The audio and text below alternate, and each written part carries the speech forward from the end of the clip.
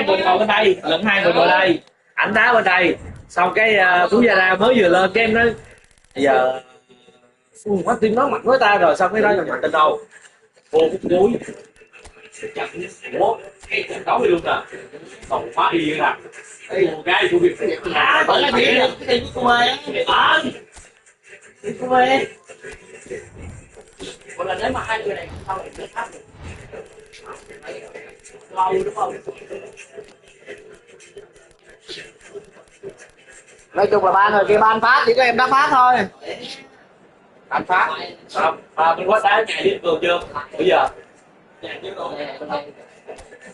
nhưng mà lắc là nó vô game thôi nha, nhưng mà vô đá rồi là con lắm nha, tức là nó vô game là nó xoay phải đổi một trong hai người rung, ví dụ rung này bị xoay rồi phát ra xong người kia là rung lại á vô, nhưng mà vô đá được rồi á thì nó ngoài luôn không bị xoay, nó hơi lâu một tí thôi.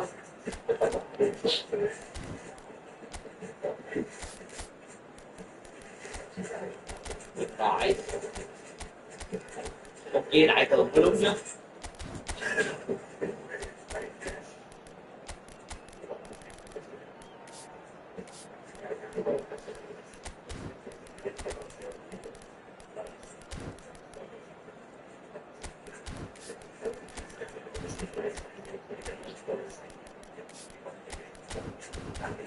Ủa có Linh chưa ta? Có Linh bên đây là Linh nào? Ai đó?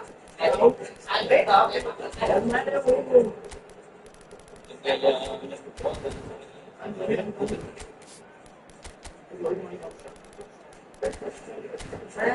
Chắc cô Linh không phải đưa giữa Linh luôn thôi.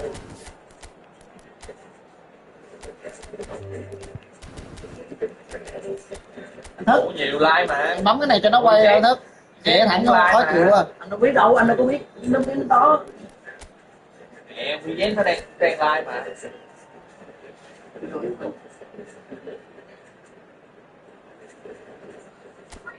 Ủa cái phần chỉ số không đá thưởng chứ, đá thưởng chứ đá ba trên phần chỉ số chứ không.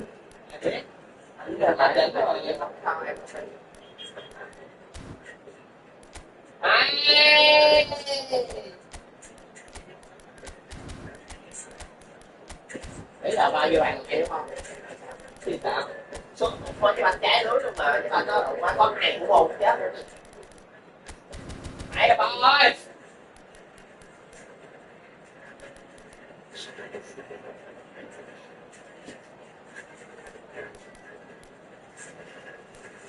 Tên tiêu chung nha.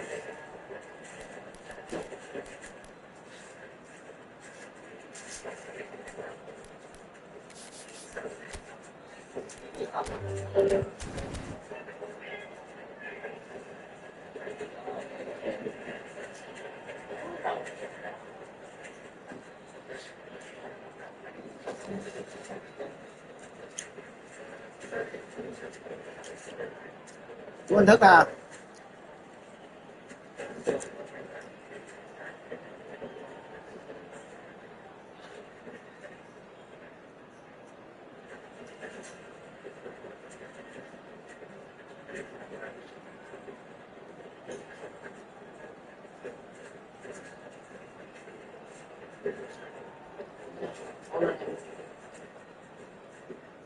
Máy không là tìm xe luôn nha, xe mình có bắt đi rồi đi xem rồi Mấy không rồi, bên quách mấy không rồi chung.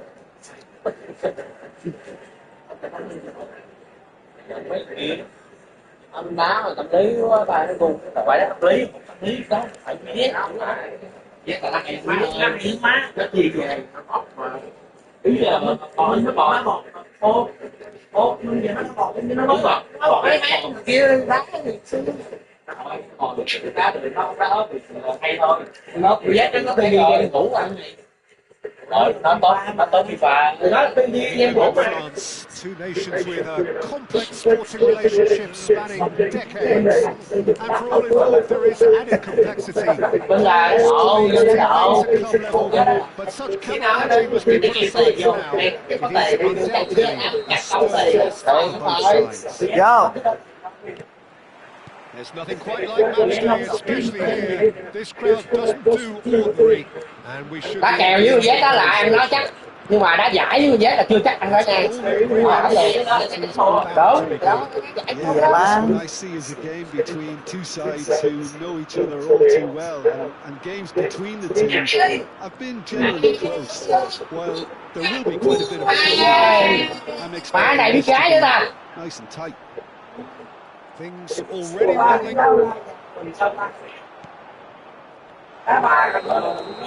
And the shot's on here. Watkins finds himself offside. Thì ổng nhà có camera này, không quay không đẩy cho mình. Ông đá ở nhà bác thì nó hướng với lại ổng pin chứ con này luôn. Thì xưa chơi ở nhà bị ba mẹ đuổi đi á. Running with the ball. Anderson. And that interception was most necessary. That's great positioning, so good from Oh, good read. that was well played, well stopped. May3. Jim, who do you pick out as the telling individual today? Well, Peter, I think this fella, May3, could have a busy time here, having to play the role of a 6, an 8 and a 10. And I think when you consider his age and the fact that he can drop into all of those positions and perform without any problem, I think you know you've got something special brewing. Yes, they'll certainly be leaning heavily on him. Anderson. Hey. Very early stages, Jim, but anything up to now that's of note? Well, neither side has really grabbed the initiative, I would say. Both must have come in with a view of... We're seeing some conservatism here. And the through ball. He is through. Great chance! It's off target and by quite a way. Well, it didn't quite come off this time, Peter, but that's a warning to the opposition. This team know how to counter and they'll be looking to do it every time. Trời ơi, đầu má ẩu quá. And here's Kane. Needs the return pass.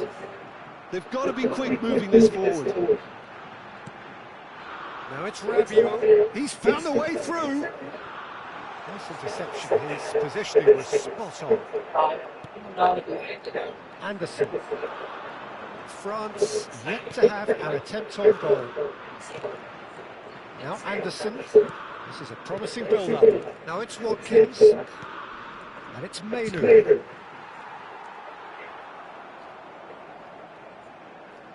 May3 wins the duel this time.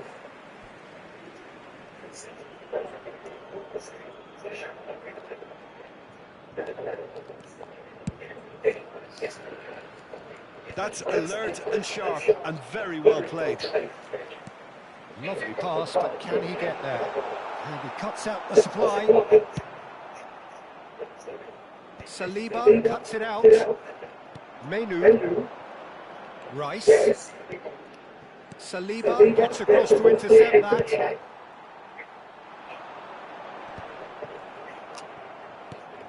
Trời ơi. Rice.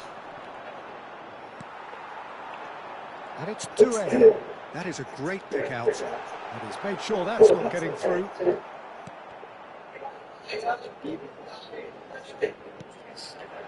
Watkins. Stones calmly anticipates. And it's Rice. Now it's Bellingham. And they're on him in a flash. England ran themselves into the proverbial cul-de-sac there. À, hay quá vậy.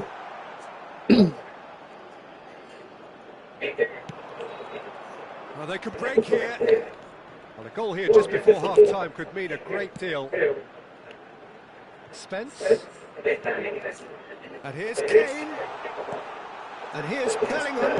Can he finish? Yeah, It's loose. Who's going to... Oh, he's been caught napping. He's on it. Can he get away? Tries a Đó. shot. Goal, England! I think you have to appreciate the simplicity and efficiency of it all there, Peter. The ease at which the defence got taken out of the equation, and he was never going to miss that. They have what they wanted, the first breakthrough. Well, he's certainly happy with that. Rabiot! And it's Đây. back out to him. Dispatched clinically. That is remarkable. All square in a matter of moments. Yeah, they say that fortune favours the brave, and we've just seen an example. This team has real personality and character. Some heroic goalkeeping, but even that could that has been drummed into him from such an early age, Peter. It almost came as second nature. He's such as the keeper couldn't hold on to it, and he's there in a flash. It's starting to look very interesting, this. Well, that's the end of the first 45. So it's all square. Neither side has been able to make a telling difference, but it has been given a lack of trying. Reflections on the first half. It really shows some resolve in the first half after going behind. So I think the message will be keep going, keep doing what you've been doing, because it's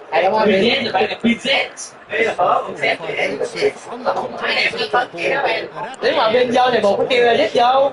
Dứt thế into the second half. Koundé head over towards the opposite flank, and it's Hernandez. Chouameni looking to pass their way up the pitch. Chance! Má chừng phải đâu. Oh, that is rather wayward. Trời em ơi. Em thấy chị thua không mà em nghĩ sao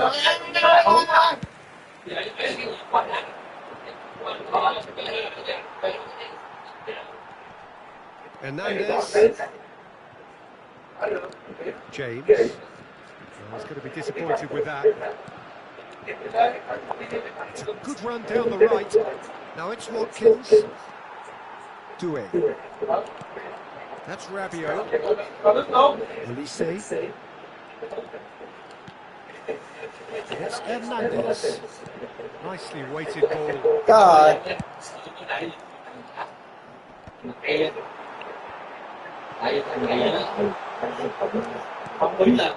Menu looking to add to his goal. Now it's Kane. Tại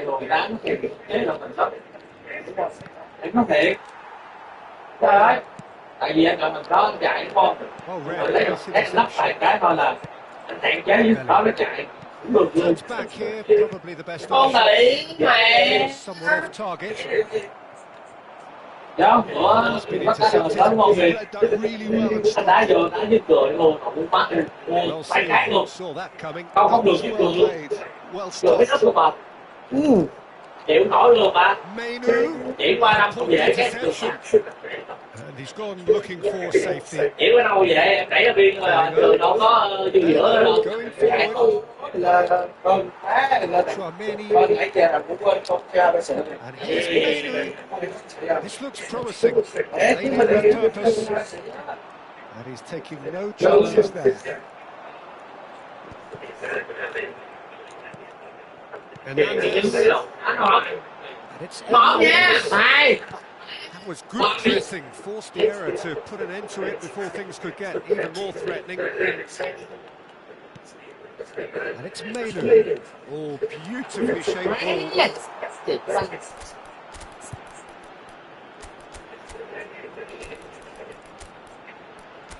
Ai đến tiền một.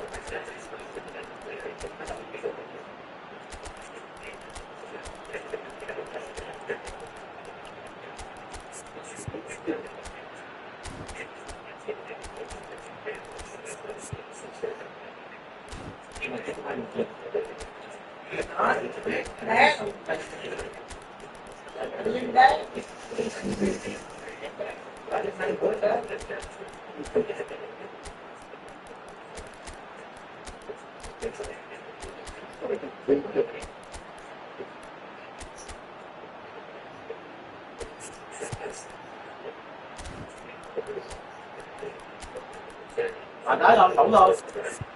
Ai đây? Ai vậy?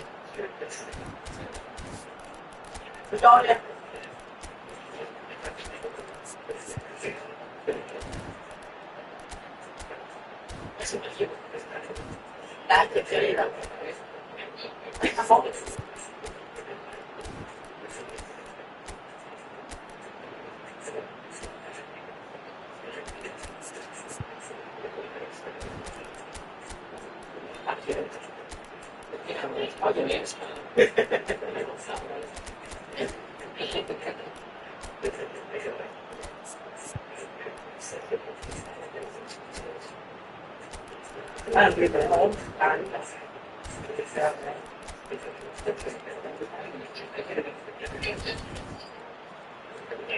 No, that's a shade optimistic.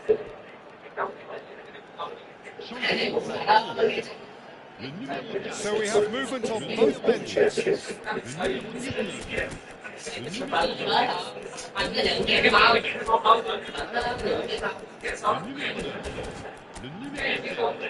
Le numéro 3, le numéro 18, changement.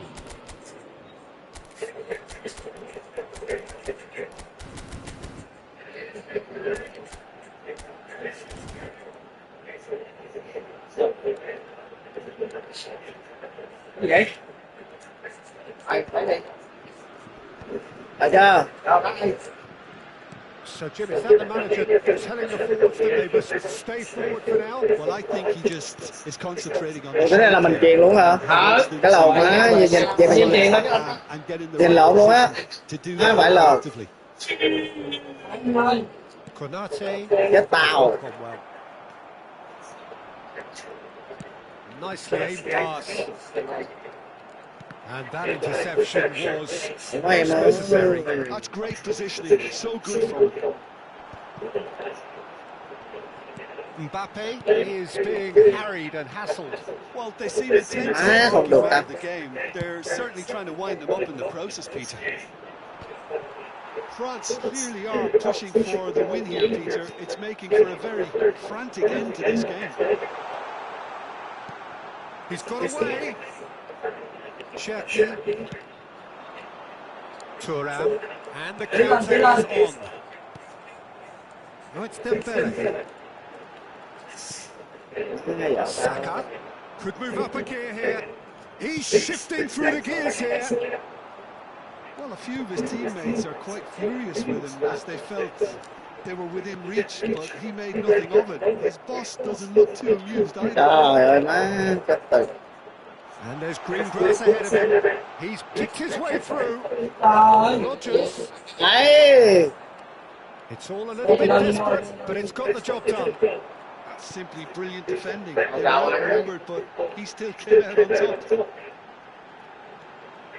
Whatever happens, that's the kind of movement which raises hope. Oh, that was one big no-no when you've got a queue formed in the box.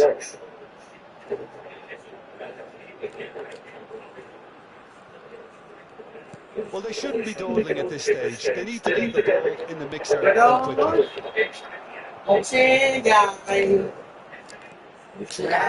Tries to play it through. Well, that might be that, Peter. Maybe both sides just going to have to settle for the draw now. Oh, that's fabulous. Oh, he's enjoyed that. He evidently loves the contest.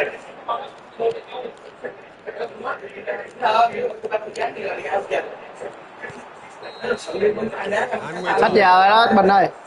Decent game of football, that. Intense, intriguing. And both sides, as it turns out, unable to be separated. So there it is. What struck you most about that? Well, I think all things considered, Peter, this was a fair result. Both sides showed the right qualities to try and win it, and, you know, ultimately ended up cancelling each other out, at least result-wise. I think any other outcome, I don't think would have been fair. So many thanks to Jim Beggin. That's all we have time for. Good evening to you. Rồi, edit không xị, cắt cười không xị nữa. Thì mình chọn á. Hỏi là mình chọn kìa không xị á. Đó. Hãy mình chọn vị trí này.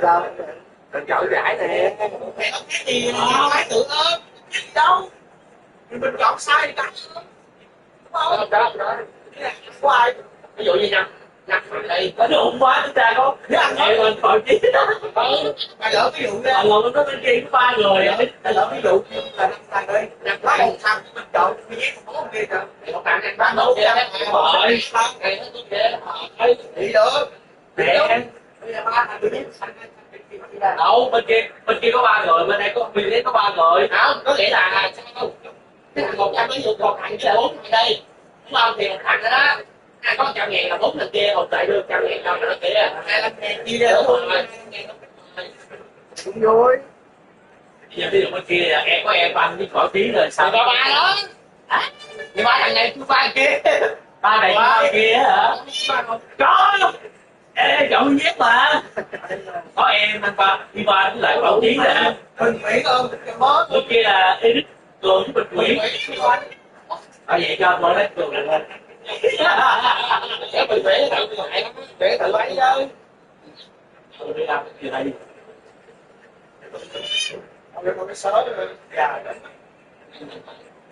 Đồng ý nhé. Má chú cùng chút tiền. Vô làm cái Trung tim nhất là với trung năng là bắt vui mà kia là mình chọn vô được cái mà chứ không phải là cuộc chiến sống chết gì đâu.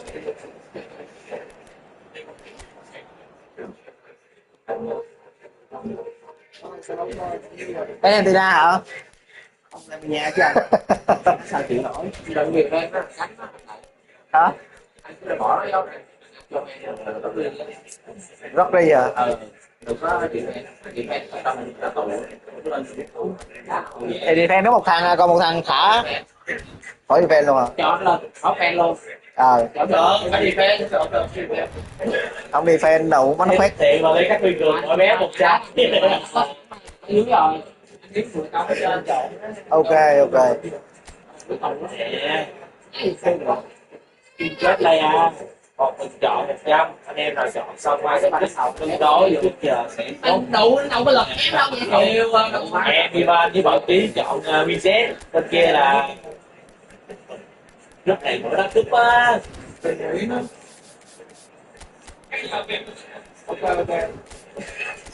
Có dạ cô để gom đi chuyển ba anh em, nhưng mà gom dễ mà em đi với cường vậy. Không muốn ngon.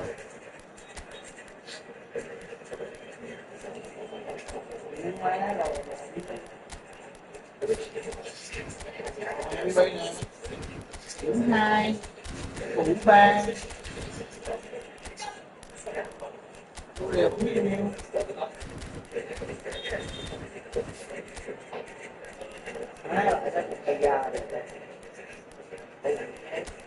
Lưu Điệp đâm sĩ. Theo bên quách đó hả? Ồ, cái theo anh quýt chứ. À dạ. Vô lại thế. Tốt tùng kia. Thấy nó xong cái khác cho cái điều nó tới vậy mà thêm trình độ thế rồi. Bây giờ hỏi không ra thì đó nó chỉ cặp gì nói giống cái bằng nếu bây giờ phải hiểu được sao cái này những giữa này hiện tại em chạy đây hồi về mình chạy là về lại Đâu tao có kinh đâu đi xe đó. có tại vậy luôn xong rồi nó còn cái bằng cái đen xuống mà chúng ta xuống kia đâu tao chạy đen sồ theo đó tao chạy đen sồ theo luôn mà đủ quá tới đó cái tao như tỉnh rồi đéo lấy được cái bằng vô trên đen rồi Eyeballs eyeball in their roles. One more time. A day for parading of colours, a day for pride, a day for participation. A day for personalities who will prevail over what could potentially change 90 minutes. mua ngoài luôn And we ask the age-old question again. ở ngoài cứ là nó đây là nó kè cho cái cờ chạy cái sàn ra phải chạy lẹ để cho nó bám tới đó cái gì Không phải cho men cao lên đến đầu chứ. To perform. Kệ. We stand for the national lúc đó anthem.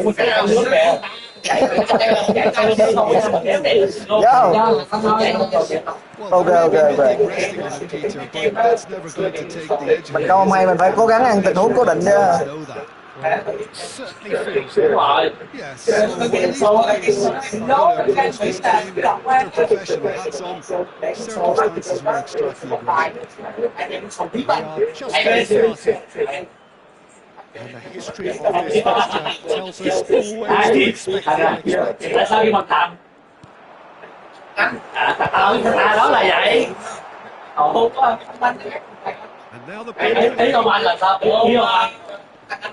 Mà đây thằng anh là tức là kêu phanh hay gì rồi anh biết không? Jim, which player is best equipped for this game?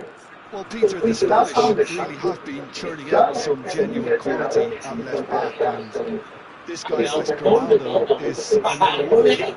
I think the modern game has allowed him to do what fullbacks are doing generally. They're thriving in terms of getting forward, getting into... Ba cái gì vậy thằng nào? Chú cướp cái banh hay quá mà cái kìa. To make those penetrating runs. No argument from me on that front. It's easy to see how his presence alone affects both sides. Nicely weighted ball. Llorente. Very early stages, Jim, but anything up to now that's of note? Well, both sides seem happy with the patient approach for now, still trying to have a good look at one another. Looking to pass their way up the pitch. Nice sequence of passes this. And it's Rodri. Rabiot. No goals as yet. Here's Chouameni. Now it's Mbappe. Oh. Better options before the ball was lost. Easy to say from up here, I know. And the pass is intercepted. Rodri. Passing is crisp and sharp.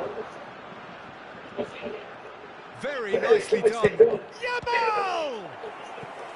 He's done very well to get to that. Well, someone's doing his job properly, Peter, that's for sure. Spain with their first corner. The first in the game for either side, actually. Grimaldo with the short one. Good read, needed to be number two there.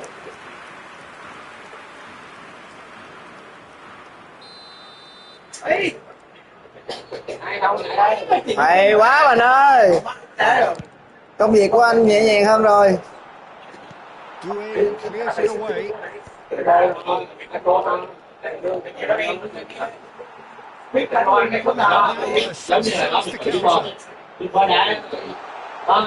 it, can he get away? Good feet. Má dạo quá. Banh phát xuống mà không biết làm gì hết trơn. Press here, right on top of them. Fabian Ruiz.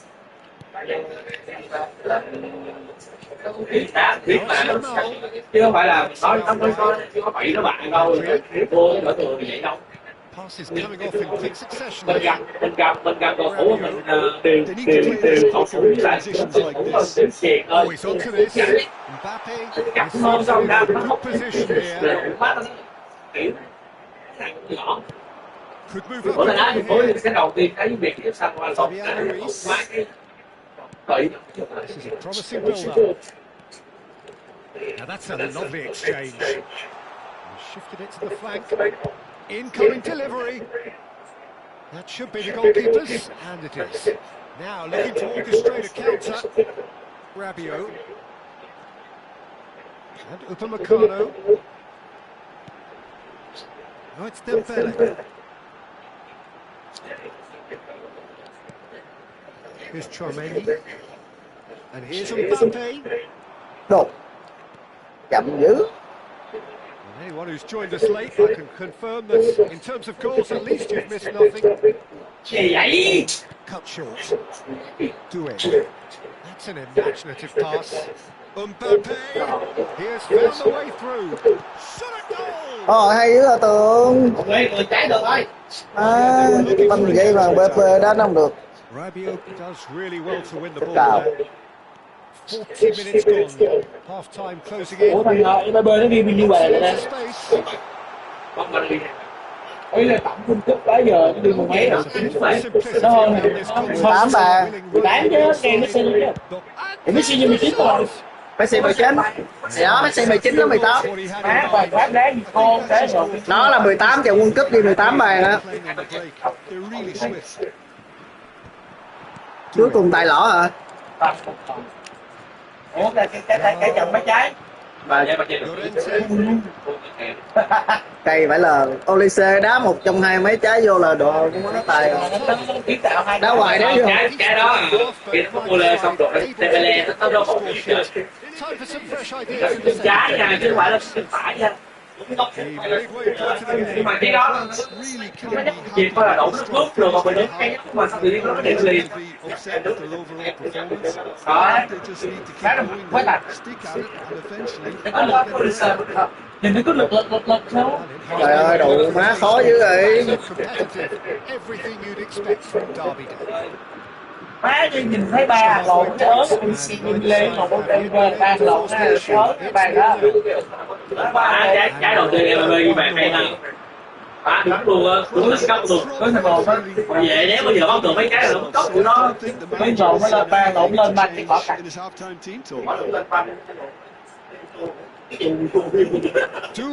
Mà nó cứ là sẵn vô tôi hay cái đó mà nếu ép một cái bàn đó cũng dở. cái điều kiện khác là cái một á là không chơi hai là cái phát Đi chơi đéo gì. thằng nào mà đánh thì điểm với lại thằng này đứng rồi Sao? chửi lại cho bằng xíu chủ tài chứ quan không Ủa. để Mexico mấy trái vậy? ông Sego hả Thấy nổ ầm ầm hai trái luôn nhưng mà bên xe. Well, I think he just is concentrating on the shape here, and he wants them to press as high as they can and get in the right position to do that collectively. It's not the best when it comes to decision making. Okay, initially he probably was afforded the space to hold on to it, but the longer he did that, the more he was going to be swamped. Hay quá. Last ditch defending, but that'll do. So logical passing, looking to progress the ball. Now it's Mbappe. Lắm đâu. With that one. Thằng ba đâu. It's Nico Williams. Ivan. It's Grimaldo. Ivan hay quá. Well seen. Saw that coming. That was well played, well stopped. Rồi, hay quá Bình ơi. Rabiot. Hai anh người chịu nổi hai anh em rồi. Ồ, cái lồ. Unai Simon claims comfortably. They want to be quick here. It's breakaway time. Well into the second half, and still there's nothing between them. Bây giờ các bạn nghe sao rồi Now it's Mbappe. It's loose. Can he finish? Loose ball now. There's a chase on to retrieve it. And one more try. Tưởng đâu vô luôn. Quá với cho Bình xào. I think he's done great there, both reading it and dealing with it.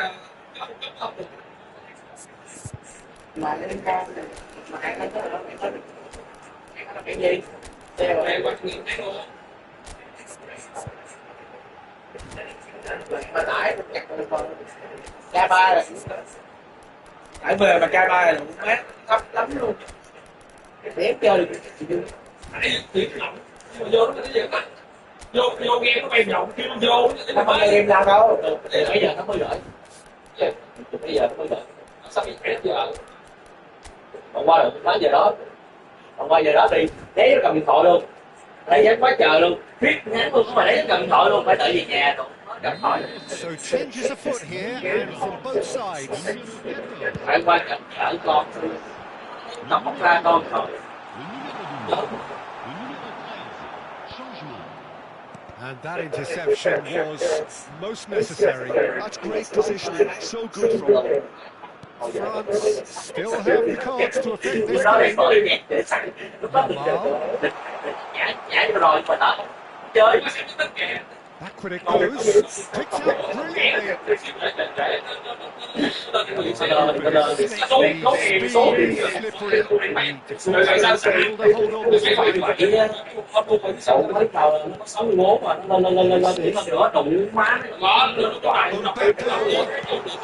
chance!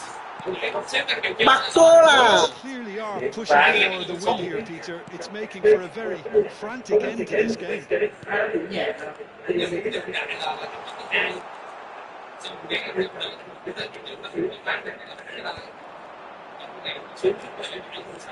Garcia gets a foot in here. Chouameni. Oh, good read. He read that really well and stopped it. Sebastian. Spread it left. It's Ferran Torres. Great vision. Decent chance! And a neat finish! Finally, the deadlock is Hey, bye bye. Look, before we can even delve into the detail, the significance.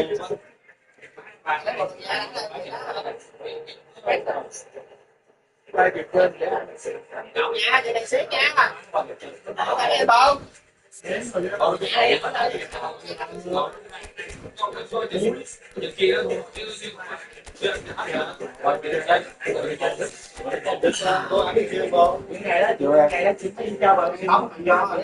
Để đặt nó xin rất là cố cái đó chắc là 4 năm nữa bên đây ngon á. Nó 4 năm nữa thì chính đó cái bà gì đó thì thôi xui cái là phim được sống với cái con rất rất nếu mà bữa đó kết Brazil bữa đó kết Nhật Bản hai đội Việt Nam cơ. Ủa bà đang vô bà? Giờ tao mà nói cái vụ vậy cái đồ phá ngõ xỉu cho cái ngõ dưới ba đâu quay. Em quên đến đây vậy? Em quên đến đây vậy? CK. Quốc tốt hả?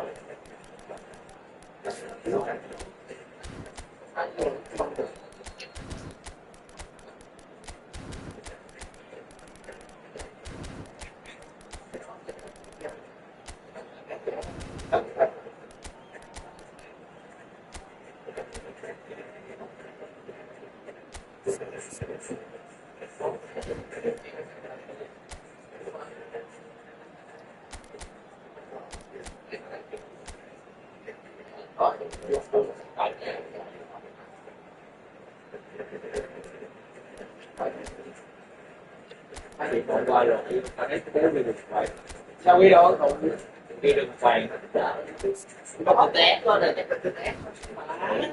view cái mẹ đá còn không biết cũng môn sao luôn té với cũng môn bên Pháp chứ không biết đây mình sâu ra không ta làm gì có áp điểm với tội rồi lại anh nào ăn cơm rồi.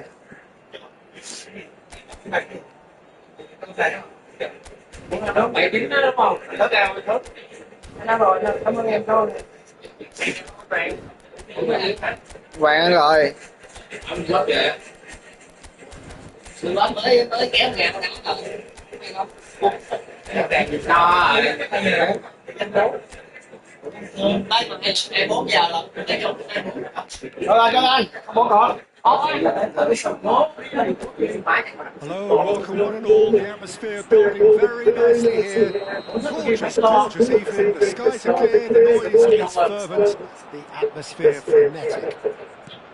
I'm your commentator, Peter Drury, and providing his unique brand of expert analysis, here's Jim Beckley. Thanks, Peter. Hello, everybody.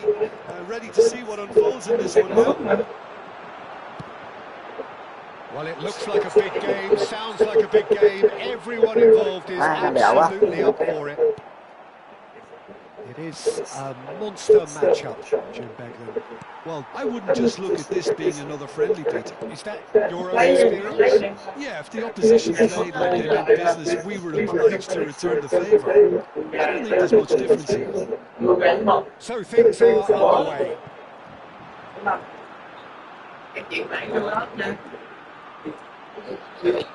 Rabiot. Who do you, Jim, see making a difference here? Well, Peter, I don't think you're going to get many defenders who are as good as this fella when it comes to... Can he finish? They want to be quick to recover this. Defending of the desperate variety. Not pretty, but it gets the job done.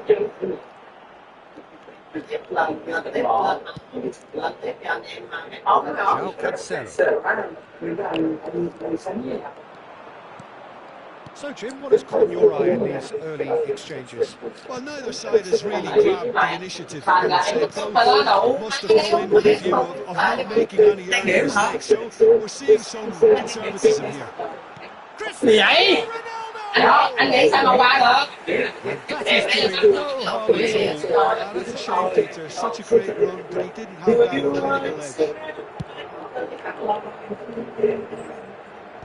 Excellent challenge there, uncompromising. Gonzalo Ramos. Bruno Fernandes. Bruno Fernandes proves just a little bit too strong. Hơi nhẹ, hơi nhẹ. Đó là Mai Năng. Really must be thinking what he has to do to score there. It might not be such a bad idea playing this short into feet. Absolutely, man. Certainly not as big as those two. Đó. Goal! Portugal! Portugal score first. You felt it was coming. 1-0. Well, this should allow them to be a bit more expansive, although they'll be wise to be cautious for now. France are really in a position where patience and prudence will serve them best. Time's on their side. Chouameni. Ruben Diaz calmly anticipates. Portugal definitely have the look of a team that likes to counter-attack, Peter. That is clear. Just look at how they line up. Well, in other words, they don't mind being patient. Now it's Mbappe. Now it's Rabiot. And here's Doué. And the shot! That is remarkable! Rồi, như đi bất ngờ luôn. In a matter of moments. Yeah, they say that fortune follows the brave. Má biết giống bình thường rồi, đã thua cái kêu sập lồ. Đúng quá, thằng bầu cái đầu hoài. The invitation was clear and it was accepted with the utmost will. Well, I'm giving him full marks for the way Chết, giận này cam rồi. but you really shouldn't be left unmarked in the middle like that. I don't think he could believe his luck. It's starting to look very interesting, this. Well, there's resilience for you, Peter. As a side, they never lost focus despite the setback, and this is thoroughly merited for me. Now they can go one better, possibly. He's had it taken off him. Chết tao. Out for a throw.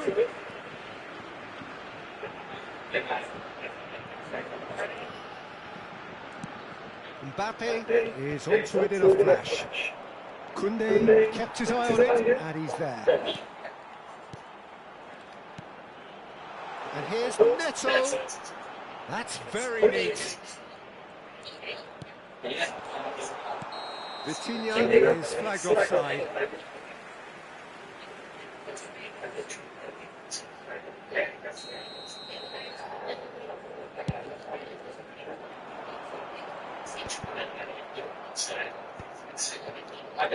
Bruno Fernandes looking for the run, and this is Ronaldo. Good take. Ê, ừ.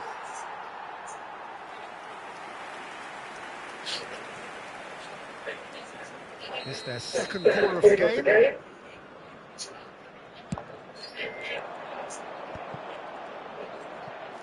Má lên mấy cha. That's a throw.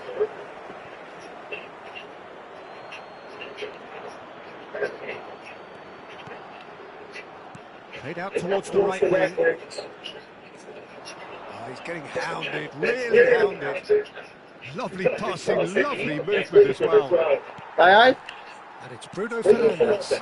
Oh, Bruno Fernandes! Boy, he struck that clean. Fernandes. Oh no, that was never going to make it. Well, he has slightly undercooked that one. France clearly should have gone for the easier pass. Now they'll have to quickly regroup. And he's being shifted off here. Bruno Fernandes. Phải không? Nó rồi, quay cậu mình dễ ra hơn. Nói rồi, ông mà khó đá mình quay cậu mình dễ đá hơn. Đất đai, mình khó chịu đó. Lâu lâu có đá lần chứ hay đá thường xuyên, rất mệt đi đó.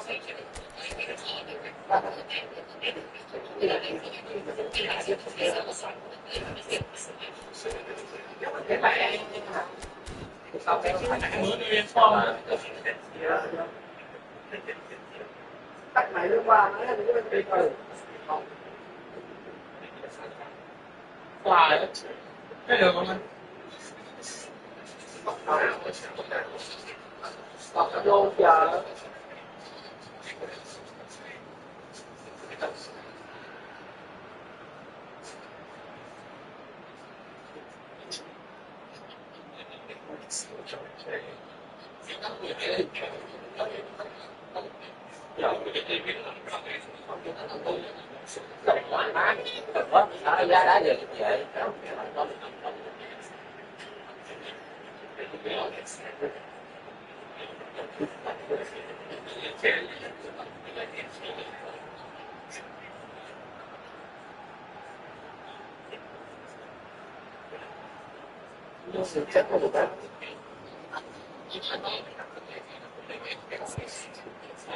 Chụp máy rồi Bô. Với một cái gì vậy? Chưa hết vậy.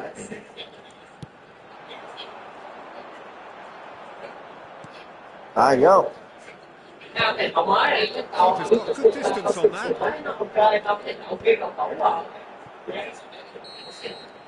And we've reached half-time. Well, the glass is either half full or half empty. Neither side yet truly to impose themselves, and it's level pegging at half-time.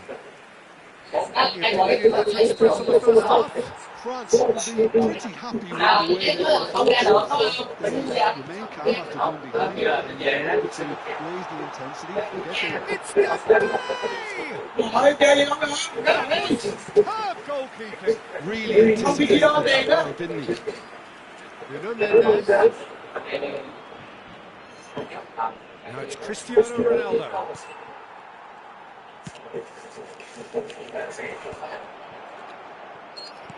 And that's been intercepted. That was well played, well stopped.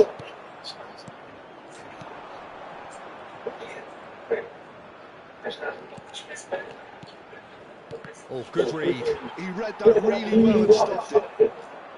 Vitinha really needed to concentrate on protecting the ball. Then again, he was being very closely marshalled. Now it's Pedro Neto. Rabiot given the lift of his goal. João Cancelo promptly onto that, and that is that. Hernandez. And here's Doué. Trời trời.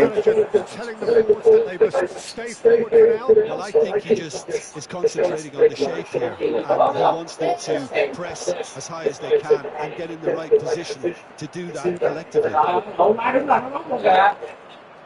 Mbappe being watched hawkishly here. Well, they seem intent on marking him out of the game. They're certainly trying to wind them up in the process, Peter. Almost an hour gone. Now it's Ramos. Vitinha! And it's Đó. Nó ngồi đi đâu? Giờ đi trước to the nè. lead once more. Ronaldo at his razor-sharp best there. Well, I admire players who do that because they just don't give up on anything.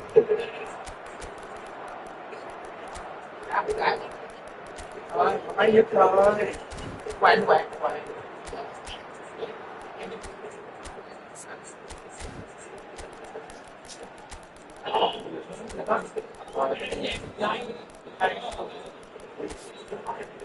Một là nó quỷ nó lại. Rồi, má thì ra vậy rồi. Ủa má cái số cái nhỏ này chứ. Ủa má là bắt hôn anh mày. Ủa má đéo được rồi. Ủa đấy vậy làm lớn lên trên nha. Đó mày mình ly nước thôi. Rồi đâu anh ly nước mấy trăm nghìn. Ủa má. Dạ bố có 100 nghìn thôi giờ. Đéo được. Ủa má. Chết tao. Em được. Đủ mấy ghê vậy. Tại bộ số mấy rồi đấy đó đi. Ở tại ra 2 tuổi. Has it out wide and in space. Cho là Mendes has been called there. It's foul. The referee has resisted the temptation to go to it's just a stern lecture. Well, talk about being competent in a hard place. I don't think there's much choice there. He's paid for it. Bruno Được, hiểu không? Có về đánh có đột rỉ mẹ nó đánh qua cái con luôn. thinks about the shot. Well, the defence just about came out on top, but they were certainly tested. Olise threads one in. gì vậy? Gấp dữ rồi ta. Chơi. Từ lại ơi. It's definitely the Người right trái gì nhiêu? application, Peter. They've got to keep pushing. They're coming again and again. Trời. The question now is whether they can sustain it. France may only be one behind, but they're showing much in terms of threatening parity.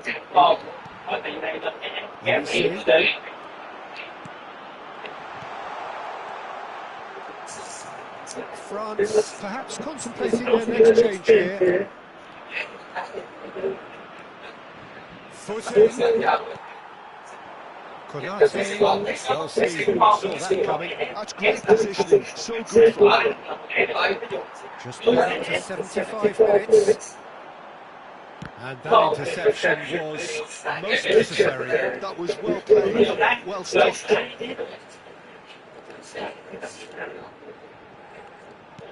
And he's forced to go back. This looks Đây ơi, người trái ăn luôn. Quá bị đỏ. Phải còn có 2 phút. Vậy để anh đẩy luôn. Very much deserved in the circumstances. Ôi lòng má nó giờ cho con anh ta đá tiền đạo luôn. Bây giờ lại đậu ba. Bây giờ á. Để biết nào như vậy. Ủa quá vậy nó có kèm hết. Em ngu quá không bắt lỡ. absolutely clinical. Way too Ơi. too smart for that defence, who were made to look a little lost in all honesty.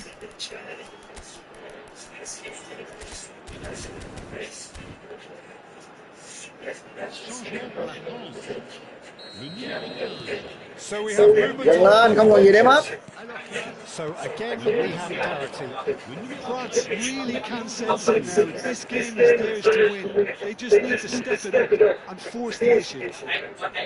Pressing's intense and it's paid off. Well, there's no doubt that they want to win this, Peter. They have to maintain the energy and dynamism until the very end, though. Đây rồi. Well, he certainly wasn't in the mood to take any risks.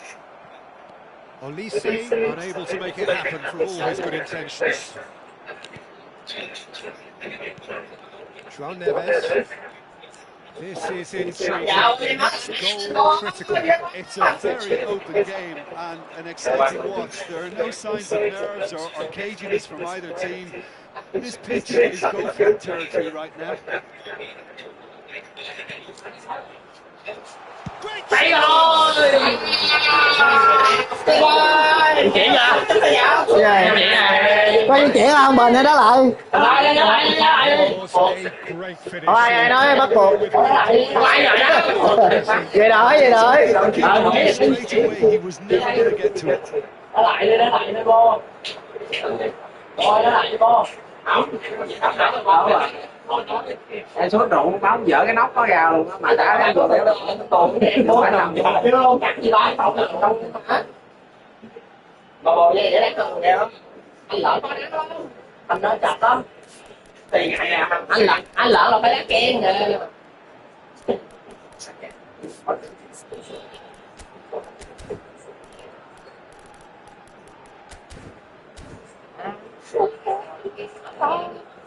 Ủa sao yếu không được? Ủa? Nghĩ vô thiệt đi. Sao không nghĩ rồi này nói lại nè. Có sale game phòng nữa. Đâu có cái gì vậy? Tay cầm cái heo nè. Tưởng sáng nay mà ba áo 21 là nhiều khi cái ba lô này thôi chứ có máy trong đâu. Thôi được. Hết rồi. Đâu có đồ đi dí á. Cái lẻo luôn nha Bình. Chết mẹ đại nó ra. Siết. Bây giờ mấy anh em ngược trời cái tủ nhanh thì bên đi Bình. Em là không thua rồi đó.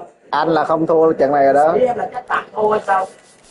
Bây giờ hô nổi tính 10.000 thôi đâu. Rồi, mà cái lòng cho mẹ ơi không? Không có con nào đòi thua à. Cũng là ngon anh mà phải Ờ. Thì trận này đừng thua là coi như lợi thế rồi. Mình mở chắc nữa nha. Đâu chưa nhất thiết rồi chấp nữa chơi. Mình mở chắc nữa trái á, quên nắng rồi. Mới 3 trận hả? 4 trận rồi. 2-1. 2-0, 3 trận hả? Thứ 6 luôn rồi, đụ mẹ vậy đi cho dễ.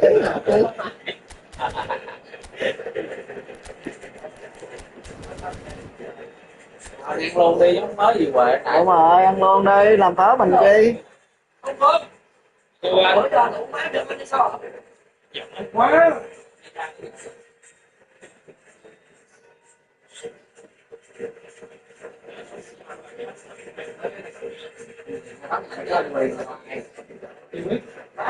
Thì bạn phá thôi. Bạn phá. Em với mình bắt tay nhau. Anh Đại lấy pháo. Em thấy cái cảnh độ má biết tiền rồi xem. And so the calm before the storm. A game this so engraved Đã into chắc mà sao thì mình cái số được. Bên đây chắc. squared up so many times before. Rivalry Yo! has never been diluted and never Gán kiếm trận 10 anh em ơi. that simple dread at the very idea of losing each to the other. Cái lồn nó mới vô chịu vậy rồi. Just listen to that noise. This place is definitely up for it. Let's hope we get a contest worthy of the setting. Well, this is a friendly, but a friendly only in name. Well, I played in a fair few derbies, Peter, and Trời ơi, lắc kì vậy. derbies were derbies. I had a feeling you might say something like that, Jim. Well, for this one, well, I'm not expecting a fully fledged derby. It will be very combative, very competitive at least. It can't be anything else. Chết tàu gấp quá vậy. Tận lại gấp vậy, gấp mà chết à. Save from the keeper. Lamine Yamal clearly thought he had the beating of the keeper. And he's lost his man here. Trời ơi, sao chậm vậy? Now looking to orchestrate a counter. Oh, and then quick to press here, right on top of them. Konate does well to get it back. They're keeping trouble here. But for now, the referee is keeping his cards in his pocket. Gì mới vô thấy vàng rồi. Fabian Ruiz. And it's Rodri. Passes short and sharp. And that's a dangerous ball. And a chance! Trời má của anh hay dữ trời. Again, a brilliant save. Well, the keeper saved his team again here, Peter, but he needs more protection from this defence. Spain with the corner. They're first. Keeper has taken decisive action. And now a sudden chance to counter. Now it's Doué. He has found the way through. He's in plenty of space here. Oh, lovely feeding is such a good move. And the shots! Má, sút cái banh gì kỳ vậy? Gets rid in a hurry. He has saved the goalkeeper's blushes there. What great defending. Gì bị cuốn với vậy? Oh, it's come loose. Ui And that giời. interception was most necessary. That was well played, well stopped. Grimaldo. Dí. Ông cho có khoảng trống để suy nghĩ. Passing nice and neat. If you have just joined us, well, you've missed no goals. Oh, can he get onto this? Eric Garcia. So, Jim, who would you identify as the key man in this fixture? Well, Peter, I think it would be impossible to overlook this fella, Lamine Yamal. Obviously, he's often employed as an inverted winger, but what stands out in his game is that he really thrives on one-on-one situations, and I always think that that brings excitement and entertainment. And the shot! Ồ, cái lồng má xanh mất ở ngoài.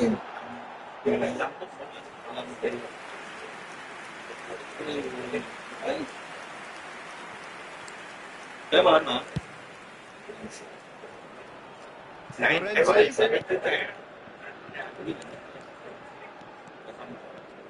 it's Llorente. Fabian Ruiz. Chouameni Chết tao. just coming up to the 30-minute mark. Yamal. Some intricate passing, looking to progress the ball. Well, the movement is slick, the speed is... Cái lồng má nó The defence, though, able to hold on this Chết time. tao. Oh, that's fabulous. Shoot! Phá sai lầm sắp chạy giá rồi. Đủ má thằng lồn kia nó né mà anh kìa, anh có thấy không giờ? Đại đủ má anh tới, ý là nó cái đầu xuống á. Đâu vậy hả? Thằng lồn mà Rodi á. Positive thinking. Nó sợ nghe.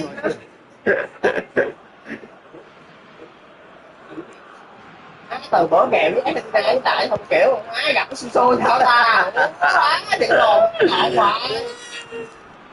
Ây da, cái lồng quá mày thì cái banh gì kỳ vậy? Nico Williams. Chạy đâu?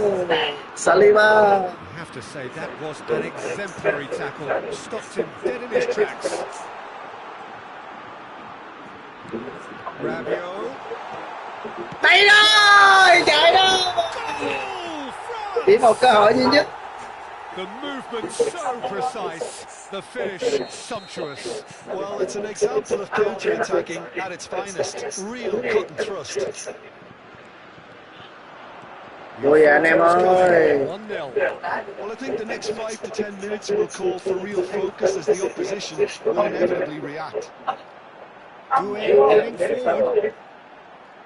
Can he get it through? Shot, surely! À, đây qua He góc. certainly wasn't in the mood to take any risks.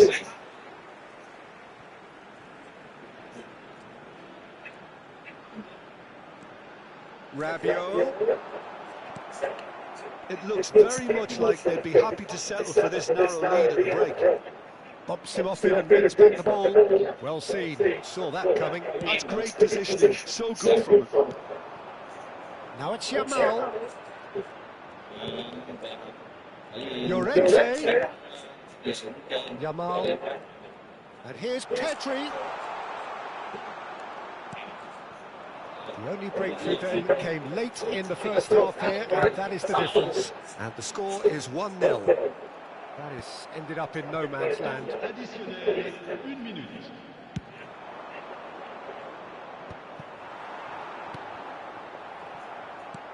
Oyarzábal is sharing. And that brings the first half to a close.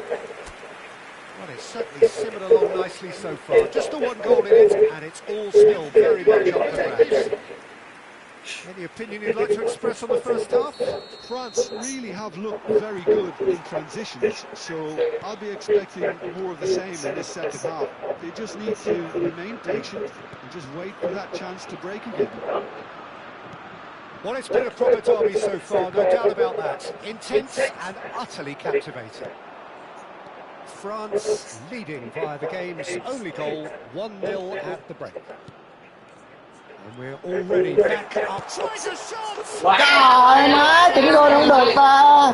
They have come roaring. Well, it looks like we have ourselves a real game here Má now, chỉnh vô anh Peter. theo mà They đủ were không được. rewarded for their courage, for their attitude, for their application, and now they want another.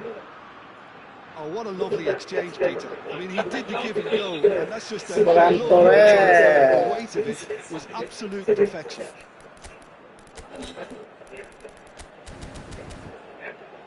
Yeah.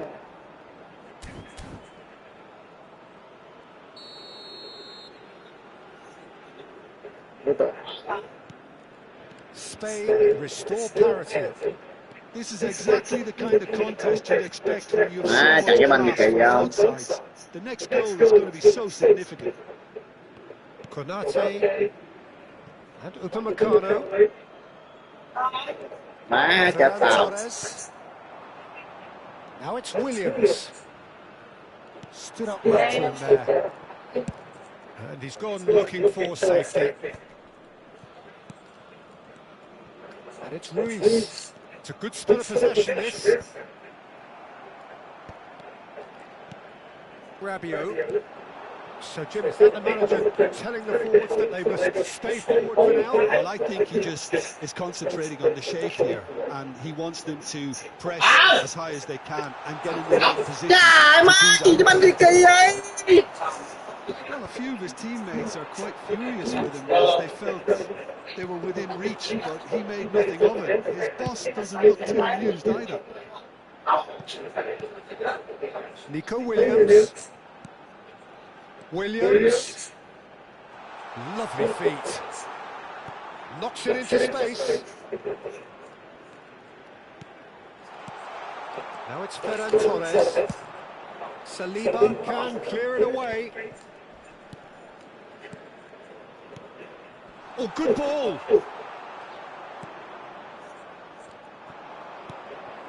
Doué. Tries to play it through. Oh, played through for the white man. Ball is over the line. Căng.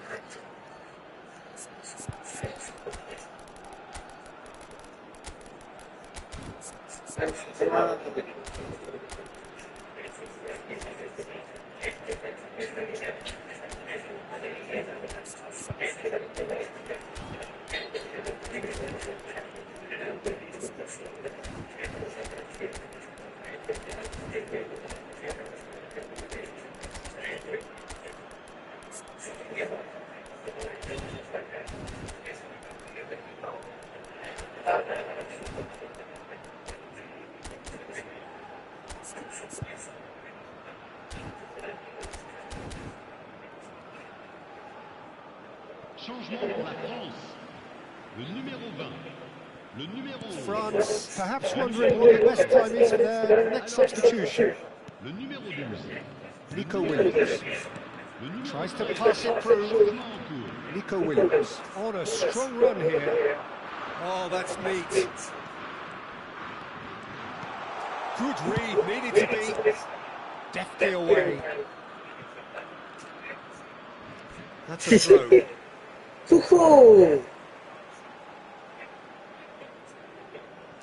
Upamecano.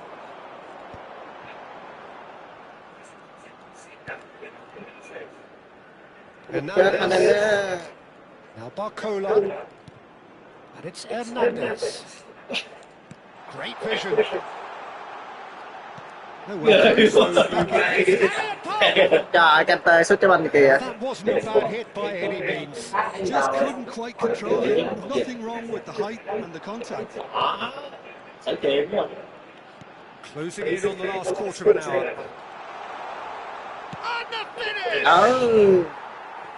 He doesn't look too happy with that. Danny ghê quá. Olmo is clearly kicking himself. He knew that was a great opportunity. 180 đi.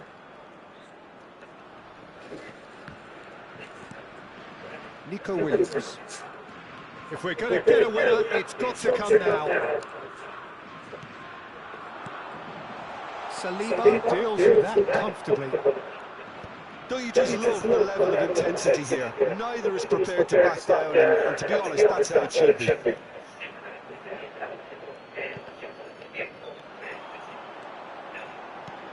He won't be happy with Trời that one. ơi. Danny Olmo. Cucurella. And here's Yamal.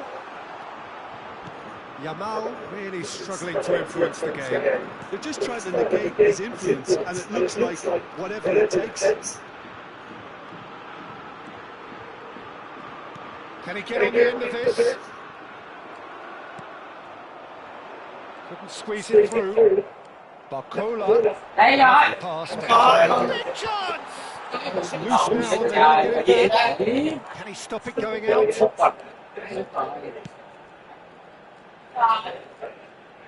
Look, there has to be more urgency here. The ball has to get to the Đấy. end much faster. Just 5 minutes left. And here's Barcola. That's very neat. Chance for a shot! Trời ơi, đâu. One there. Bakula lồn này. Nếm vô chút đi.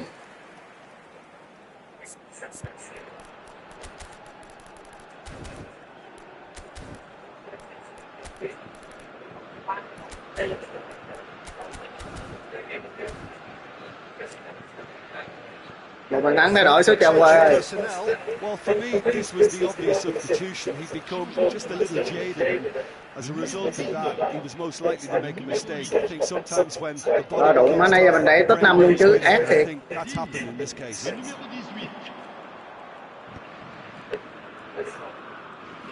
Nico Williams venturing down the left. Cucurella.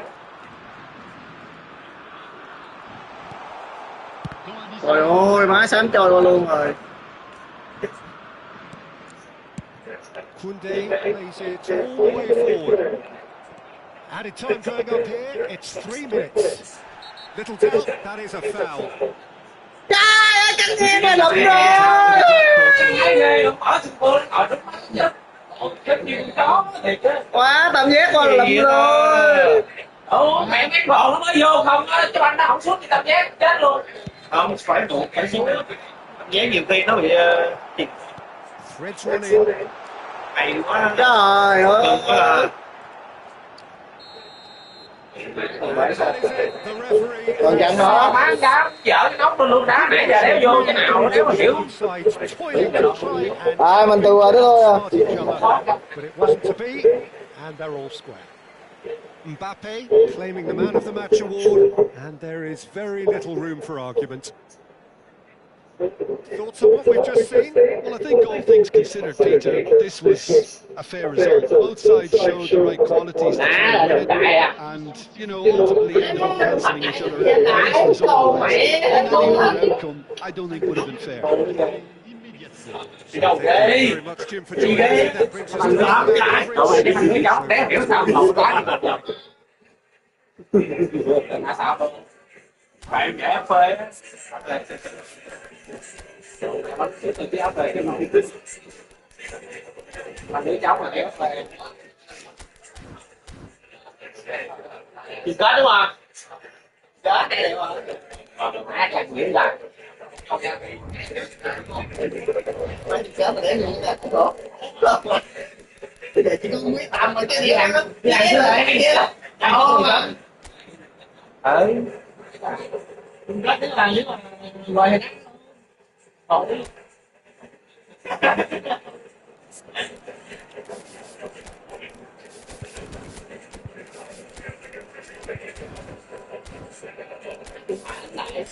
Sao việc nào cũng đéo dính cột là đéo chịu được đó người ta.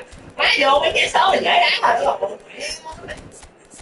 Để rồi, mất thích rồi. Cái gì cái này cũng không chắc mà thấy chua đó. Chua. Cái gì chứ solo. Đúng rồi.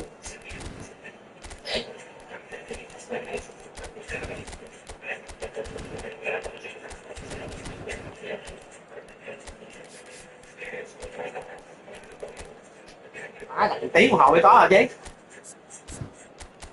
Ủa đặt gì chứ? Ở đâu có lúc lọt cái nhỏ mà cũng kêu tướng và hàng 79 mà. Nhìn là biết trái phải là này cái kia nó có đóng mặt mà. Này là gì? Cái này là nước sốt hả? Cái Đúng rồi, đúng này đó. Này cái xuyên. Yên tâm. 79 nó đúng. Chạy đi chứ. Thôi lỡ Không được chí, được. Ăn đúng chỗ. lỡ chí mua rồi coi như nó mời đi. Nhưng mà hai bắt tài hai là 2 năm 2 trái đúng không? Cái nào thì một trái. Tài 2 hả? Tài 2 thì em quê. Hiệp mai sao? 2 năm mấy trái. Trận nào? Pháp là không quay một không cho chừng nó lại 1,5 xong trở lên 2. Vậy là chờ hiệp 2 tài 2 trái banh á. Đúng rồi. Chứ Pháp làm gì có mà 1 trái banh được. Là tổng 3 trái banh. Mười tiền 3-0 mà. 3-0 mà. Trái rưỡi 2 trái hay là 2 trái? 1,5. 1,5 là em ăn, còn nếu mà lên 2 là em quê. Vậy đó là quê tiền. Em tưởng là 1,5 là tính từ cái hiệp 1 chứ. Đâu có. Nếu mà như lại để gì nửa một à. Phát đá thì có nửa một đâu được. Giả bộ như đâm rồi Cái á, hiệp tính 2 đâu. tiếp á là tính thêm từ lại từ đầu, hiểu không? Bỏ trái banh nó ra tính là từ đầu. Để nó phải nói em là 2,75. 2,5 lên 3. Mà nó mà em 1,5 Thì đúng rồi. 1,5 là cái trừ cái trái đầu tiên ra Trừ rồi. cái anh ra. Cái thịt một ra rồi. Đúng rồi, chứ Pháp lúc đó là không có kèo nào mà. Có kèo 0,5 đâu cân. Mua kèo là coi như không hết á. nó chuyên nghiệp đó. Pháp không. Báo gì dễ hiểu lầm á. Pháp hôm qua chắc phút cầu đủ 80 vẫn còn nửa một á. Chưa rung luôn.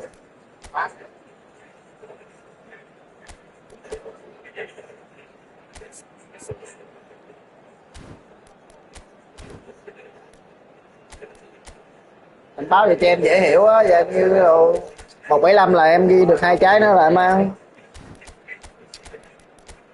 Vô rồi. Không được.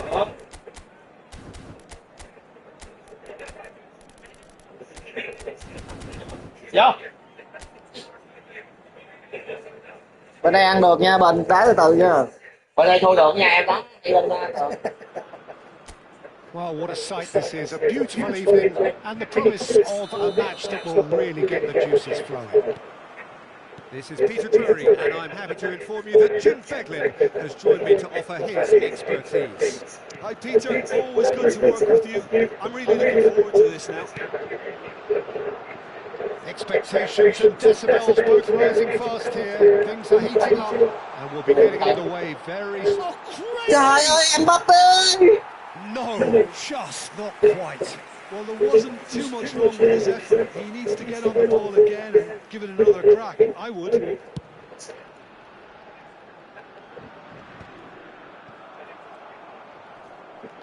Turns back here, probably the best option. Koundé. Trời ơi.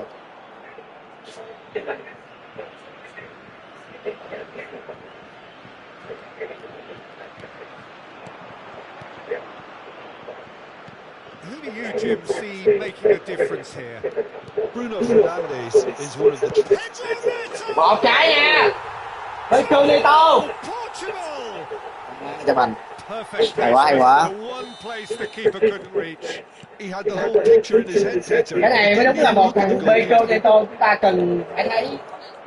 France are already chasing the game. They didn't envisage that. Nuno Mendes. No, he refuses to take the bait. Dembele. Looking for a counter-attack. Hay. And it's Rabiot. And it's Dembele. Oh, good read. That's great positioning. So good from him. He's found a way through. Oh, good take in a good area. Dạ tao.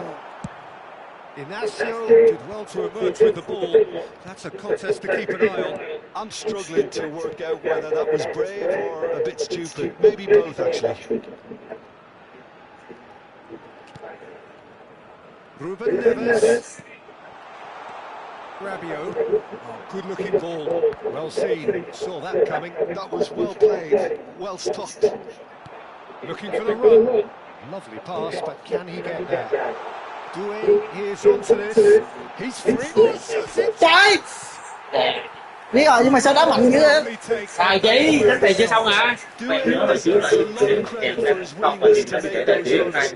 Passers will always Nếu mà nó để trong máy chụp hình cho em coi á, 1,75 á, là 0,5. Nếu mà nó chụp hình cho em coi. có mẹ chứ không chụp Vậy không có. Nhưng mà cái kèo đó không có kèo vậy đâu. không có kèo đó đâu em. Hôm qua anh cũng coi mà. Hiệp 2 là tài xỉu 2 trái banh rồi, lấy đâu ra Đúng mà. rồi, đúng rồi, 0,5 nữa. nếu gì đó phải đi bằng chứ. Thì đó Sao vậy có ghi ở anh. trên máy như vậy? Ý là anh Nhưng mà nó vậy. ghi cho em hiểu. Vậy cho em dễ hiểu Đó, á. chừng nó ra rồi á. Hiểu không? And he's intervened well there. Now it's Mbappe. Là nó bời thôi. Vitinha. And it's Cristiano Ronaldo. Well, he's going to be disappointed with that. And that interception was most necessary. He read that really well and stopped it. Ra luôn. Trời ơi, đậu mắm cái gì vậy ta? Không biết đâu nè. And that's been intercepted. That's great positioning. So good from him. Mbappe. And this is Rabiot. I think that's a corner. Yes, it is. Well, look, they know they've got a height advantage, and it's time for them to use it. Ra đâu? Rồi đó, thấy rồi. Dembele goes short. Dembele. He's trying to hit the front line here. Portugal have the chance to go the other way. Now it's Pedro Neto. Here's the shoot. Má ghê bố. Mày cho đi tô mà. Má lủi ghê thiệt. Superb goalkeeper. Really looked sharp there, didn't he? That's very well played. There's a defensive height advantage here, Peter, but of course it's not guaranteed to work. Rồi. They've got to find a way around this huge height disadvantage. Well seen, saw that coming. That was well played, khó dữ. well stopped. Đéo, ai đó? Có gì đâu? Very nicely done, good spot that. Cái đá cái bẩn đá. Dạ.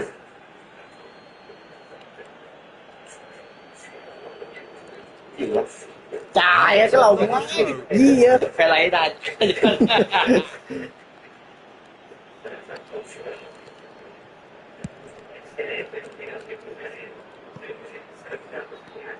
He's played it back. He had nobody else to help out there. Another pass just keeps it ticking over to the right flank. Dembele. They'll want to make the most of this turnover. He's found space here. Trời ơi, cái lồng Was quen nowhere vậy. near his best. Okay, being behind in the break isn't ideal, but there's plenty of time to Tao, recover. wow. Pedro Neto picks it up out wide. And he's Thôi đi managed to get Pedro Neto. free. In with the challenge.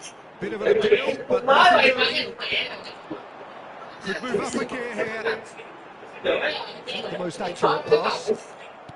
Mày nó đen luôn hả? Just 5 minutes left until break. Hồi sáng ơi, hồi sáng cái thằng thẻ này kia cố tình nó che miệng nó nói chuyện luôn. Bây giờ còn lẽ má. That is a little undercut. Tries to play it through. Má hay vậy bố. Trời ơi, hay mới chắc bồ.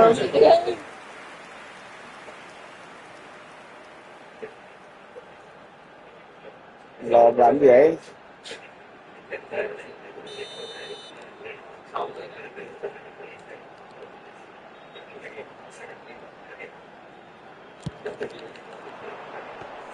Số là mấy đứa Costa gets his hands Một on bàn it. phút 90 là đủ rồi. Bình ơi, không có gì gấp á Bình ơi. And now a sudden chance to counter. Traoré. Oh, good read. That's great position. Thomas Builder.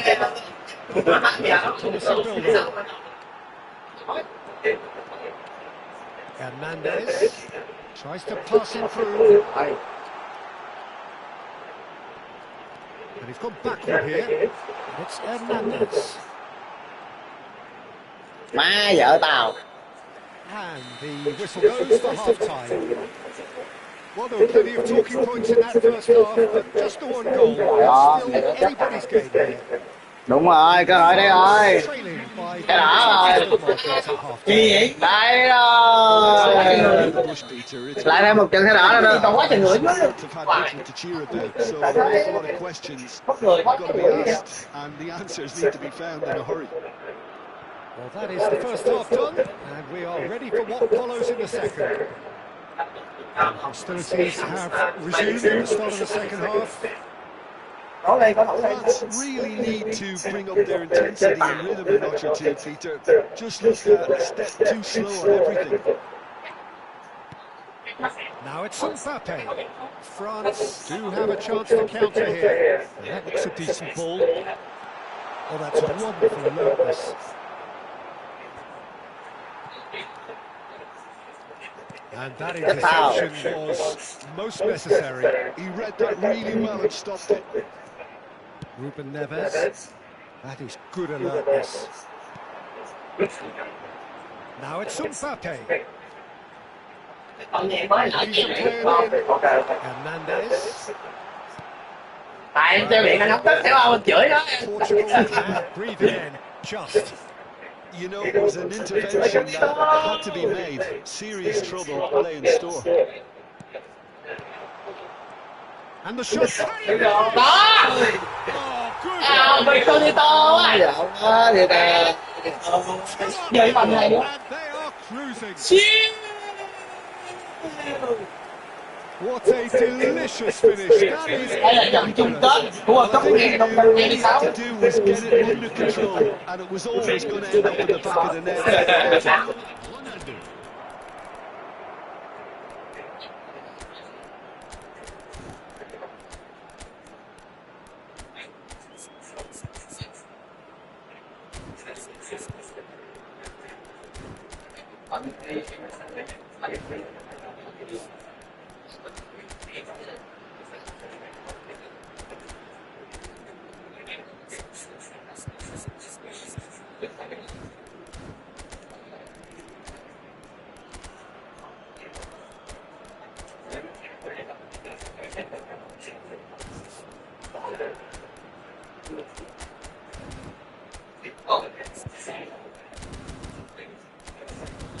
Gỡ được nha. Rồi trái.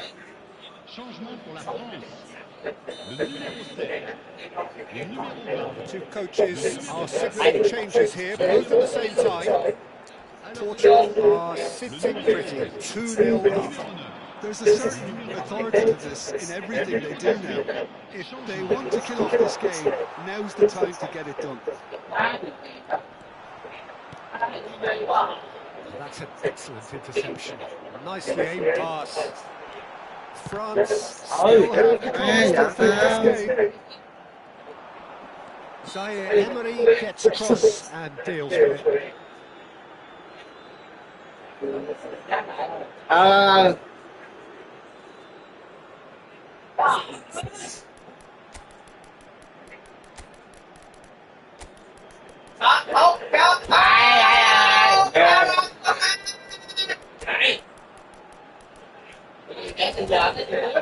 Tại giờ chừng dưới đất nha. Máy còn phải còn mấy trưởng lên cái độ máy thì thôi.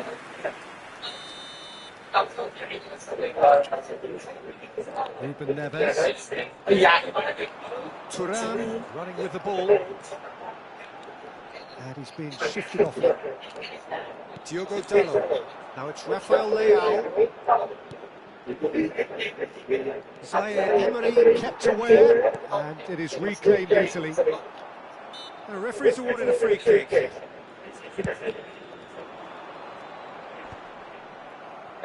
Spread out to the left. Well, Peter, just see here how a lot of the attacking players aren't dropping back anymore. And that means just one thing, I suppose. Yeah, they just simply want to engage the counter-attack. Aimed beyond the defence. Engages and forces him off the ball. Oh, the movement is slick, the speed is slippery. The defence, though, able to hold on this time. Great vision, and he was alert to it. Well, a few of his teammates are quite furious with him as they felt they were within reach, but he made nothing of it. His boss doesn't look too amused either. Some intricate passing, looking to progress the ball. Olise. Chuyền cá luôn. Chuyền cá nào? Chuyền cá luôn chứ mà chơi. Chuyền cá luôn. Chuyền cá luôn cái là tiền hả? Ừ. Ở cái đấy, ai cũng quay lại. Ai quay rồi cho đá chung chơi vui. Lần trước ngày không vậy, sáng này có ngày không cái không có bị trận để có năm có ngày không ở đây trước ngày đâu, trận đây bị hụt tại bị lỡ 2-1 đấy, trận này lại thấy nước nè,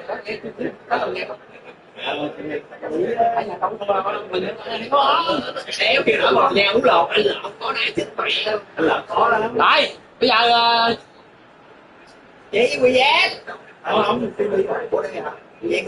Một chung phương vô. đủ mày có cái cặp kia đâu có đéo còn gì đâu. Về chung kết một chung kết rồi. Vậy có ăn không vậy? Không. Đi. Chờ xíu ở cái này nó chứ ở cái này ở cái nào nữa. Mày đâu chạy chạy đâu.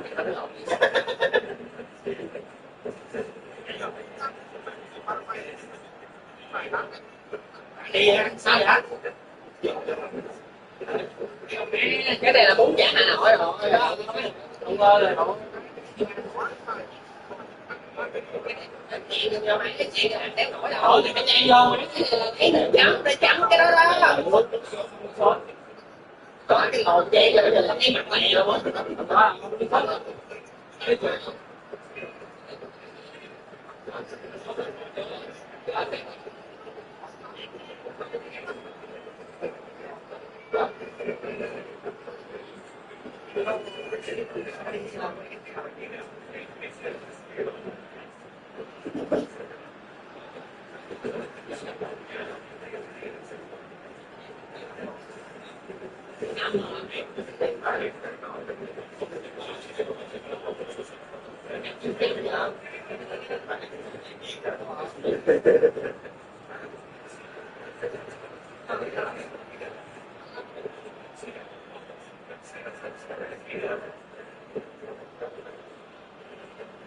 Uống thì sao uống vậy?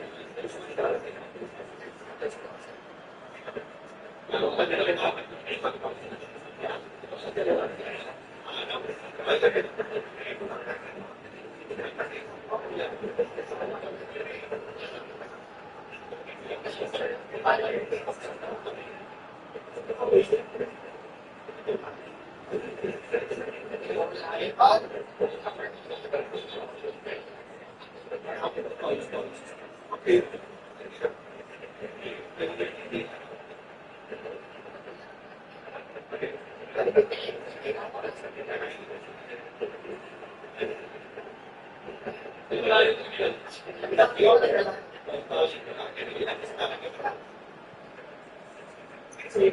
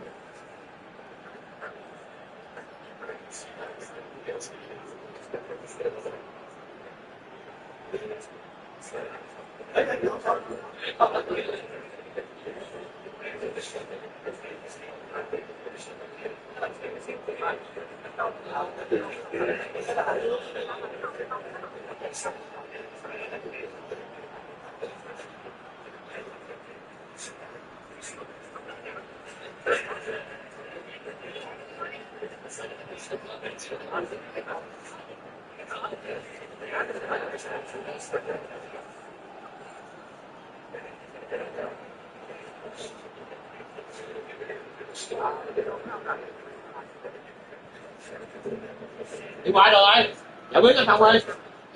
Cái gà nó quá.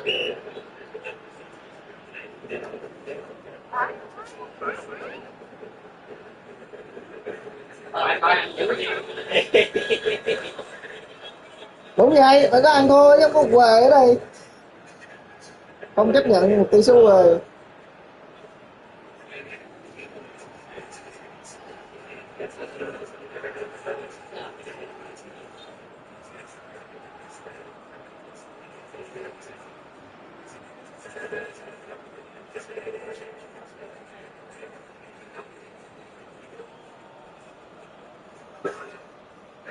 Tập trung vào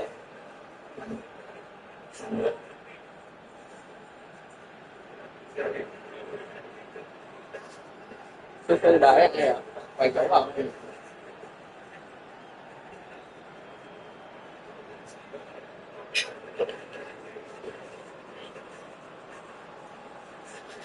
Tại cuối cùng món này là phải chen hết rồi.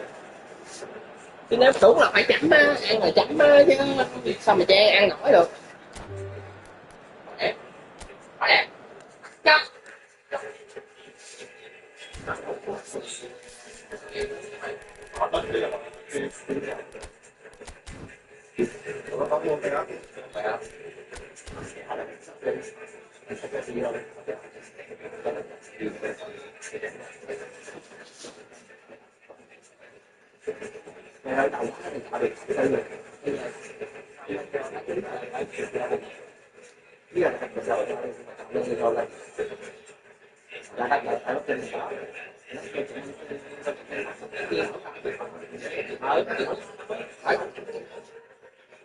Không chứ mà đi đâu xuống thì dễ có tiền học trả này cho trường đó không cái gì trả chưa sẽ gọi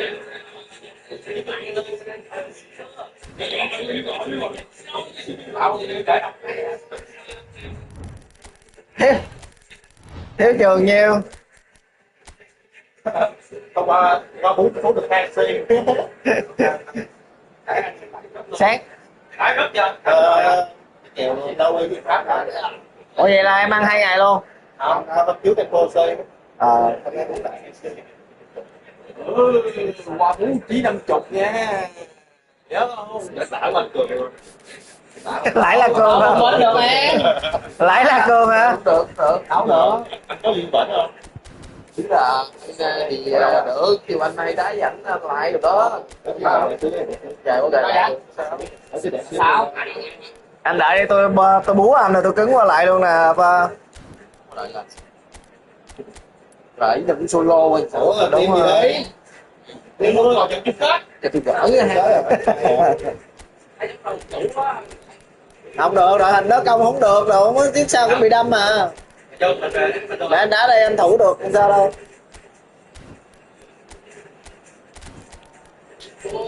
rồi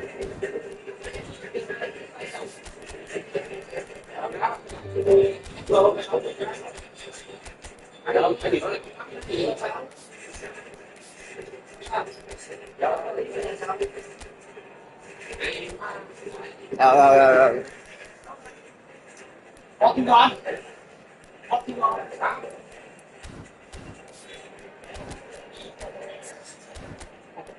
phải thảo đi về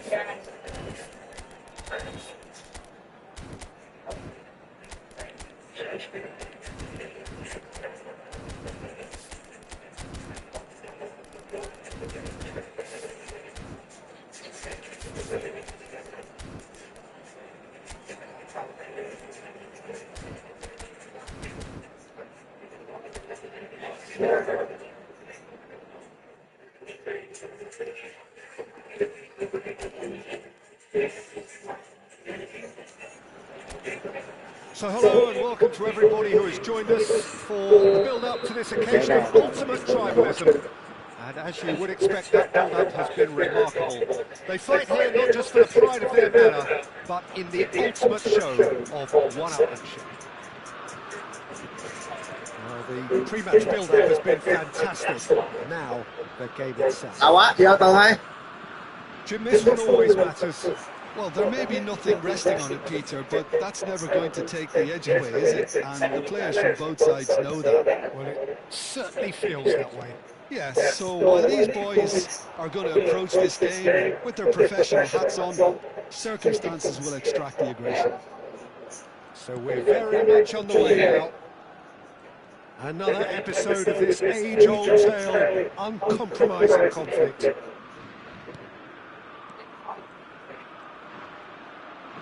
Chouameni.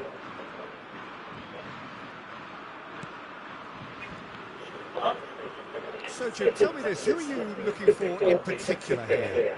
I've always been impressed with this boy, trời Taukamasi. ơi chậm tay dữ It ceases to amaze me, Peter, how the Catalans always manage to unearth all of these gems, especially in an age where the demand is quite high on defenders.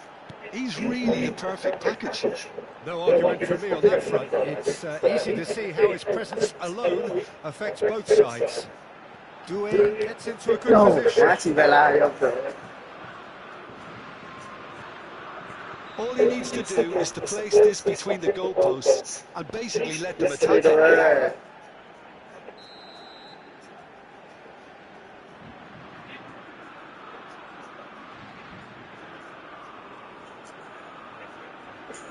Doué with the short one. Shot a goal! Em thấy rồi đó, mà lấy mà nó gạt đéo kìa. I just wondered what was on his mind there. Should have put his foot right through. Mấy cái mình nó phải cầu dễ lắm chứ. Kỹ kỹ đây, tớ bóc bài là chết rồi. That is good alertness. Now it's Oyarzabal. Chết tao, phải bắt bài phải chứ. Doué.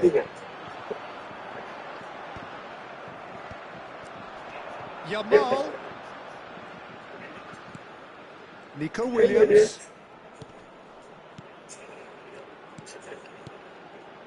Bout of passing here, really easy on the eye. Koundé going vertical. France do have a chance to counter here. Some good work on the right flank here. France have had plenty of possession, but few, if any, genuine chances. Merino! Trời ơi, không đứng hình luôn. He almost caught everyone out there the way he just eked out the room to get the shot in. Koundé. Thuram is herring after that one. Đúng rồi. Doué. Very nicely done.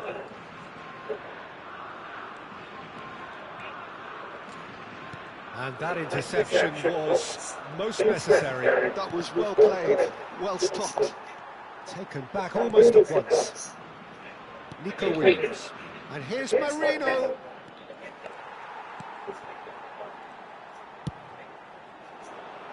Trời ơi, lạc lại á.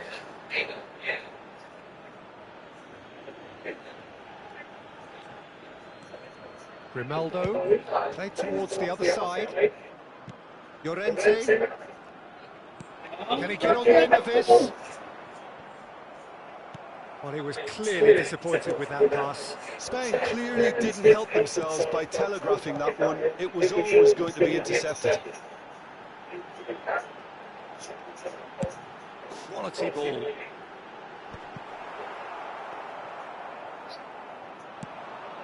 And now the breakaway. Yamal. Now it's Yamal. Yamal unable to make it happen for all his good intentions. Pedri. And Yamal. Now that's a lovely exchange. Upamecano clears it away. Koundé. Thuram going after that. Yeah, we get to see this more and more. Defenders popping up in these positions.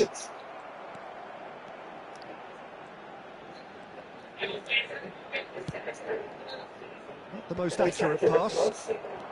Still looking for the first breakthrough, and it is nearly half-time now. They want to be quick here. It's breakaway time. Grimaldo. Now that is tidy, really tidy. And it's Pedri. And here's Yamal. Thuram. Olise. Thuram. Oh, it's come loose. Grimaldo. And it's Rodri. Thuram. And the finish! It's bounced back off the post. Má nó cho mình vậy mà đây. Được. Ác thiệt. Now that looks a decent ball. Yamal. Well, he certainly... Chết tao. So neither team were able to take the lead, but it certainly hasn't been for the lack of trying. Where do you think we're up to after 45 minutes? I have to say, I think it's a good performance, but it's clear that they need a little more energy and more precision up top. They proved they can create chances. Now they need to start putting them away. That's the next step. Well, it's been a proper derby so far. Now, there's the shot! Ủa vậy? Em lỗi. Trời cái lỗi mà. Much more than that. Sao làm lại em ơi. Konate gets his final warning. This certainly looks appetising, well within shooting range. And we have the first chance from a dead ball situation.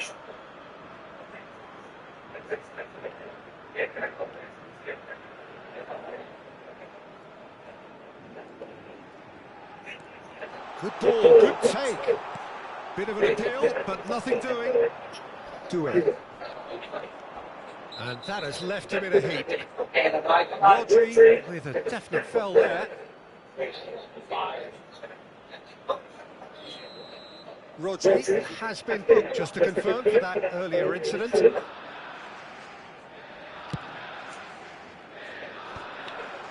Rodri. Nico Williams. Rodri. And Jamal. Llorente. Oh, that's nice. There's a beautiful simplicity about this contest. Willing running on one side, dogged defence on the other. Now this could be a chance. Goes for a shot!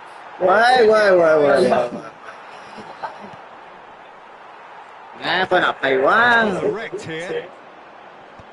Well, the moans and groans from the stands now are very audible.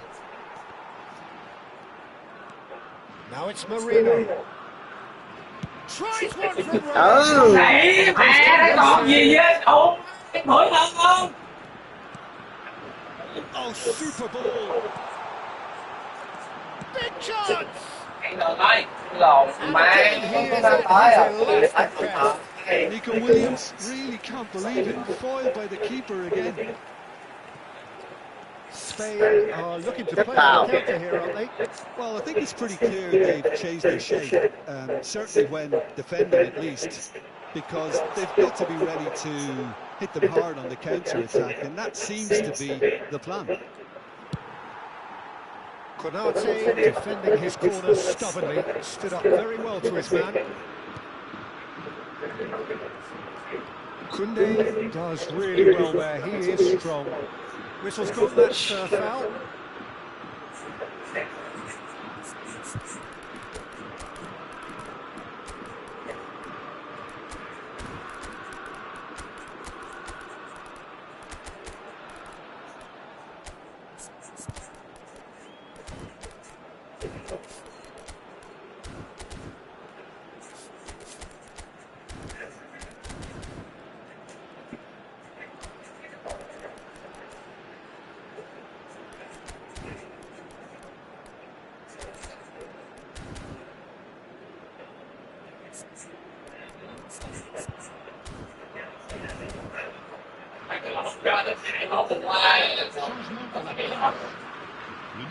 So we have movement. Trời ơi cái lộc ba. And it's Grimaldo. Still anyone's game, 0-0. Looking to pass their way up the pitch. Oh, good. And the shot!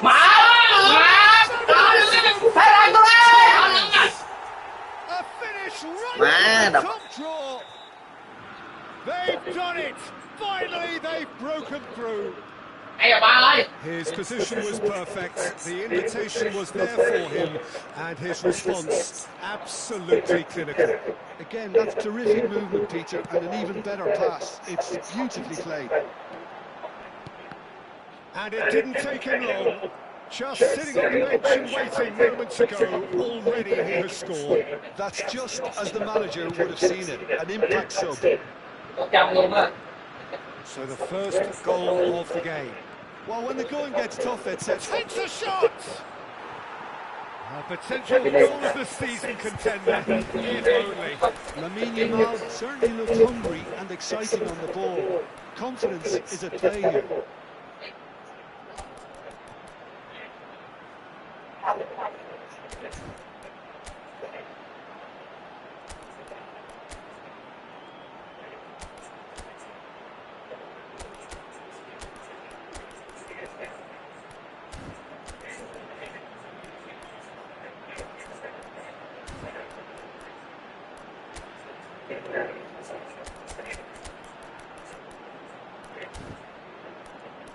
Ai, ngoài anh, ngoài anh. Ai ai ai ai ai ai ai. Ngoài anh, ngồi luôn. Ăn được nữa không anh Thủ? Ok ok, thì anh Thủ tiếp.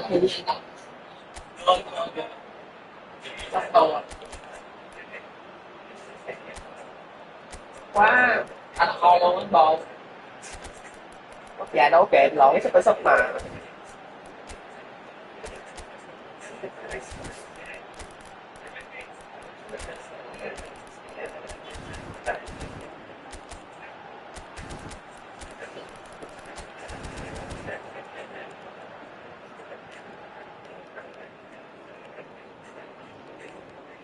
Changement pour la France. Le numéro 8. So changes afoot here, and from both sides. Change being made here, presumably to tighten their defence. Yeah, and that's not totally surprising. The manager obviously felt his defence needed reinforcement. He can't afford a repeat. Kukurea. Kunde gets a foot in here. Your impression so far, Jim? France are not doing enough to get themselves back in the game. They're not as threatening as their opposition. It's going to change. Oh, this looks sharp. Looking for options for movement. He's shifting through the gears here. Keep calm and carry on. That's the job in a nutshell now. Oh, that's well spotted. He has found the way through. Shoot! Đá bầm sàm nữa kìa. Còn kẻ nào dễ hơn And they are cruising. em ơi. Almost two. Anh em đây, tao. Give him full marks for the way he exploited the space, Peter, but you really shouldn't be left unmarked in the middle like that. I don't think he could believe his luck.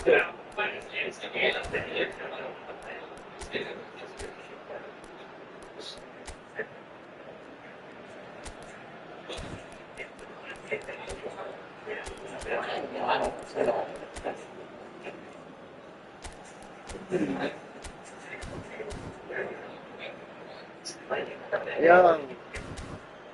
Dạ quá. Spain are now luxuriating in a two-goal lead. Well, that's pretty much sealed it now, and surely, Peter, we're not going to see any complacency after that. Oh, perfectly measured that. He's picked his way through. Williams. And he's had it nicked away. Oh, he's enjoyed that. He evidently loves the contest.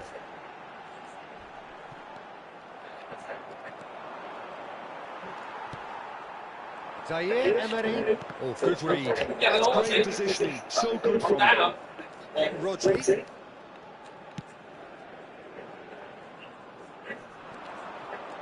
Yamal proves just a little bit too strong. Oh, he's going to be pulled back for that one. Just a talking to, I think. Yes, it is. Fabian Ruiz looking to play it into the box. Yamal showing good feet, just eases him off the ball. Well, the movement is slick, the speed is slippery. The defence, though, able to hold on this time.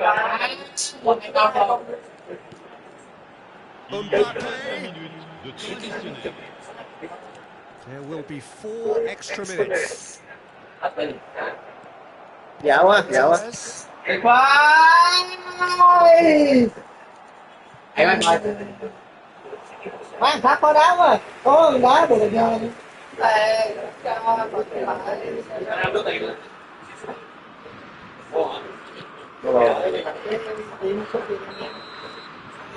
And time is up.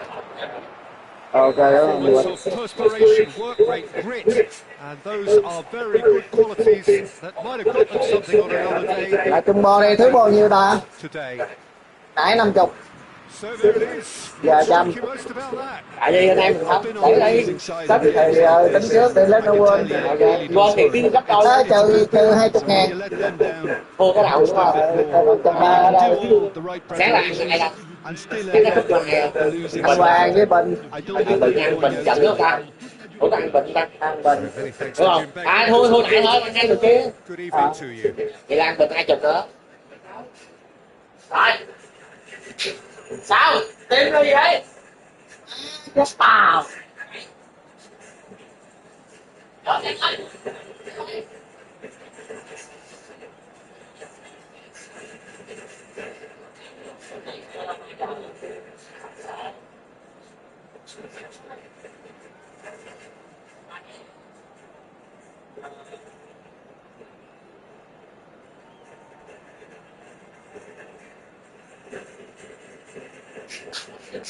chết tao hồi quá cái trái cục dạch của anh Đại là bản đời anh Đại ép quá xíu sao không thua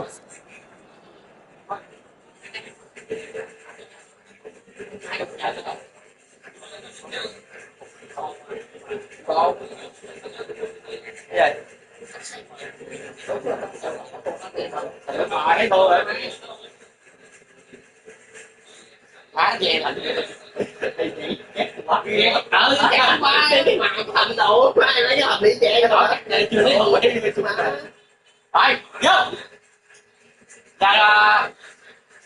rồi mấy ông chỉ em người đấy mới có 5 người à bắt đá không em đâu đá đâu em đi về mà ủa cái giờ rồi không phải bây giờ giờ bây giờ luôn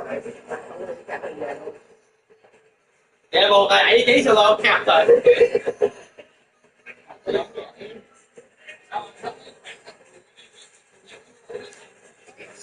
đủ rồi à chứ đủ rồi chỉ vô đá ba nè chỉ đá cho mình kìa đủ đá không có thời gian rồi đó anh ơi sao biết đá tiền em đá sao ba thì có người em tiền bình thường em phải bình hả dứt lên con đét mới là bản lời đồ mắng hơi bị sụi rồi đó hơi quải rồi đó chứ cặp gì nữa ha bên đây đá hai trái cục dọc bên đây đá trái cục dọc nữa là thấy đủ nó đá cái đây đây bản lời đồ pha xỏ kim cho Ferran Torres là đẹp mà thờ xỏ kim đâu má nó kết chưa phải lọt rồi ép nào bổ đây đó bổ đây đó đi cho mình phải chỉnh hình chứ mình lót rồi để ba má cái trái nữa là do anh vừa báo đi sớm anh xong luôn cậu má mới đập được hình trái nữa chứ không rồi cậu thì rồi đi phải là phải xuôi bên tay này vừa la cái đó luôn á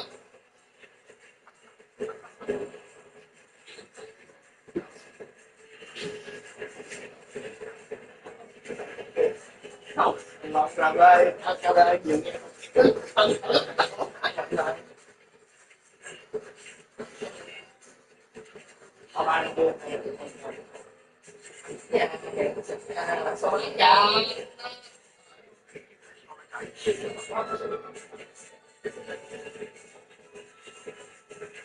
đá để chỉ nó buồn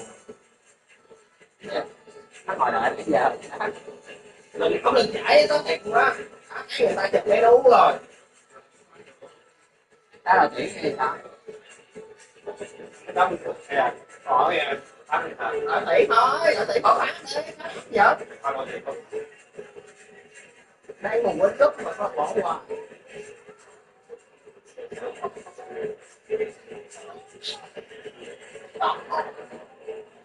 đá một bên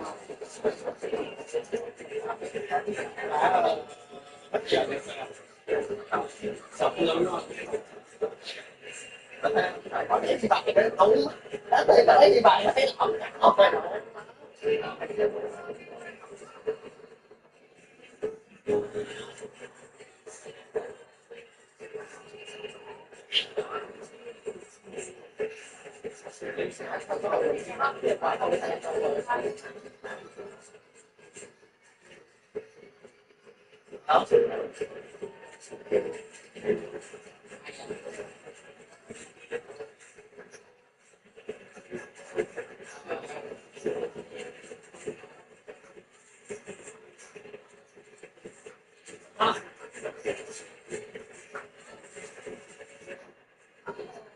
Coi cái trắng đẹp cam đó cậu. Cái gì một cái sao ra đấy. Cái nó là gì vậy? Cậu cậu cậu.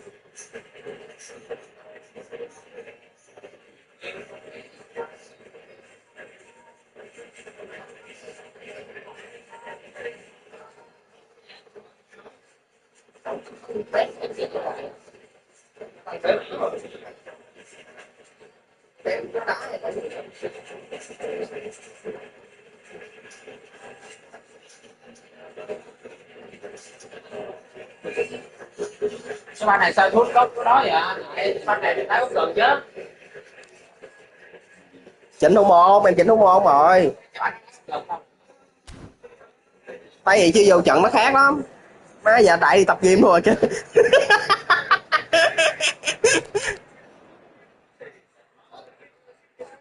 đi vô mở cầu thủ rồi coi có coi không rồi nha nhiều coi này nha mở được nha lên được 7.7 đá penalty trái rồi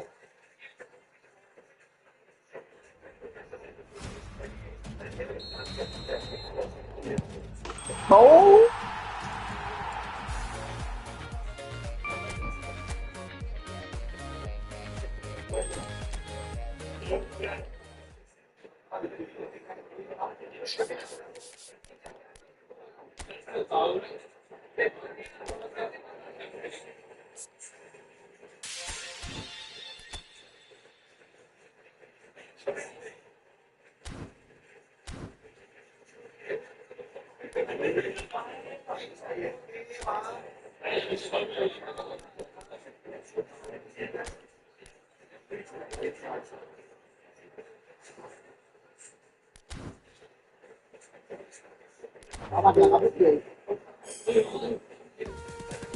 Đối là có đi sửa nha. đợi phải sửa đợi lại phải sửa không có lấy cam Hai cái nè. tụt má này chỉ số cũng ngon dữ vậy ta Trời ơi, mấy nhóc cái nữa là chết rồi. Martinelli hay quá sao hay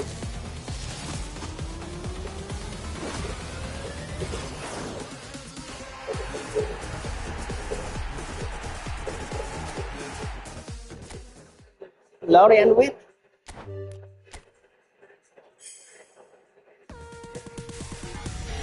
chị bà chào luôn wow.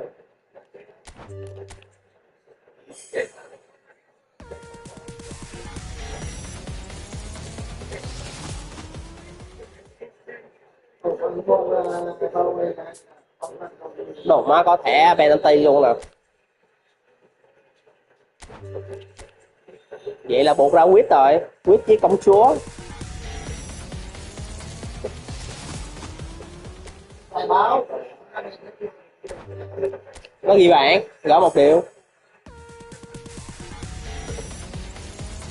má Witt này được đá trong cân bằng chỉ số thôi khỏi nói luôn á đại coi nhĩ số nó chà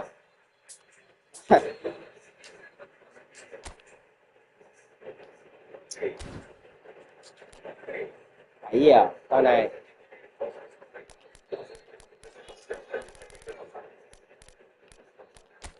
Đây rồi, mở ba con.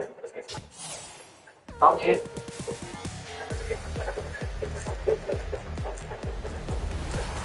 Đi đâu?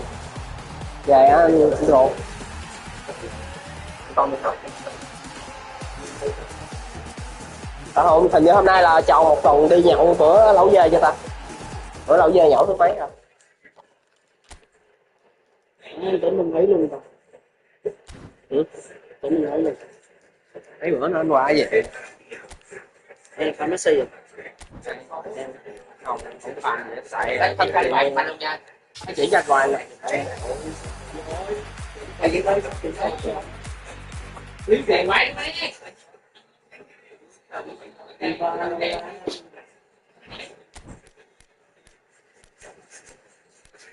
Vâng rồi.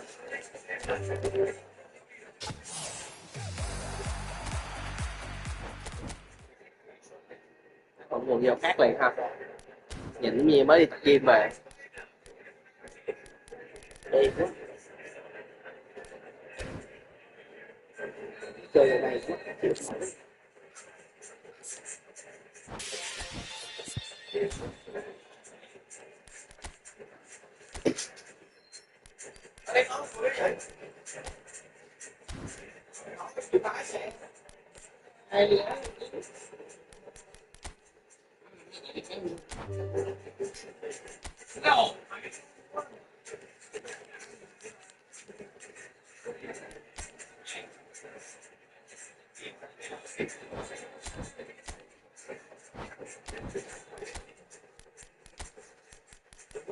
Men đi.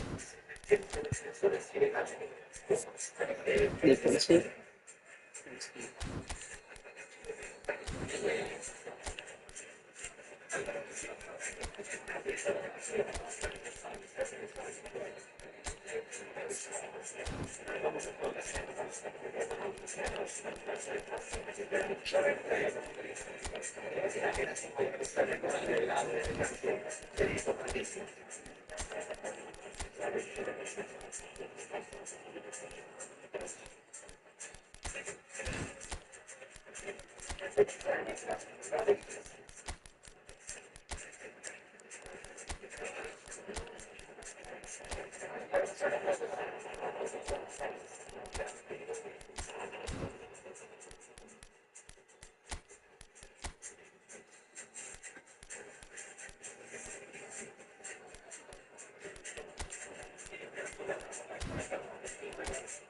Trời ơi, không biết số được.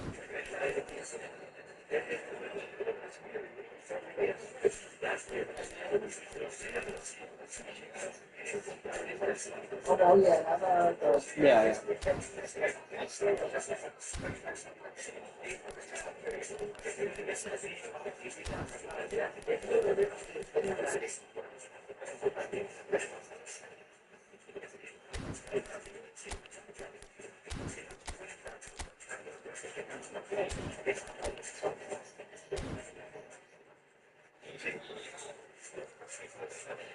Mở thì mình thấy không?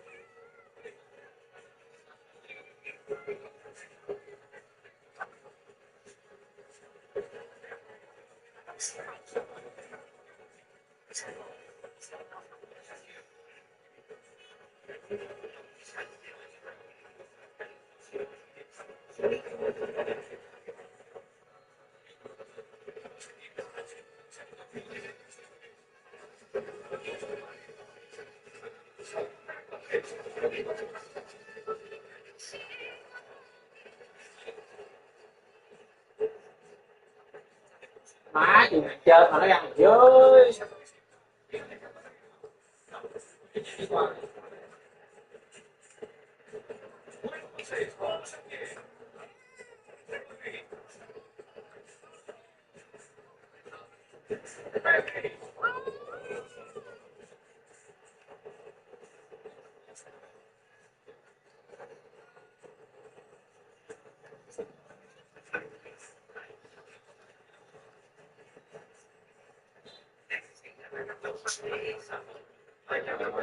Có chè nắng thì ngoài của ai anh vậy?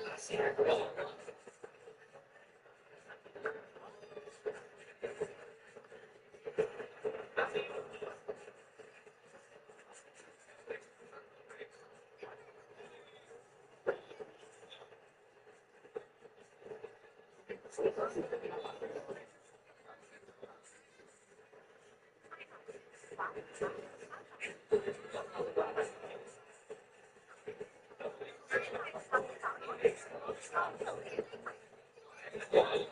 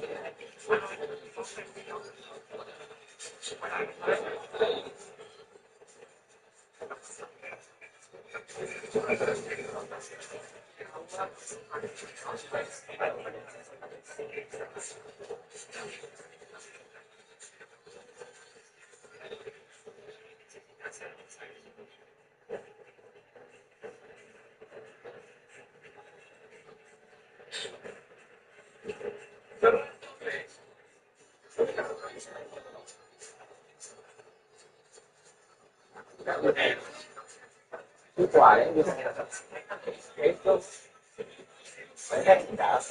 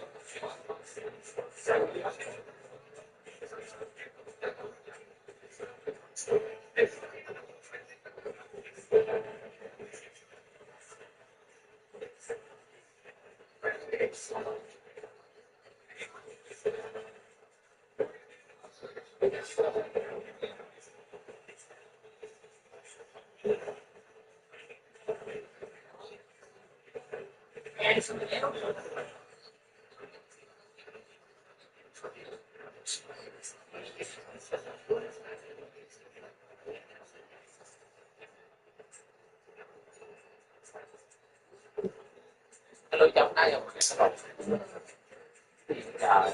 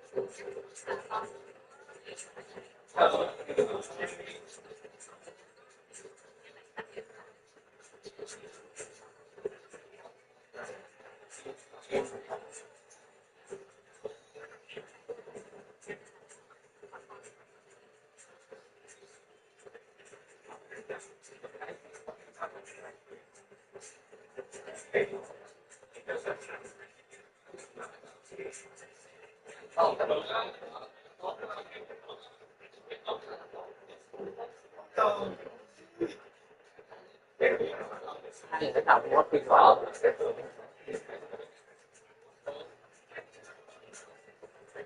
Em bị sao ba? Cái bạn sẽ đây, xuống từ đây luôn. Vô nó sẽ có qua đây. Nếu mà em bị thấy vô thì sẽ có về.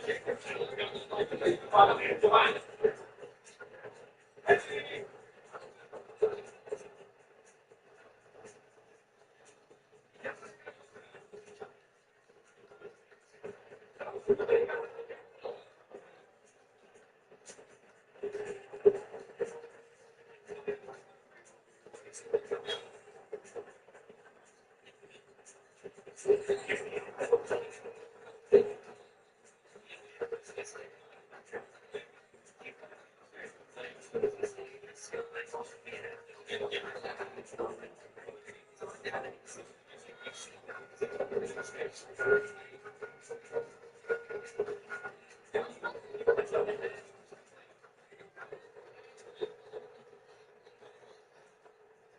Chứ là cái sầu ngoài đó.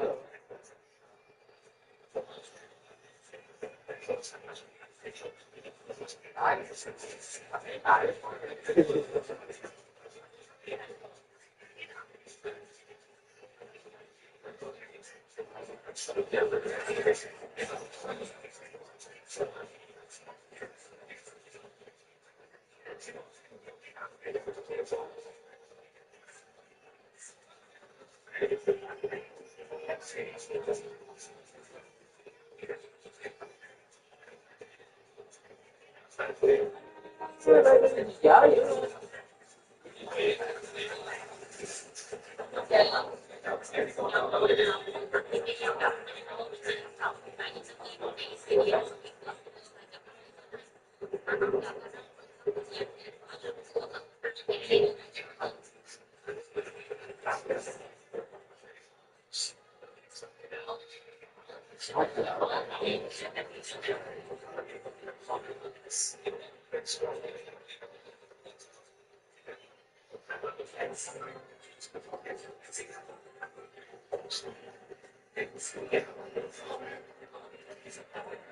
Đi mà.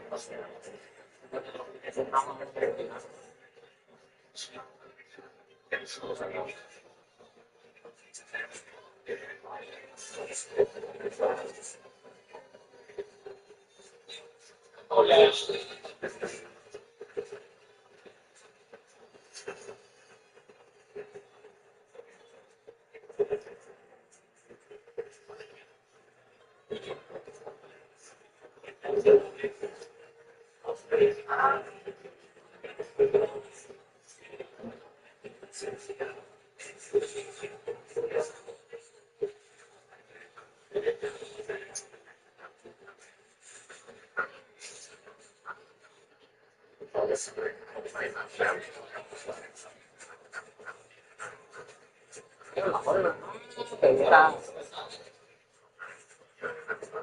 Mới có một việc mà. Rồi tôi chơi nhanh hơn. Rồi.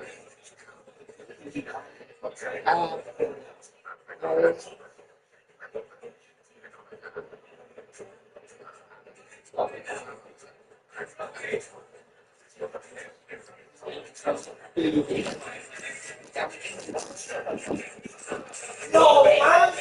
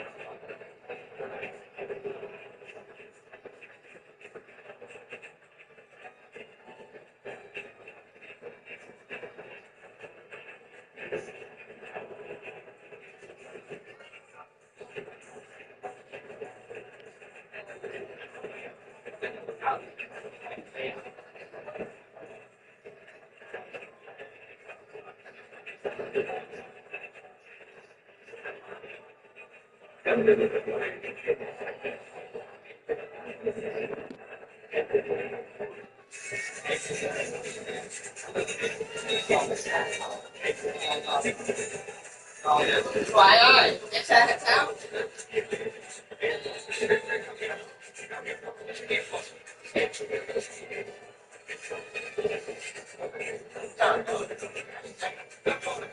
Ba một. Không. Không đấy. Thì con đi cố mở nó vậy.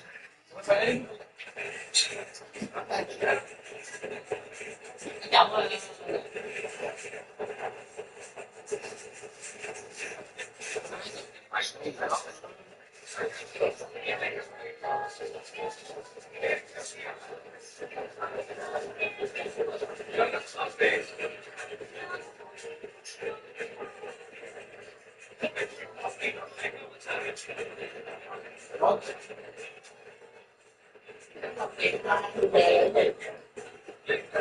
Bắt đầu. Nhỏ.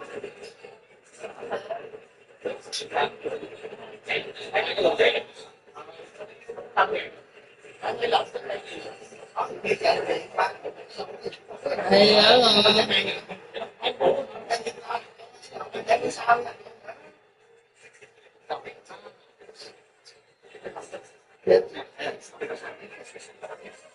chừng nào anh ông Hoàng ơi trời ơi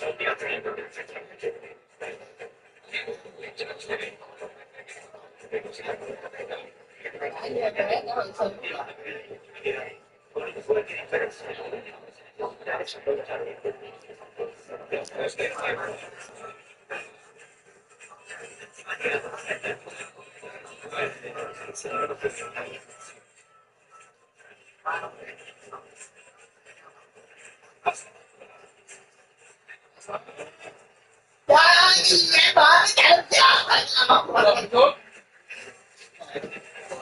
hồi đó suy nghĩ sao mà nó chạy lên trời mà rồi cầm cái con bò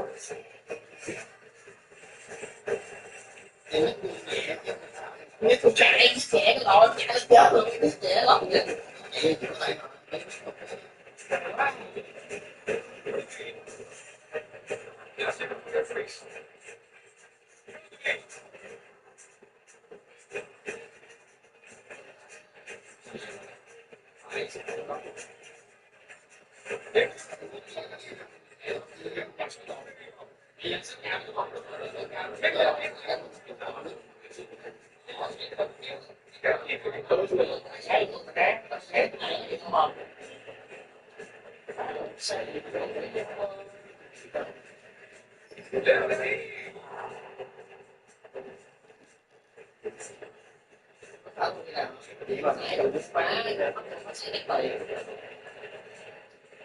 Nó mới chơi như này. Nó bị rồi.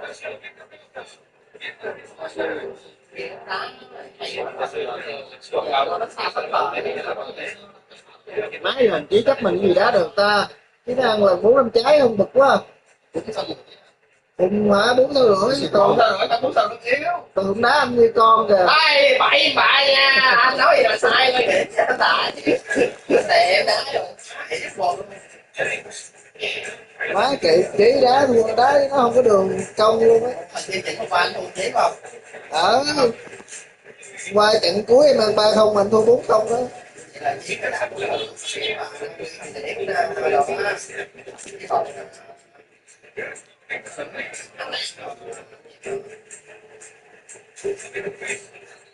Nó có mấy chiều bấm mình đéo biết ra bắt bài sao. Anh em không kẹp á, vậy còn em theo kẹp mà đâu, mấy em còn ra nước nữa. Nó nhắc cái gì mà nhắc, nhắc 3-4 lần. Tài lẹo.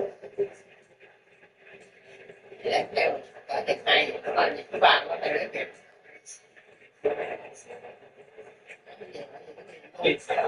Ôi ơi. Không, má em quá, quần thấy đá dở cái nóc lên đã đây giờ Rồi trận này trận có mấy à? 20 quay hả? trận nãy tôi Vẫn còn cơ hội. không chết rồi, không chết. đâu có đâu đó qua nó tới chết Ai cũng bay nào. Ai biết ở ngoài. Giỡn rồi. đó là dương hấp dẫn không phải phụ chỉ có bèn Gọi đây, em là cái bè nào.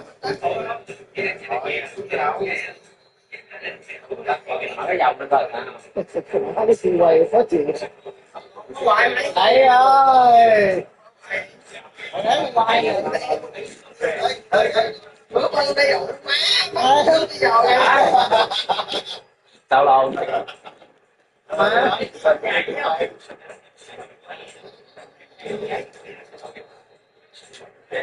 Mà sao thằng đậu má mà tay còn không hết là vậy?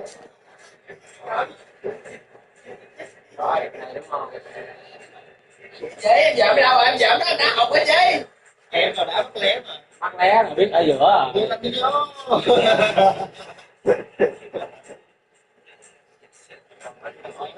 Chỉ là phải gặp thằng bồ đó bè. Đừng đi. Đấy.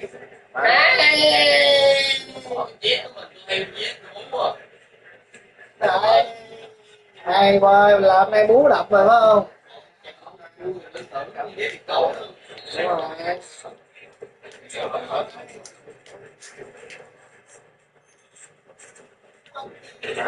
Chết. Hai cái bạch rồi. Chị đừng biết đá bèn thôi.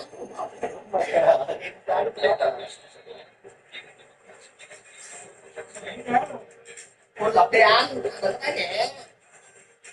Tôi lật đấy không ngoài. Không nữa, phải cái tường hả không nữa. Mà đá ra góc nó được. Mẹ mua cây đá giữa mẹ rồi. còn nước còn tát Được. Mẹ con cà tụ mẹ biết ba trái lồn cỡ nữa.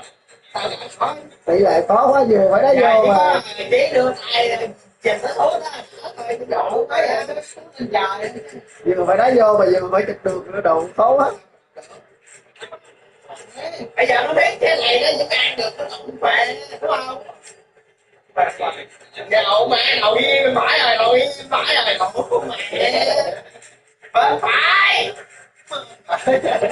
em bỏ đậu mẹ Phú Yên Bình lắm. Rồi một ký vũ tường tại luôn. Ra được không Tường? giấc ngủ Sao lại đâu mang tiền đó vậy đưa tiền đây. Vậy đưa tiền đây. nghe đó Tường giọng về Tường nó mới muốn anh đó.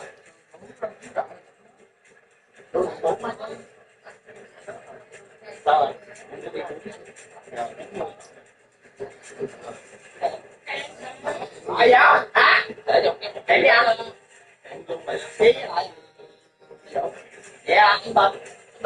chụp thôi, nếu mà phải chụp. Ủa nè, cô kêu kia. Vậy em lấy này. Là sao? Thế là cái trực tiếp làm đấy. Nếu mà lấy chậm anh cho cô mà kề cô kêu anh trả vậy cho em chỉ 20 quan rồi tưởng mấy anh thì em nhận kia Rồi vậy bật chỉ cho bạn đi của cô. có ăn qua còn 30 quan À chưa mẹ mình mai mốt gì Sao giờ đó Vũ em bên Đại không phải vậy mới cưng là sao? anh với anh Đại đủ mà em ba hôm qua em thấy cái cảnh em ba anh ăn ba không mà vẫn thua không rồi xong rồi anh với Chí còn cái Vũ đéo được không được thôi vậy đi kèo vậy cưng hơn. Tại đây nghe Vũ nói không ăn thua với em mà mất không công phải ăn đó. với phải ăn với đồ mẹ tiền bạc cũng chắc anh em rồi hỏi chuyện đi nha bà ơi Em với Vũ có tại tiếng để đâu để tay ngồi đây nè đất mẹ bắt tiếng sơn sẽ giờ đóng cháu nữa thấy ra chưa tường tường này em thấy ra chưa nãy em chơi gì thấy ra chưa bắt đây cái đầu á cái đầu này ngon em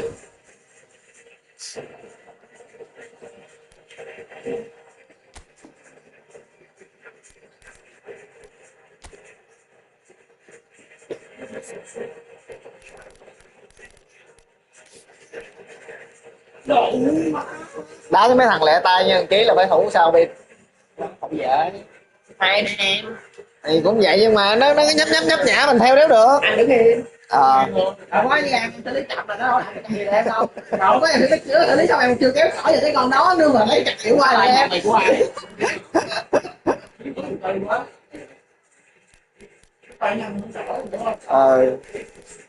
em thì đậu má thải chậm mà nay cũng chậm nó đâu làm được gì em đâu mình đụ má cái rề rề còn nó Ý là cái quán cấm mà chứ không phải là thành phố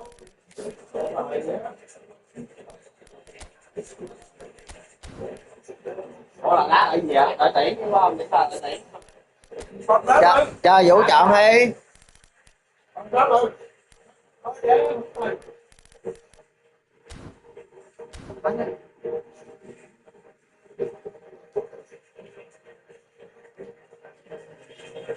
đá thêm chọn lần luôn đi đá bàn pháp trận là chọn lần hả à giống quả vậy hai thằng chung trận không đâu rồi mình chọn trước á anh chọn gì chọn đi cho em chọn trước anh chọn đi đừng bỏ ruột lợn nhá được đâu má còn đá được thì mẹ có đá chó à vậy tao mang nha đi em đá mang nha được đúng không chơi nha trước đi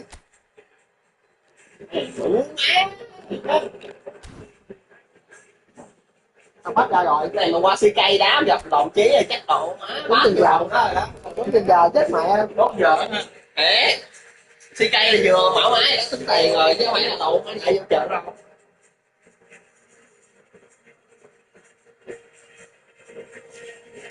bên đó lúc ấp thì không chụp đồ ăn đó rồi thì ngon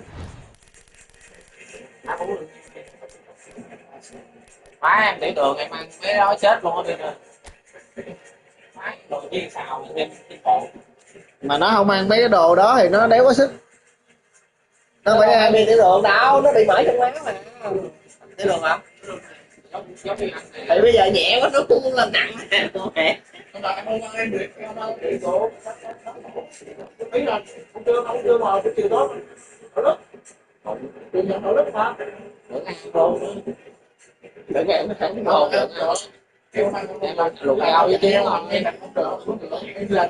dạ tốc độ chứ mẹ không tốt nữa phải trì hoãn đối phương lại của em ăn kéo hai hơn cho con bé chọn đi em lấy nào phải tất nhiên phải không bồ nghe có bồ đừng nghe bác tao tên mày không mày nhìn anh Đại là sao là sao nữa đâu thầy nó nói với lại cái tụi nó này là nó lấy một đồng nha thì cho mày chọn cái gì mày giấy lên mà anh chạy thầy bo năm mà trước sau cũng phải lên 5 đội à muốn ăn lỡ này ăn lỡ nhớ phải đi ok má bỏ một kẹt đây đưa kêu mệt quá ta kia bỏ què mất hoài Họ bữa nó mất lửa nó thua đó, tụ mấy ăn 2-0 thua rồi 3-2 đó. Mẹ có sếp thì để cho học ngạc nó cùng 3 sếp rồi nó tiếng lửa què có lửa người nó mới nóng phá mới lửa. Rồi đây này tắt phải lạnh tắt quạt luôn nổ mẹ cho nó nấu.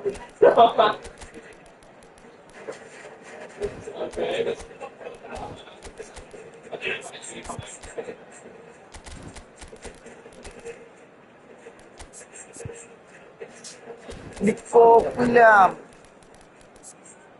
Chỉ là Em vậy mà nó tại em nhìn bị đá em quả xấu quá. Còn em rất giống như tiền những hỏi mà em vậy. Em chơi em mà dưới lộn đá em đồ. Má thử nghiệm đội hình mới rồi. Dạ tao lộn má đá kèo mà lộn má thử nghiệm đó là lộn. Ra 4 về rồi nghĩ là tháng chế vậy đó không dễ nha. Đúng rồi, chắc chắn rồi. Bác em tin bảo gì anh nhắn tin lại ba đi mà ghé kêu em luôn nó giật Má hôm bữa thì ra kêu. hôm nay đặt luôn Hôm nay kéo kèo thơm ăn mình hôm qua bên đây nào bữa bên đây nói kêu ủa chạy thấy không anh muốn 4 xị xong bánh chia đậu quá khí thế luôn. Ghê. em cũng đỡ đi Có không? ta giờ giờ này mới tuần anh em mình bắt đang đợi như tôi ép thế Ở đâu kia giờ đi hút thuốc nữa. không cho Lúc nào hút thuốc chút chơi lò. má chán thiệt kìa cái này bị mốt bàn hút thuốc luôn đồ Mấy nghiện ngập này độ.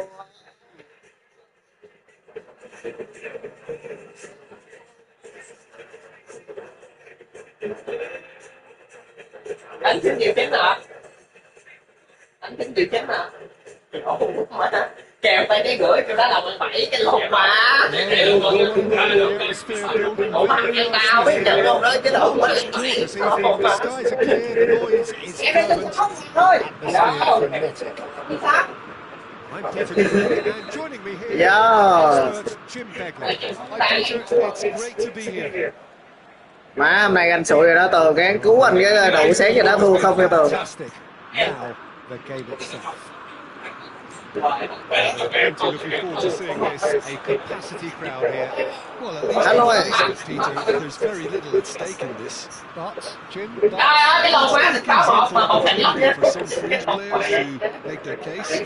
So I'm inclined towards something that's still high in intensity, in conviction, in tempo even, and that's not a bad thing. Off the ball! That's just playing it safe and simple. Rice. So Jim, tell me this, who are you looking for in particular here? Well, Peter, this fellow Reece James is one of the example of the glut of talent England has at its disposal in this position. He is the complete full-back, wing-back, just as good going forward as backwards. But in his case, I suppose it's all in the genes too, coming from such a strong footballing family. I wonder whether that has anything to do with you being a defender once upon a time, Jim. Looking for the Any run. ball? Well, that's beautifully weighted. Terrific Đây effort! rồi. Má thằng lùng đánh đầu được xạo thiệt.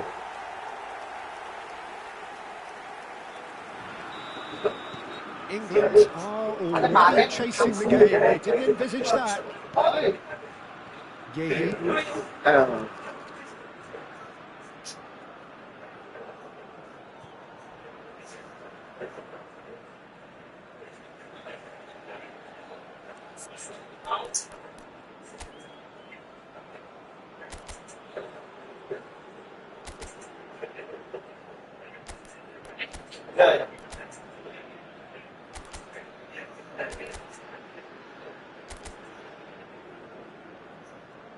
sai lầm về điểm cái gì á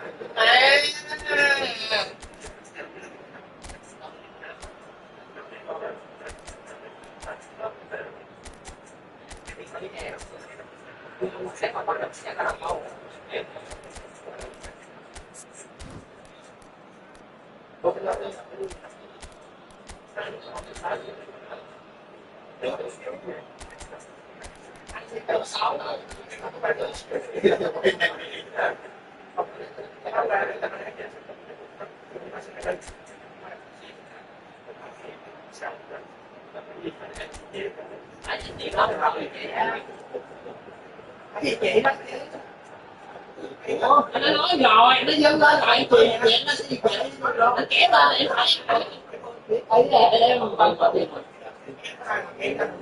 Anh Thắng ơi, cái chi phí bữa tiền bưởi bao nhiêu á? Anh báo em cái để em nhờ bên kế toán chuyển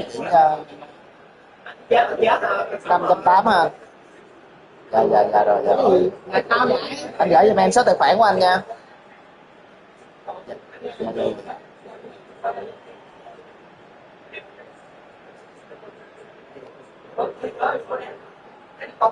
Rồi, vô.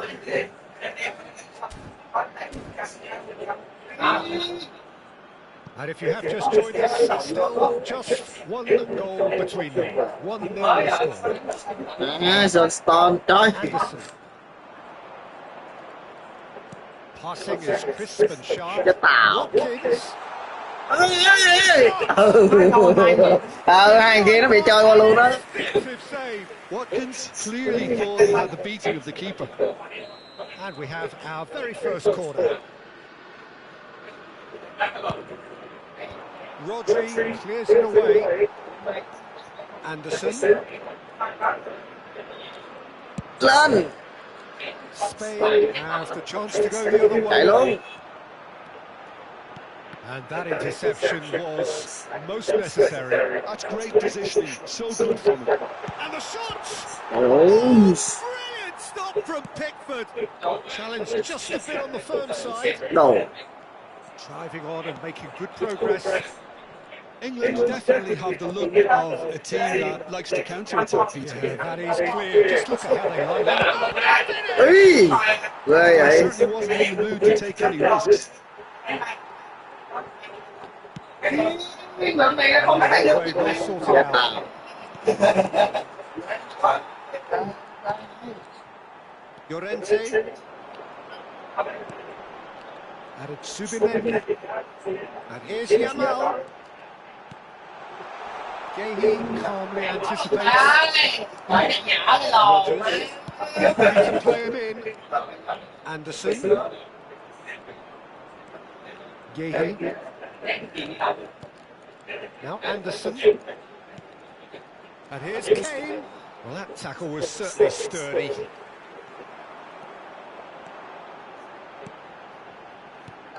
Anderson.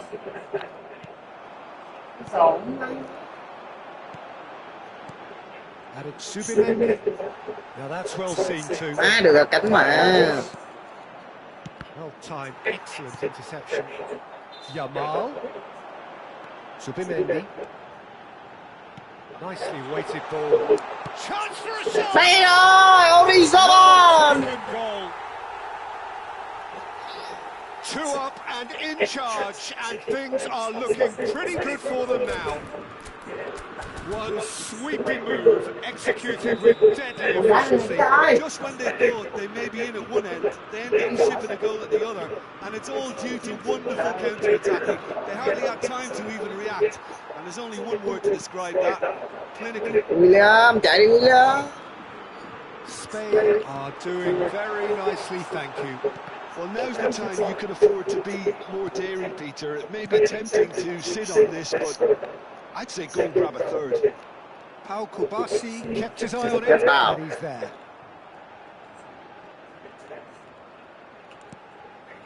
Half-time coming up, and little doubt as to which of the two sides is the happier.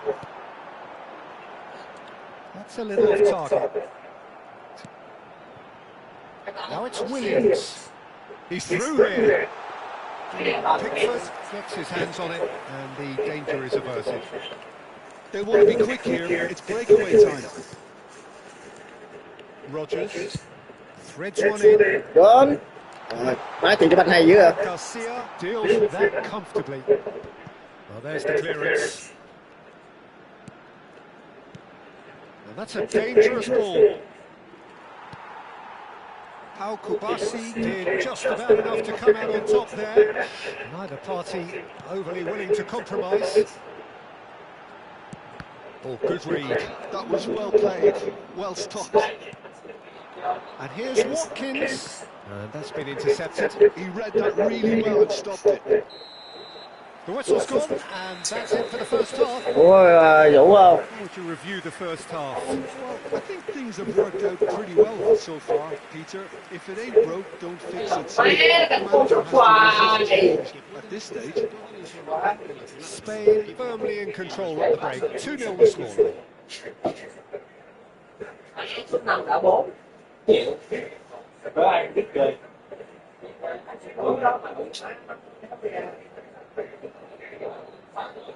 Đây xuống.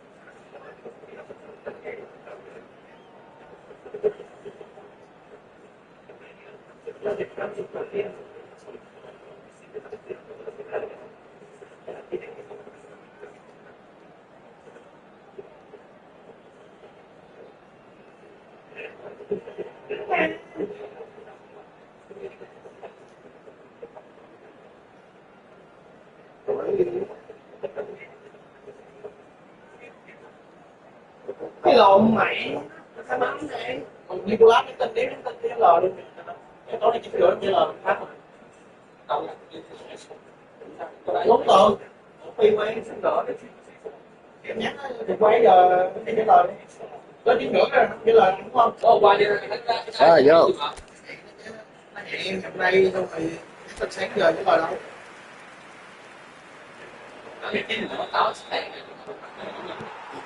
So, into the second half.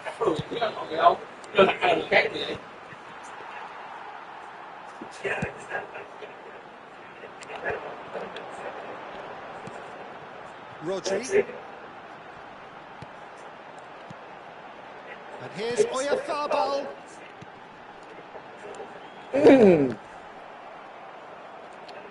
Dani Olmo! Daniel. Delicious from Dani Olmo! Đá bàn đá. Sai sai lầm không? It's all becoming so easy. He gave it plenty and some. Thrashed it in. Yeah, you just don't save them. Shapes to shoot! And that is a truly outstanding save. Well, he looked pretty much unstoppable there. The only thing missing was the finish, of course. Lani Zaman. Sereni Pino.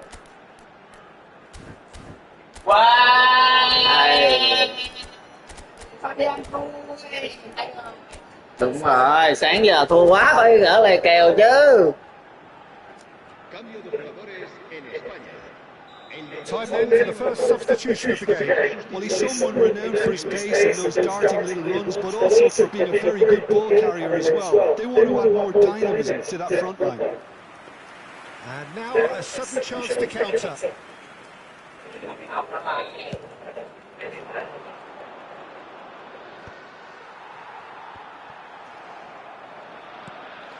Rice.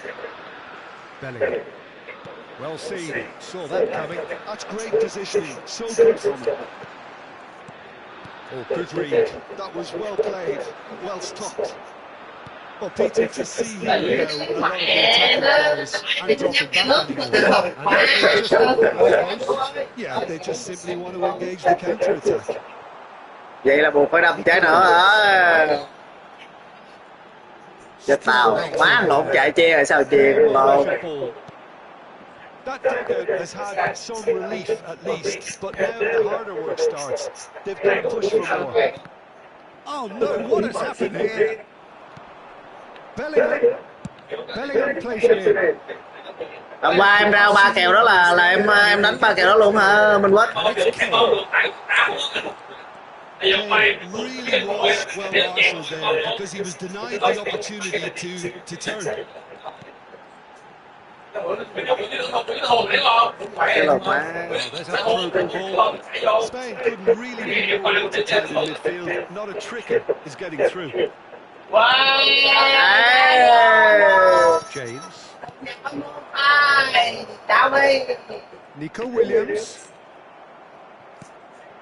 Spain do have options available on the bench if they want to go that way. And here's Watkins. Anderson. And it's Rice.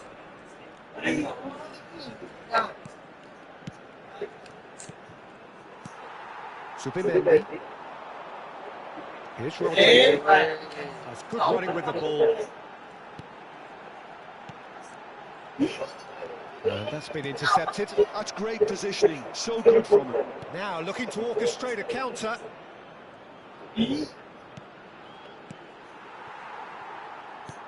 Nicely aimed pass. Dani Olmo charging forward, the ball at his feet. Dani Olmo. Đồ mới lẹ mà chị nữa.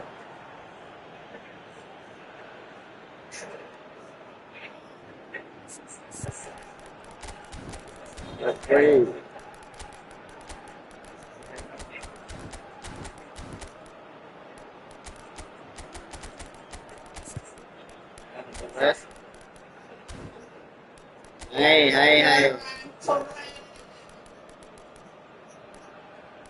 Đúng rồi, phải sung sức vậy.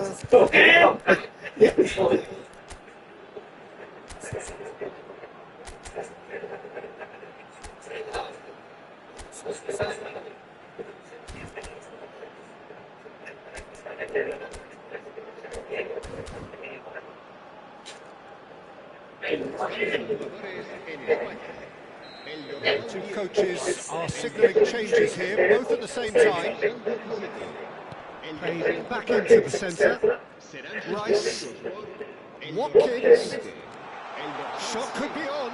And that is expertly dealt with. England truly seem to be at loggerheads in trying to sort this out. Is it the passing or the movement that's the problem? I think both. Để lấy nhịp đó. Oh, easy pickings there. And the shot's on here. Oh, super. He's found a way through. Nó mà tới một mới gạn chiên lộn. Hai lỗi luôn là con lên cái chiên kìa chụp này làm đó. Hai. Chuyện gì bây giờ nó mình thỉnh rồi nó lần bây giờ bây giờ nó kêu là smart skill này phải ban là chụp bên lấy chiên. Hai. That's skill with smart. Towering header. Không cho nó thủ đi một trái nào để đồ á. Ý là không cho thằng Vũ đi trái nào để mất công nó xung lên. Ây da. Cho tay chọn trước đi.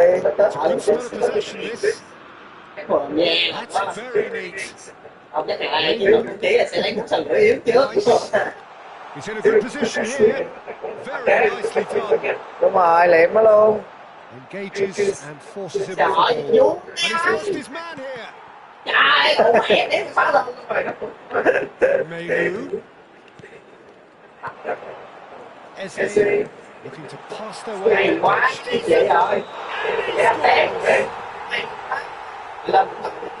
Vậy à? Vậy rồi. Thấy cảm giác chị rõ rồi. Chịu mau ở đây.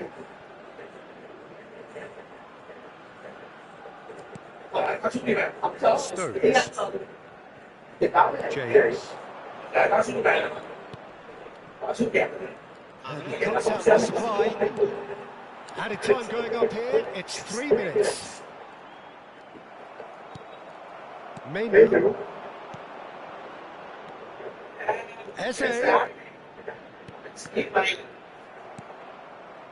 Fabian Ruiz. Merino. And that could send him on his way. He's picked his way through.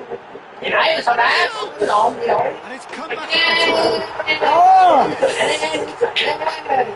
Jeremy Pino. They are absolutely Mà nó quần anh lắm đó nha Toàn. Some heroic goalkeeping, but even that couldn't save them this time.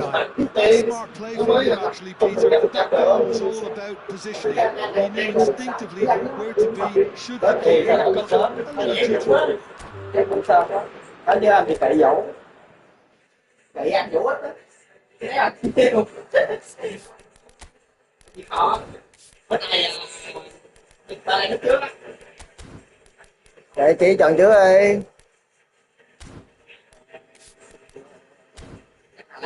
Theo cái sơ đồ đi. Anh Vũ cho đá gọi là được Vũ rồi. Đá hay nhất là những đội yếu thôi. Chứ đội mạnh đá như cắt. lấy tay xe đây. Đại trưởng chọn đi đại trưởng. Mình quất luôn không?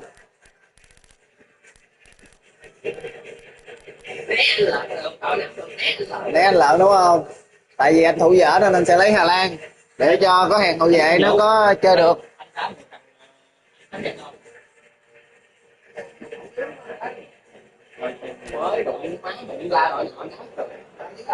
Để lấy banh đai đồ má chị nó rồi. Em lấy áo đỏ đi. Em lấy áo đỏ đi, anh lấy áo trắng. Chính ra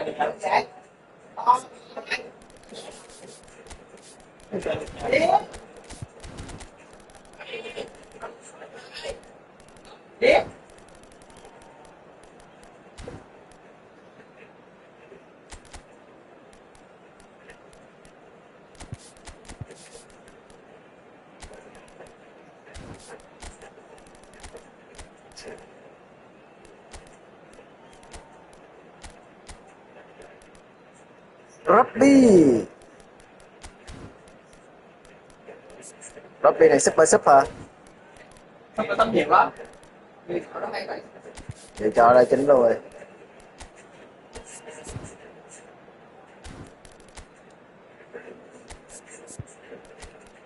Khó đi Rapo.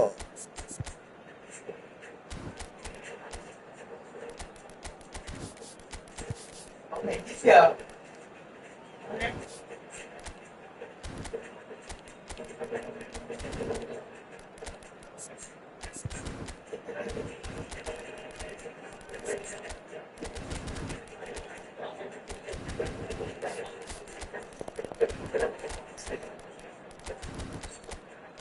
một má ra em rồi bé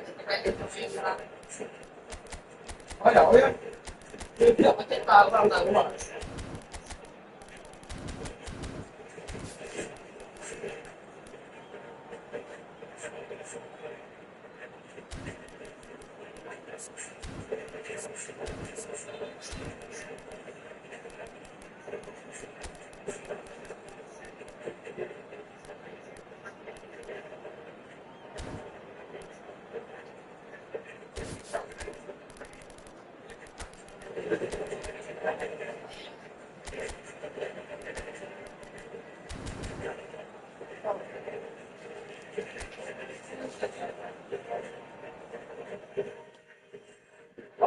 thần những phần nhắc đi anh. Cái gì cẩn thận vậy mà tôi nhắc quá rồi. Hello and welcome one and all. The atmosphere building very nicely here. Gorgeous, gorgeous evening. The skies are clear, the noise is fervent, the atmosphere frenetic. This is Peter Drury, and I'm happy to inform you that Jim Beglin has joined me to offer his expertise. Hi Peter, always good to work with you. I'm really looking forward to this now. Just a top noise. This place is definitely up for it. Let's hope we get a contest worthy of the setting. Trời đâu. It is a monster matchup, Jim Beglin. Well, it certainly doesn't feel like a friendly to me, Peter. The atmosphere, absolutely that of a premium contest. Yeah, and this crowd are demanding the most from their players, and it looks like they might get one. Oh, it's hit the post. Má nó bấm cho mình mà mình đéo ngờ tới luôn, mình đéo có thủ được gì luôn. Good pressing. Má không nghĩ là nó bấm. Hay quá. Jim, who do you pick out as the telling individual today? Well, Peter, the inclusion of this fella, Ricky van der Ven, there's probably an indication that the boss wants to play out from the back. I mean, we all talk about how brilliant his recovery pace is when it comes to defending, but he's actually quite tasty on the ball too, particularly with his long-range passing, and he loves those diagonals at times, and he's one to watch out for. No argument Đâm from me on that front. ri, chết mẹ quên đưa đâm Easy to ri see rồi. how his Đây presence rồi, alone rớt affected đi. both sides. Trời ơi, cái lồ. Thump it away. Đúng rồi, có vành bài, có vành đai ở trên làm gì? Quarter of an hour Chết tạo. played. Fabian Ruiz. The Netherlands still without a single shot on target. Gravenberg.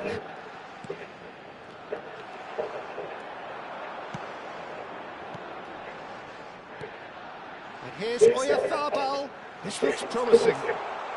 Chạy đâu, chân dài. Van Dijk did well to emerge with the ball. Đó, có đi. Now it's Dạ Gakpo. rồi. And that is expertly dealt with. Có vành đai để làm gì? Sorted out.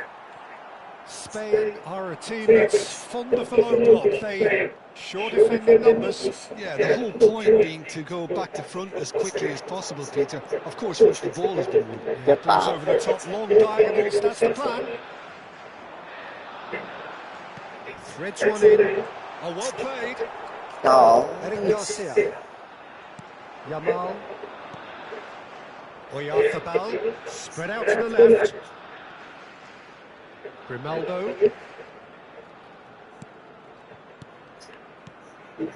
And Yamal.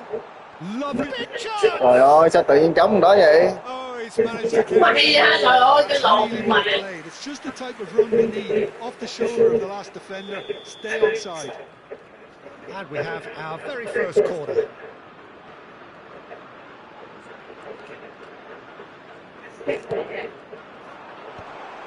Llorente! Went with his head but couldn't steer it in.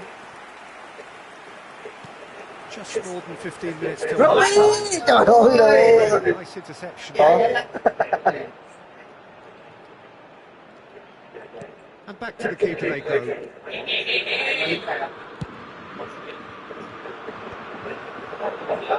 Được chưa? Short changes him with that pass. Grimaldo.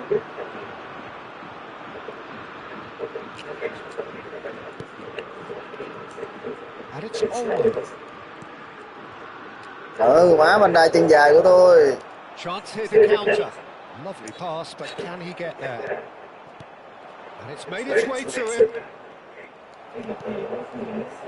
De Jong. And it's Hato. Played out to the left flank.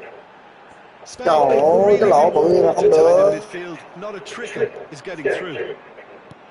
Aimed beyond the defence. Oyarzabal. Lovely feet. And he was alert to it. Deftly away. Rớt Well, the one has been đi. sold a little bit short there. Well, every Má, time mạnh the lên. pass looked decent. They just couldn't pick out that killer ball. Cái của mày là một cái lồn mãi. Good ball. Goes to Má vành đai hay quá em ơi. You have to say that was an exemplary tackle. Stopped him dead in his tracks. Well Sao mình seen. dở vậy? Ê. Some really good ball movement. Cao làm gì vậy kê? Chết tao, Now the delivery. chết tao. Cleared without hesitation. He won't be happy with that one. Cầm cự hết này một rồi. A decent enough half, but neither side able to get on the score sheet. Time for some fresh ideas in the second period, perhaps. Some first half thoughts? There's no way to disguise the fact that they've been poor. Not a single shot on goal tells you all you need to know, Peter. Everything seems a little hurried to me, a little rushed, panicked even at times. So, no breakthrough from either side. 0-0 after 45 minutes of action. The second half is up and running. Well, I suppose from a defensive perspective, Peter, neither manager Phá can luôn. be too unhappy. I just wonder which team is going Hay. to get the advantage first. Má lấy Hà Lan đánh đầu đúng bài rồi. That's a throw.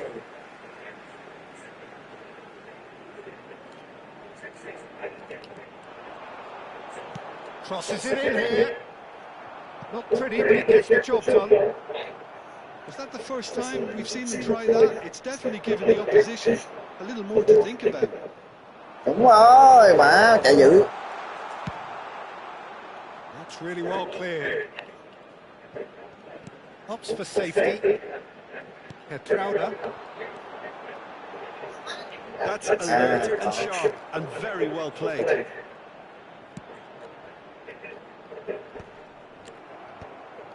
back in possession and ready to go again. Hato.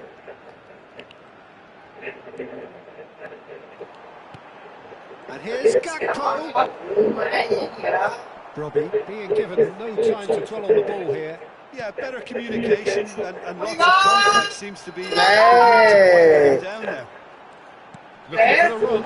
Oh, good take and a good Ben. area. Trời đéo Ben luôn. Really well manoeuvred. Well, it didn't look good for a while, but that was brave defending, and they got away with it. It was an intervention that had to be made. Serious trouble lay in store.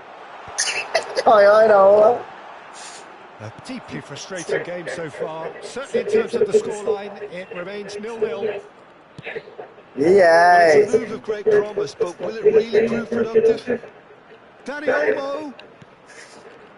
And that's been intercepted. That was well played, well stopped. Gakpo. De Jong. Tries to thread one through. Gakpo in acres of space out wide. Hato has the space to scheme. Drives it in. Towering Robbie! header, and the keeper couldn't hold it. And no mistake. Some heroic goalkeeping, but even that couldn't save them this time. Yeah, he showed great reactions there. Right place, right time, easy pickings. Xin bye bye.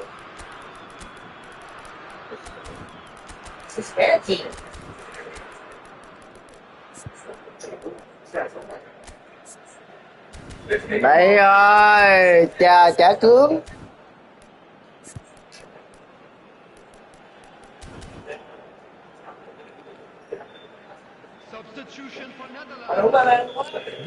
So changes afoot Có luôn here. á, để giải quyết trận này đó. So we have the first goal. Look, you can't deny that it's a blow, but this game is far from unsalvageable. Spain really are going about things in the right fashion, Peter. It's great to see. This is a really front-footed approach. A lucky break would certainly help their cause now. Substitutions taking place. They're Má able ghê to trời. shoot. Oh, good read. He read that really well and stopped it.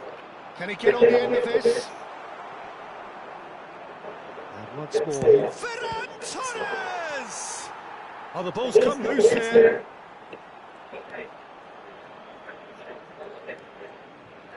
And it's played in. Well played and well cleared. And if you have just joined us, still just one goal between them. 1-0 the score. Ba luôn mà. Nico Williams touches it back. Looking for options for movement. Good read, needed to be. Keep calm and carry on. That's the job in a nutshell now. Ôi cánh nè. Nice interception, his positioning was spot on. The pressing's intense, and it's paid off. There's a decent chance! And that could come back to haunt them. Well, I think that look says it all, Peter. Brilliant save from the keeper. He read the situation superbly. It's a simple one for the keeper. Xin bye bye. Defence. Dumfries. Oh, he's caught him there. It's a free kick. And no surprise, that's a booking.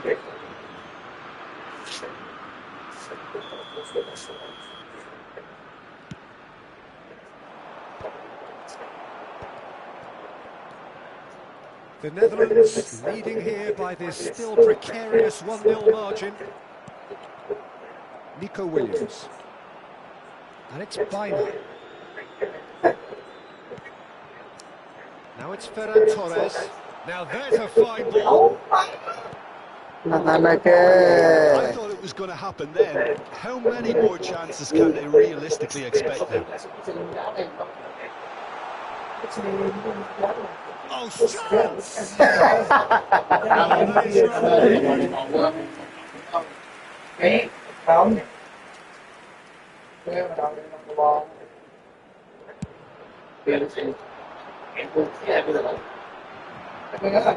Not much time now for anything fresh to happen, I think. Williams. Van had kill. And he's cleared it out of harm's way and claimed it back swiftly. Van der Ven gets over and intercepts. Ryan Rappi. Going after that one. That's positional goals, the utilisation of space. They would have been quick to recover this. And that is it. The referee has seen enough. The Netherlands have done it. Their solitary strike ultimately proving just enough. A terrific win, however you look at it. Robbie taking in the accolades, having been named man of the match, and deservedly so. Your final thoughts, Jim? The Netherlands really deserved this result, it has to be said. I mean, especially for all the effort and endeavour they showed after the break. There was genuine purpose and intent in everything.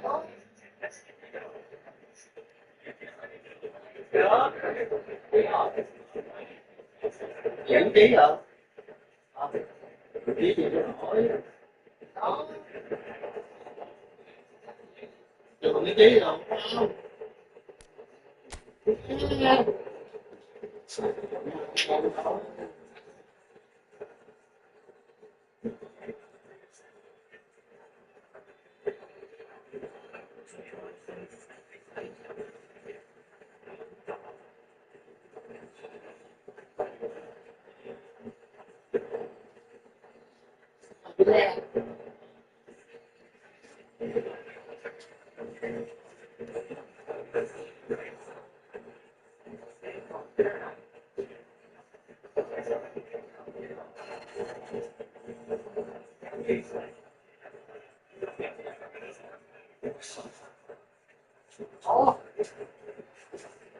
Không đánh rồi. Mấy hay không à? Có phải lên tôi vậy thôi. Đó là cái kia luôn. Tao không hết gì chuẩn mà nãy giờ thua 2-3 kèo rồi. Phải cắt giờ đấy. Lại đây. Trường Chí rồi ẩn đi. Được Chí. Trường Chí anh em mình gặp lại ban đốc ra thường à.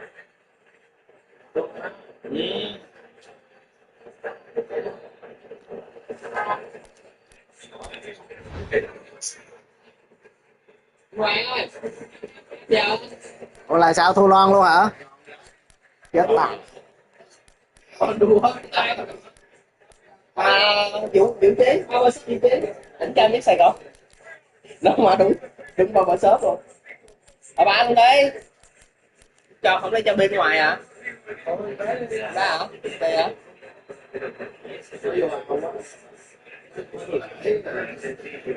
Đi lại ra. Sao được không Đại đá không? Đá sao? Ai biết anh Trường kìa.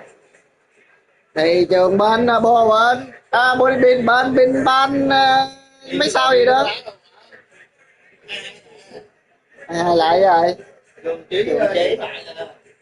Ý là chấp gì?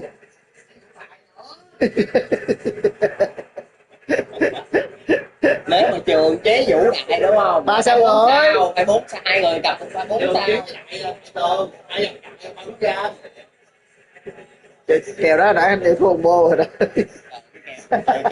Kèo vậy đấy. đâu có thua 2-0 chứ anh. Bên em thua 2-0 chứ. Mà đồng ý á, cũng tức nhín ra ngoài luôn.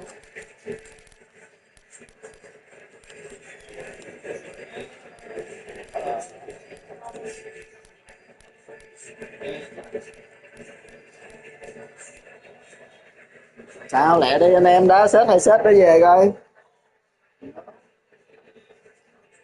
Rồi kèo đó để mình phản lại cái gì mấy tuần sau mình đã lại tiếp. Thua tiếp hay không? Tại vì năm Cho thua non 50 á. Đấy, chứ kèo đó thua 90 không cho thua nữa đó. Ủa mà. Kèo đó nếu mà thua nào là tính 101 chứ đâu mà. rồi cho thua đâu. Vậy Em tính anh đợi. tính đợi. Rồi vô làm kèo tính luôn. Thì đó, ai biết. Sao anh Đại nhắn sao? Sao chờ muốn bên đây.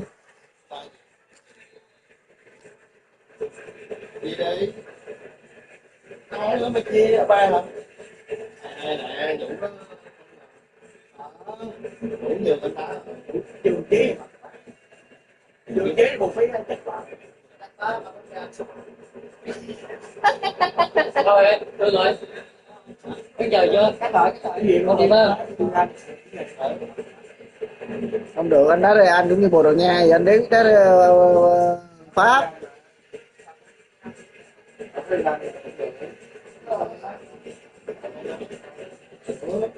Ý là bên anh thấy cái năm á. Mình anh là nhưng mà không cỡ. Đừng có hả bạn? Được. Hiểu cơ mà. Hiểu. Là cái gì? Trường chế, trường ban canh Pháp, ở đây sao? Hai người phát ra bình thường. Họ bơi giờ ban phát ra hết.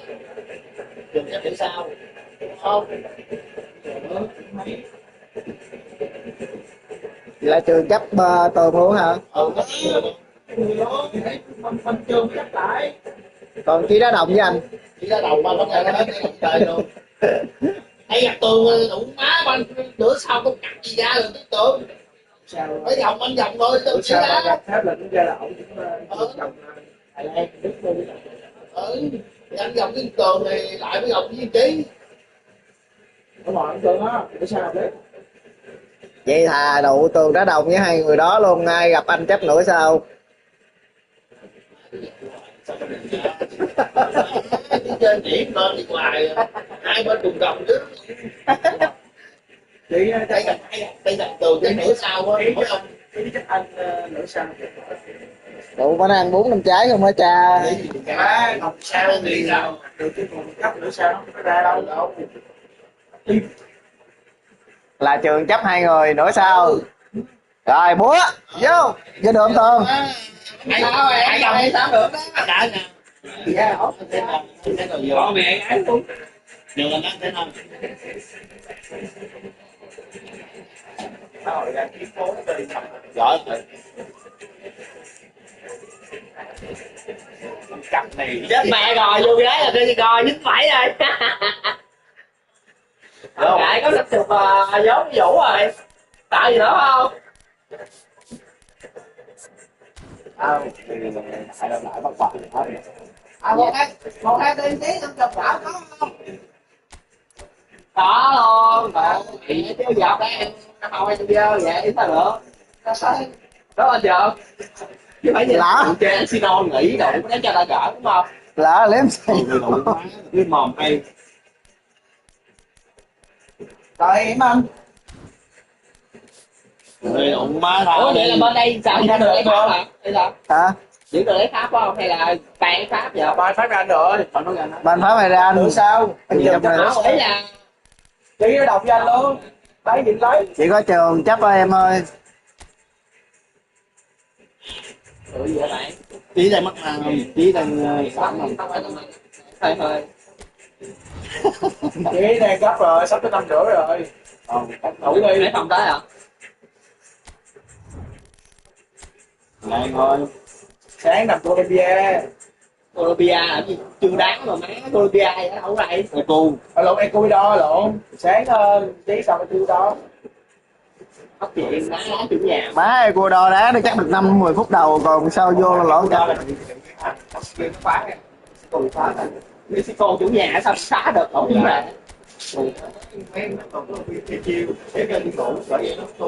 À đúng rồi. Thôi cái độ má nó đem tay nghe vô ngủ hết. Giờ khi nào đập cửa rầm tác động gì ở dưới lan là được cái gì đâu. lột vô khách sạn ta âm hết mẹ lột Chỉ má qua bên Mỹ qua chơi tường cao luôn. Em có trong phòng không?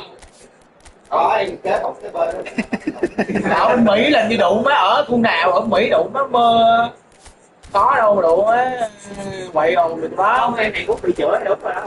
Cái gì nữa? rồi Hàn Quốc đá Cả tay gọng kìm. má cơ hội vô cao dễ sợ luôn thành đỏ cặp.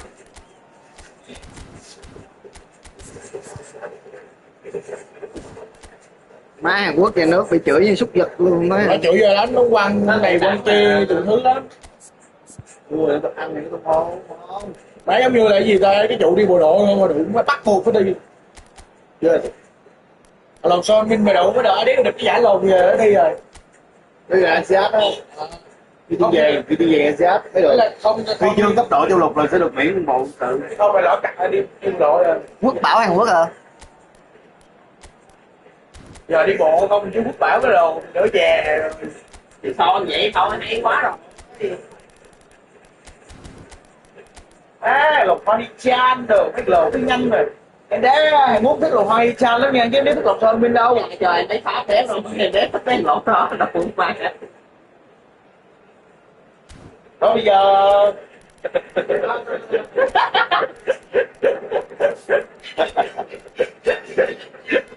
Iran. Iran này cũng 3 sao. Nó sụt nổi rồi mà. Còn ảnh không cái bệnh đó. Bạn ba. Đây là thấy không mo gì đó đâu. Mà hết chị hỏi vô cho nó gồm cái chạy lòi còn mấy gì. Còn để lấy Thái Lan nó gọn. Thái Lan 2 triệu rưỡi tưới ra mà thấy Thái Lan nó nhanh nhưng mà đều tưới như nhái gì á. Tiền đạo gì vậy? Ủa tụi má lộn. Để chiêu quá ba. Tồn phá lộn. Má chơi chiêu mình hả ba? Chỉnh lại sức đi bố. Bớt cái chiêu. À anh chơi chiêu để mình không kèm được. Đồ điểm đó. Vậy là cũng có mất ăn mất ngủ để suy nghĩ. Ở đâu chiêu này mấy chục đâu nó làm hoài. Mà đá gì lộn gì á? Lá bữa tôi không rõ là gì á. Đá gì á, làm gì ngoài Bắc vô đá cho mấy hai nè. Cái nhổ ba sắm The đó. ingredients for a showcase Trăm game. trăm kinh đó. Passionate crowd demand. Ý là hai đội hình hả? Vô chỉnh lại người khác. And joining me here Lộn không gỡ bữa nay em giờ không is không Jim khác. Begley. Well, Để em đi không chặt. Bữa ngoài ăn nó xét luôn, nó xét.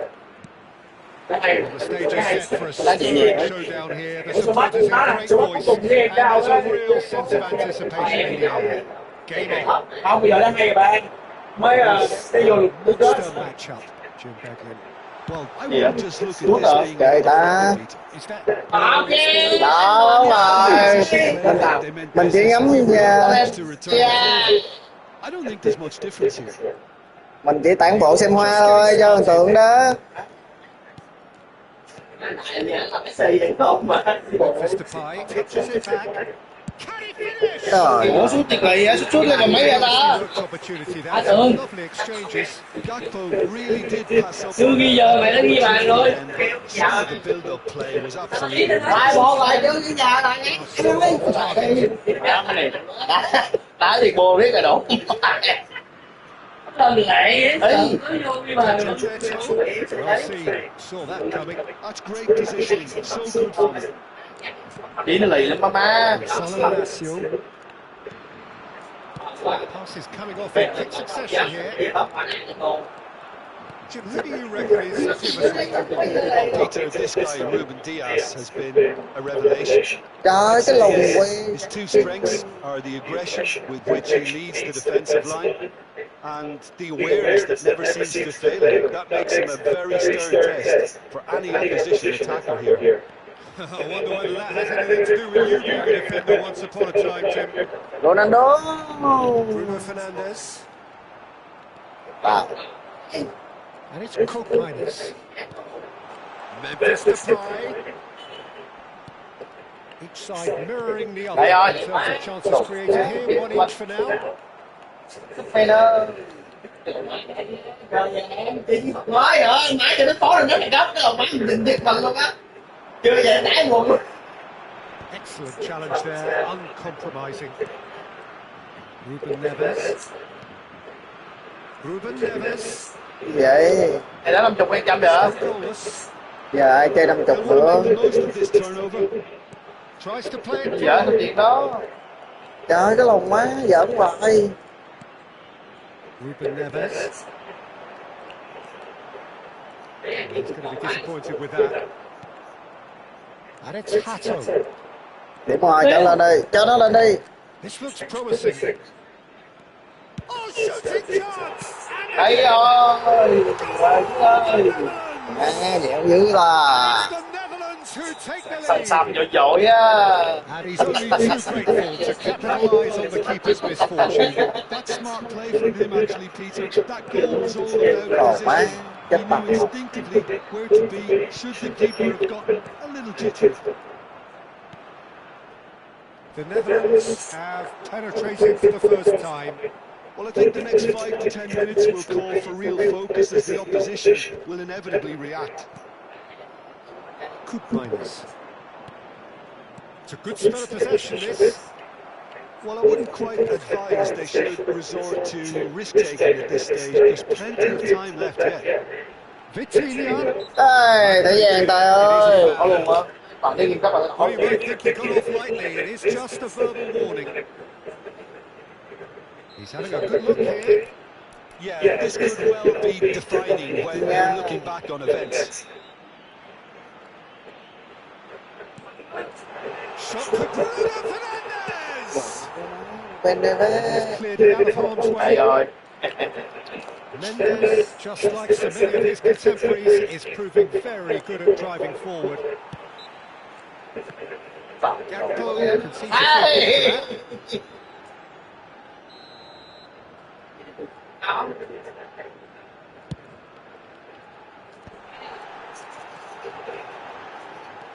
De Jong. Petrauda. Koopmeiners. đủ. Chuyện chứ. Can he get it through? Memphis. Đây rồi. Con ra con bó trời. Con này hay kỳ á. Còn không có đội thôi. Superb. A goal of such Má cũng vô cái lồn má. and class. Kỳ á, bên cái độ. Pass he's been looking for. Very telling. Cái tàu đủ má. Things starting to look very comfortable. Yeah, it's all happening now. There's been an upping of the intention and urgency, a real Giờ sao? step in possession and purpose now. Ơi. Cái đó. Little Này đã thấy về rồi. Không thể luôn. Just the talking to Không phải mạnh lắm ba cái cậu. Thì cậu theo thực tế thôi đúng không? Mấy đường không thể luôn. Nicely weighted ball. Memphis Depay. Đạp về cái hay. And it's Không lên luôn. Đúng. plays it through. That has found him in acres of space. Đi vô cái chơi. Ở cho mình đi ghét.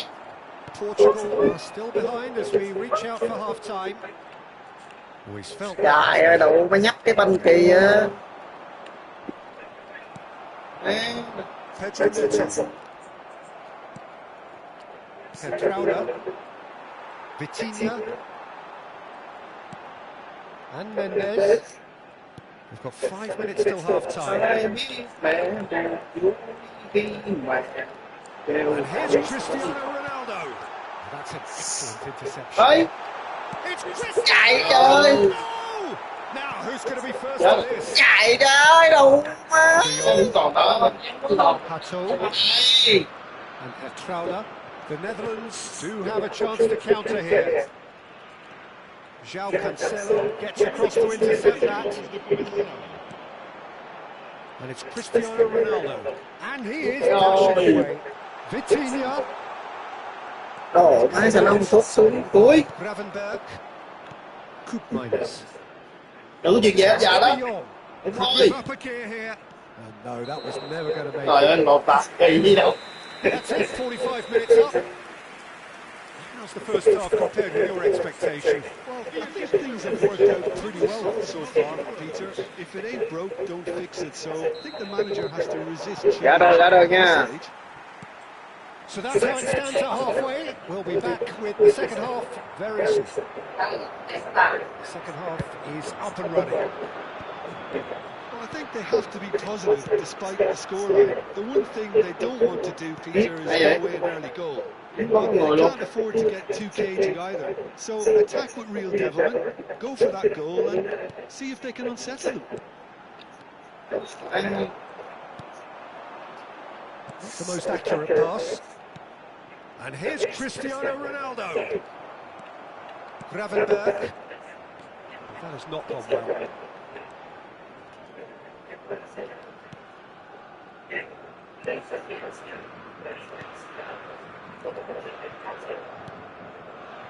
And it's Hato.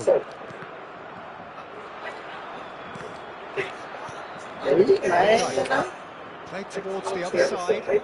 And Trauner. Bruno Fernandes. Now it's Cristiano Ôi! Mày còn gạt Ronaldo! barely into the second half. Tiếng không cản trời. It is heating Trời up. ơi. One Tiếng không sweeping cản là gì vậy? Mày ăn không em?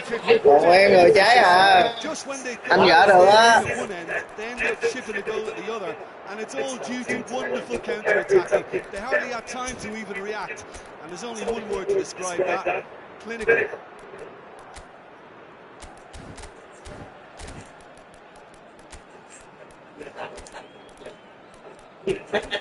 Em mệt luôn. Giờ anh em cũng mệt luôn á. Cảm giác không đã mệt rồi nè.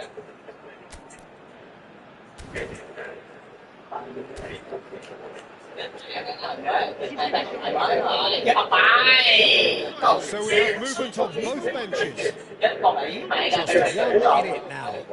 What a difference a half-time rocket from the manager can make. This is exactly the response he'd be looking for.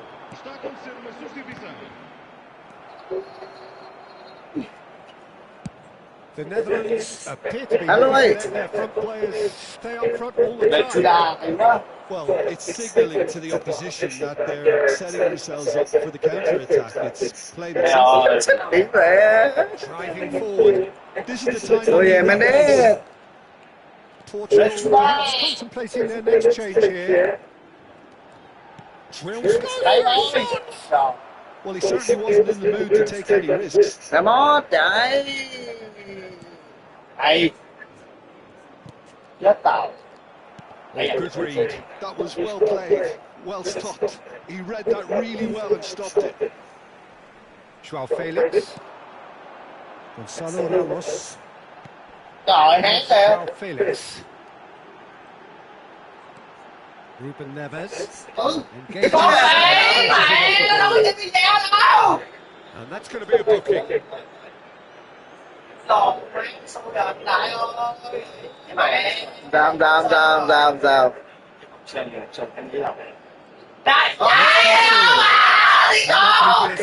Bên tay rồi. Bên tay à? Ở ngoài này. Cái này banh nó xanh xuống một con. Still no card. Alo.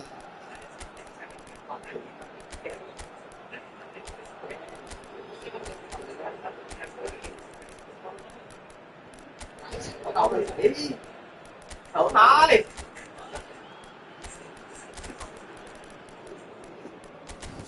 Neves. Chết hả? Phải xét mà, tính gì xinh mà. Tính gì vô.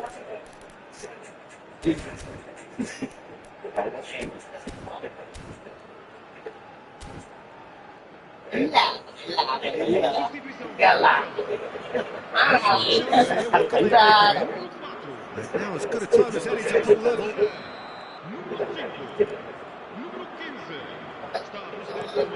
Picked out brilliantly. And here's Rafael Leao. João Neves.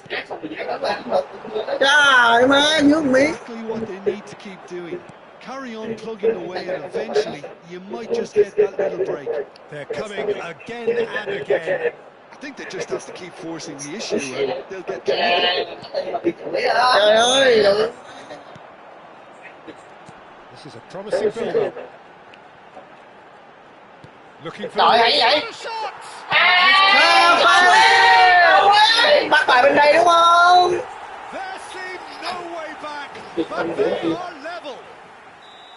Some heroic goal. Mình đã mất người rồi đó, búa đi em. Couldn't save them this time. Well, Peter, I know from experience there are players who always seem to know where the ball's going to end up. This isn't about look at all, despite what people say. Just keep an eye on his movement. What a game we have on our hands here. This is exactly the kind of contest you'd expect when you have so much class from both sides. The next goal is going to be so significant. Van Dijk. And it's Reinders. Here's Thiel. He's a Đồ shot. má chống cái gì? Trời ơi hay quá, để che lại. Here. And it's made it. In he goes again. Thấy chưa? And there's a goal. Lên. Really well cleared. And it's Memphis to Đội bạn không được là đội bạn thua à. so much to recommend it. Fabulous contest, but still no clear winner. Well, a goal either way at this stage would qualify as a steal. And the Đó, shot. lên nè, đã Oh, lót. it's come loose. Oh, this looks sharp. Đây. To win this, they're certainly going about things the right way. Đó. Lồn quá vợ. That might be that, Peter. Maybe both sides just going to have to settle for the draw now.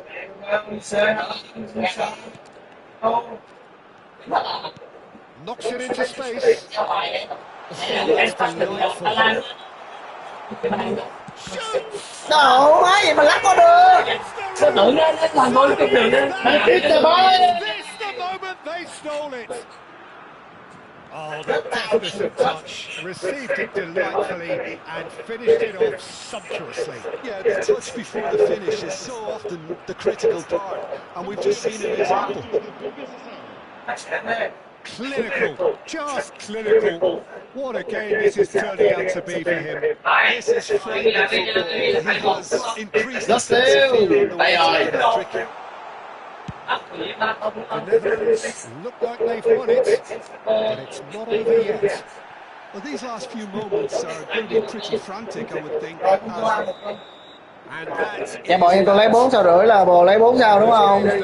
many would have felt they would deserve to lose, but Từ trăm nữa sao? here and other margins, it was Đợi chứ. Any reflections on what you've seen, Jim? Để Tường qua đây. This would have been seen as a very winnable game, but it turned into a Hay to maximise Thôi đâu, the chiến lược của em I đó. think when you look back on it, Peter, the crowd played its part. There's no doubt about that. They got a bit down on their team. Ta lấy một chút kiểu là hả? Hay xác định từ 3 lát tôi xếp được 5 phút nữa là tỉnh mát. Cái mẹ đi mà. Cái gì là hết cái chim đi, cái chim nữa. Nó hết tính rồi, tay về.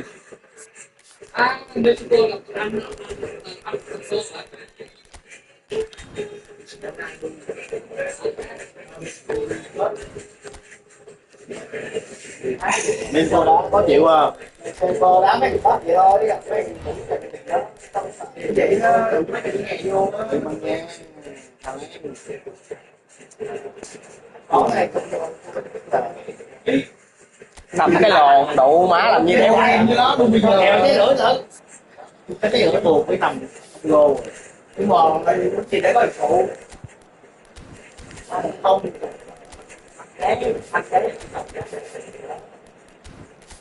Chưa biết chứ nhìn thằng Mexico đó với thằng thấy Mexico đâu gì mỗi tội đâu. nó nói chung nó xảy chừng Nam Phi đó. Anh nó ăn nổi con Congo không cậu? Bữa giờ cậu chơi. Rồi vậy buộc nằm trên rồi, cậu nói sao rồi? Cậu nói bữa Chuẩn nha thì đó. Buộc theo cậu, nếu cậu kèo á Trái gửi. Chắc trái gửi thì theo cậu, cậu nếu mà cậu Làm nếu chơi. cậu chơi thì cậu sẽ chọn nào? Anh nó có trái gửi. Cái lưỡi thôi. Chết mẹ, vậy là 1-0. Mua tỷ số 1-0 2-1 buộc rồi. Không. Có nghĩa là ăn 2-0 bị ve lại trái đó. Anh vẫn thắng nhưng mà cái tỷ lệ mà Số này thì có tỷ số tài. cái lưỡi thì 3-2. Ai má mệt quá, chuyện này gặp trường mệt Số quá. này tỷ số tài 3-2. Không vô là cục cặt gì ăn hỏi. Đánh 3 thì tôi cho những 100 kg không? Nè, tối nay nó 5 Ba cái lồn đủ má dục tiền cửa sổ. Well, what a sight this is. A beautiful evening and the promise of a match that will really get the juices flowing. I'm Peter Drury, and it's my chance to say that it is an absolute delight to have... Ba đều xưa giờ thì có rồi. Well, thank you very much, Mr. Drury. And Phá biết một sự năm tới năm nào. Đó bây giờ thì là cái đó. listen to Đó that. năm ngoái đó. Mày phụ mà, ba điều phụ mà. Hiệp chính 2 đều. Well, there are plenty looking forward to seeing this. Ba đều lần lột bồ nha vô địch Euro 2016 là đầu ba đều quân. Cái trận mà ba đều hay đó là Bồ Đào Nha, Tây Ban Nha, vòng bảng á, World Cup á. Godo xưa gặp thắng chết á. Yeah, I suppose... Đúng không? Đúng rồi. Cái này ba đều cũng phát nữa. Phá đi sĩ. Phá đi thì sĩ lợi phát 2021. Euro 2021 đó. Gãn nhận. Còn coi coi chạy coi 21 đó nhớ không? Thì sĩ loại Bentley đó lột có 3 ship banh đủ máy công. Anh ba một chiếc đã ve đây rồi. Họ cắt luôn. Now it's Gakpo. Quy gạch đó. Má hay dữ quá. Chuyện. Showing that he evidently loves the contest. I'm struggling to work out whether that was brave or a bit stupid. Maybe both, actually. And it's Grimaldo. Pedri. So, Jim, who would you identify as the key man in this fixture? Well, one of the smartest wingers around, Peter, is Oyasco. I really like the way he just instinctively seems to know when to take people on or when to release it. And not being a physical specimen, you really have to show good Đéo rửa cái giò ra, cái chuyền lồn.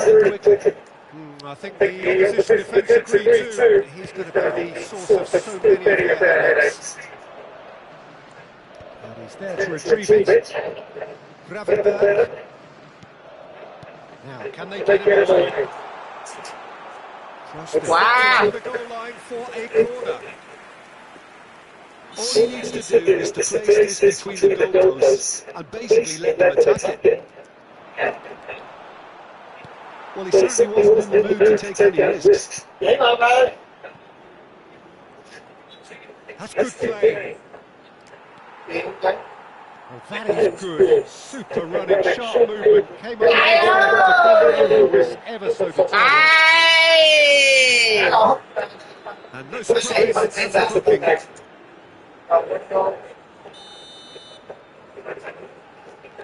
So it is still 0-0. Looks to the other side. Llorente.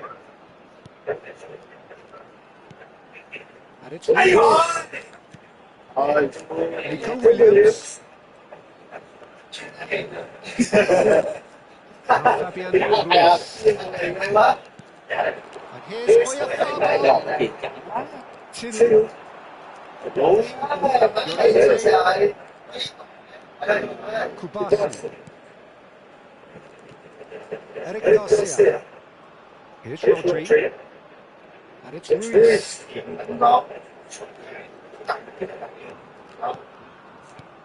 Oh, easy pickings there. And there's his chance to lead the counter. He's coming up to the 30-minute mark. And here's Oyafaba.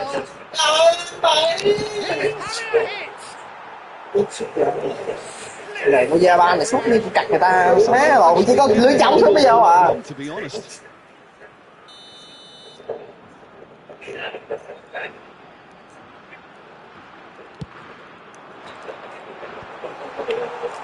Now that's a fine challenge. And now a sudden chance to counter. Buồn đâu. It's gone all the way through to the keeper.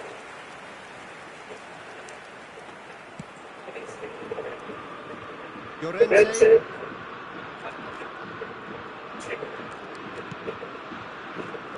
Here's Rodri. Some intricate passing looking to progress the ball. And it's Pedro. And it's Pedro. And that's been intercepted. He read that really well and stopped it. Memphis Depay.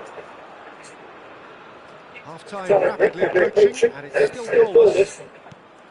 Now this could be a chance. Oh, that's well spotted. Van Dijk. Passing was crisp and sharp. Has good running with the ball. He's found a way through. That's just playing it safe and simple. Mà quá là ta. Tiền.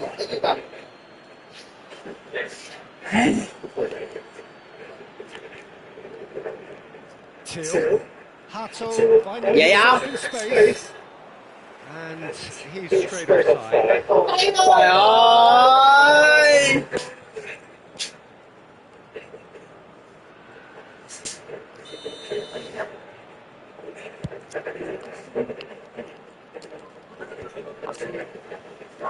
Van Dijk. This is De Jong. Pedro. And it's De Jong. This might spell danger. Pedro. And it's Ruiz. And he plays it through. He's shifting through the gears here. Nico Williams. And on the stroke of half-time, a priceless goal. Oh, how's that for a class finish? Well, that's great disguise. He's got on that finish too. Just toying with the defence, making them guess. Made him convinced. And it's half-time. So a steady, solid and more than satisfactory first half. They've got the lead and that gives them something to build on after the break. Reflections on the first half? Well, it's obvious, Peter, that this team was set up to play on the ball, and their opponents pretty much played right into their hands. So, no wonder they did at half-time. Spain can be fairly satisfied then. It's so far so good for them. And it's 1-0. Just joined us while we've just begun the second period here. Spain definitely wanted to carry on in a similar manner. Phải lột phải chồng hết. You wouldn't want to leave yourself open in the early minutes trying to kill this off. Well, he did because he was under pressure. Now it's Memphis Depay. Great ball and he's in here. Oh, well played, well played. Nico Williams. And the counter is on. Strong running down that left flank. Good defending there, they slammed the door in the faces of the opposition.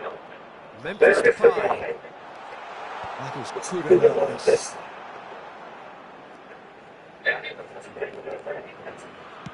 So, Jim, is that the manager telling the forwards that they must stay forward for now? Well, I think he just is concentrating on the shape here, and he wants them to press as high as they can and get in the right position to do that collectively. That'll be a corner.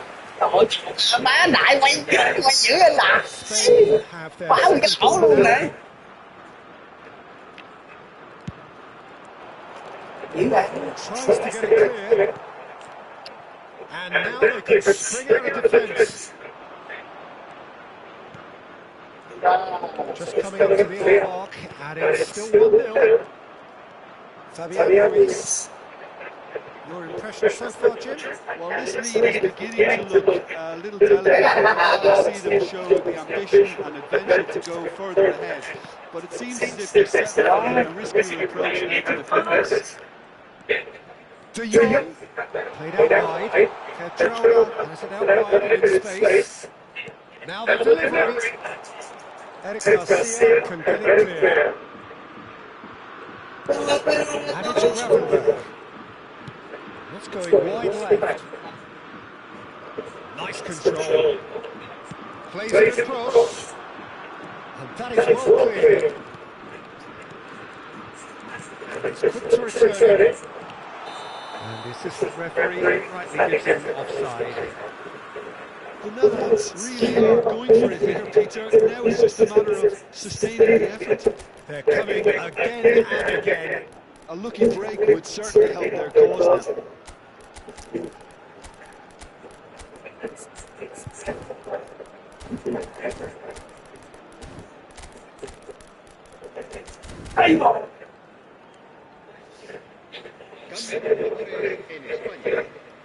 So we have movement on both benches.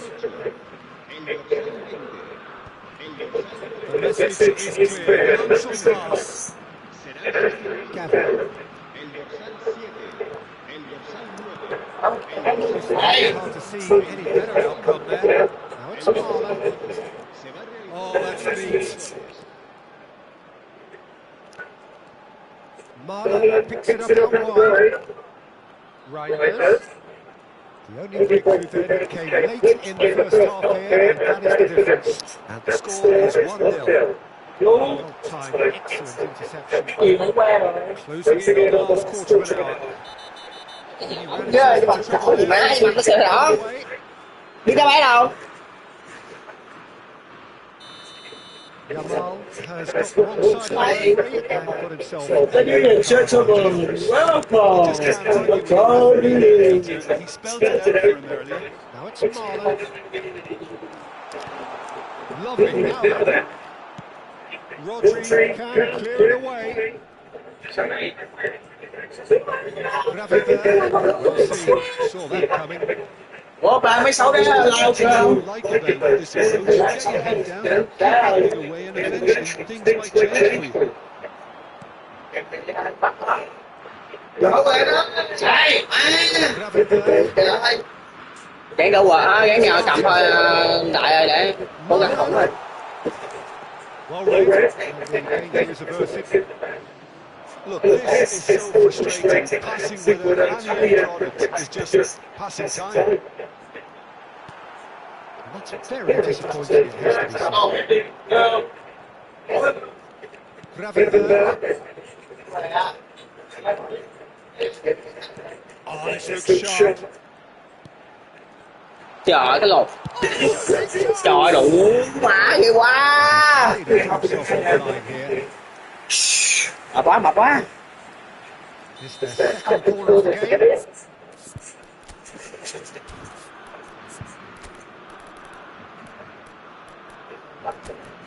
Cái nhanh đại. Má lại thấy lắm đồ rồi á. Không nhiều rồi.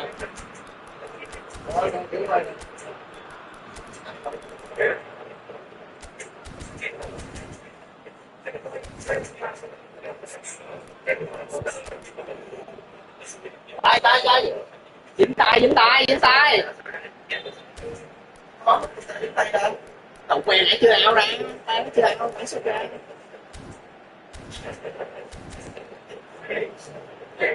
Thôi tiền này thôi. té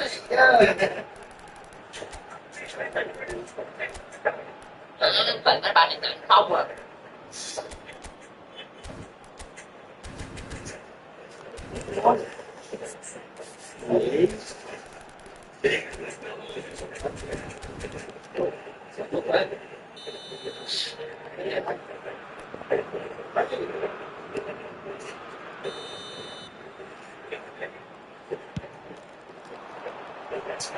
And a few accusing looks coming his way. Tuyệt vời. Spain leading here by the still precarious 1-0 margin. Not too much more here than seeing out time, and time is very near the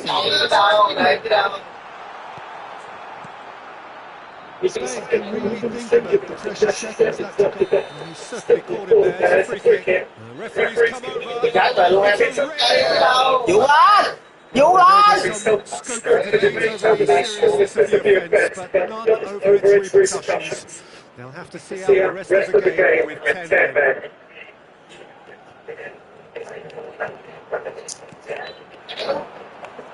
And he's made sure that's not getting through. And Rossi is there to clear. And here's the play. Quay lố này. Throw it.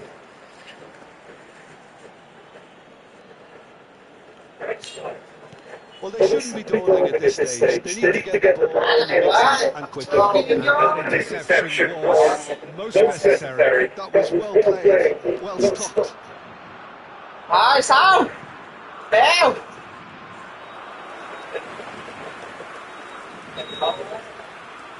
Hello. Added time is up, and there goes the whistle. Thôi để lại để sao đi. There's something just enough. A terrific win, however you look at it. Nico Williams voted the man of the match, deservedly so. Để trường không công trường làm khó nữa. Some of what we've witnessed, Jim. Spain honestly could have done themselves a real favour by trying to make more of what they had in the minutes after the goal. But with the control, Em lên cái màu lồn mà. losing this pitch. And that's where we have to end it. Ra má ơi.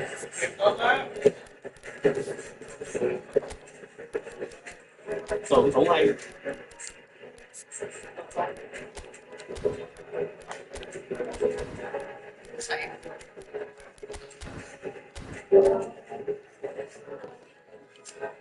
Ba giờ này một là ba.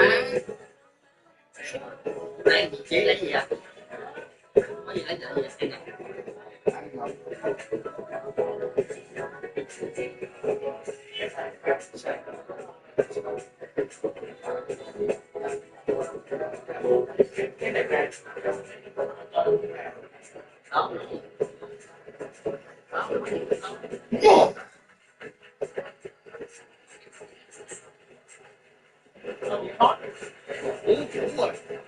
Chết mẹ cái đầu máu đi về em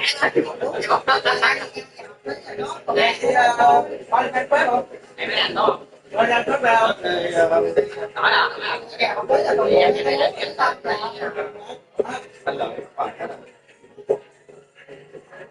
anh phải được đó bạn gì nữa sao đi được,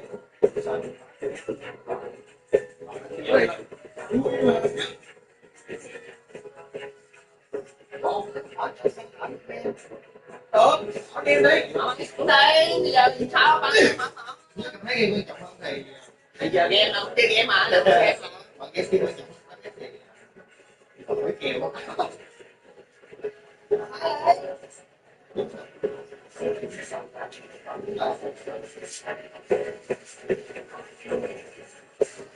Đâu mấy rồi má.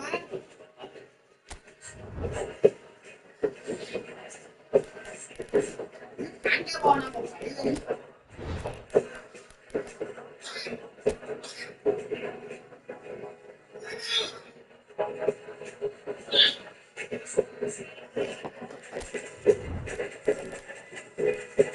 Manchester United trời.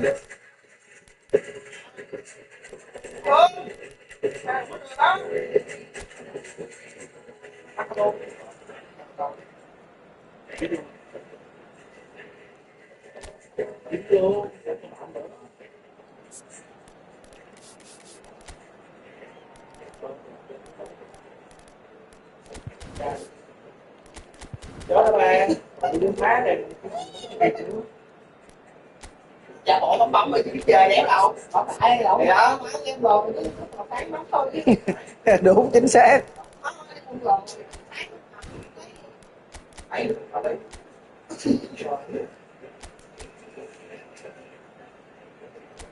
À, đúng xa. Ê, chú ở đây kìa. Kìa, chú ở đây vậy má, nay đủ mẹ rồi buộc tôi bóp cái lồng má đéo đủ còn muốn trình coi với lại à. Thấy à? Bạn đứng chưa? Đâu ra kìa. Bộ bò nè. Ủa sao trên đây chưa ra nữa? Có nhậm đâu số 10 có không ai không? Sao không có cho mẹ có. Cái này là con đó rồi. Rồi vô mấy kia.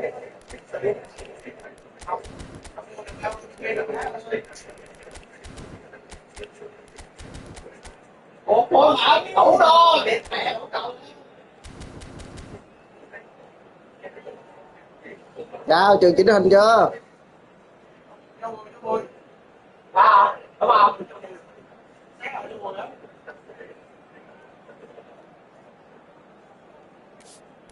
Bây giờ không con ra luôn. Tốt. Đã đấy không? So many. Không nói lên nhập vô còn hết luôn. Đó, mình mới kéo đâu, để còn đến mướn rồi. Đó, mấy đèn làm có mà muốn mua cái không chặt dùng thế. Thôi nít ra cụ dòng nếu ba bán nha, có tờ sâu sẵn rồi, để em đéo có tiền cạo thôi. Mua làm đéo gì. Rồi. Ok vậy mình cười lấy cái cười đấy. Ở trên nó sờn mình ăn thì ăn đúng không? Nè con. Nó đích mình đó, mình khỏi bự ra. Mình cứ nói một thôi. Mình thấy mình không gì đủ bằng ra hết trơn. Nó đẹp gì đó. Đúng không? Nhắn đích cho ca thì phải quá sức.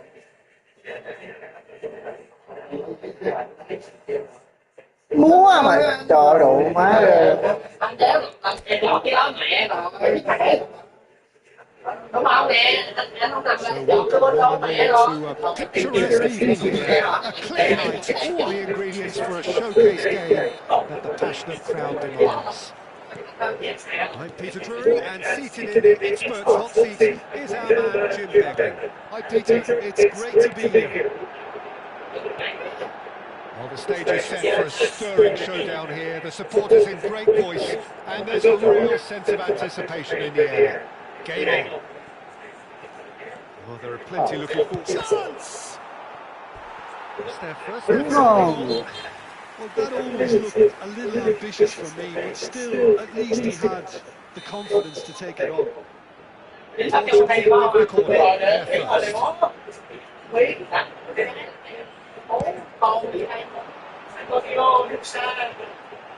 Manchester United are looking to go forward now. Bruno Fernandes, nicely worked. And he can clear it away. They've got to make this nice and quick. Jim, which player is best equipped for this game? Sonia. Casemiro.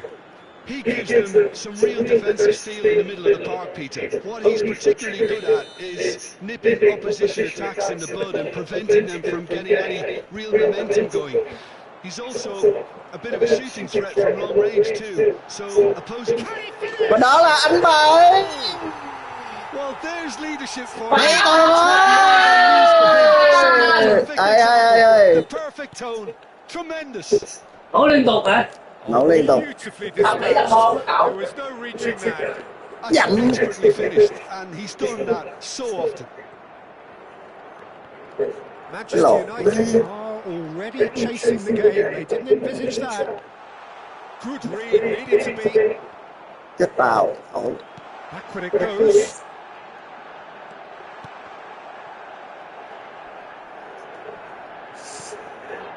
Pedro Neto. Yeah, they were looking for a counter-attack. So just one early goal to report so far. 1-0 the score. Matheus Cunha driving forwards. That's just playing it safe and simple. Not the most accurate pass. Nuno Mendes. To Ruben Neves. Nicely spread. Gonzalo Ramos. Pedro Neto. And that's been drilled in. Matheus Cunha. Casemiro. Pedro Neto. Ruben Neves. Very nicely done. Bumps him off it and wins back the ball. Well, the defence just about came out on top, but they were certainly tested. Steaming on forwards. Nice control. Ruben Neves. A lot of space here, a real opportunity. That has not gone well. Ruben Diaz makes the interception. Bruno Fernandes. Sheshko. Here's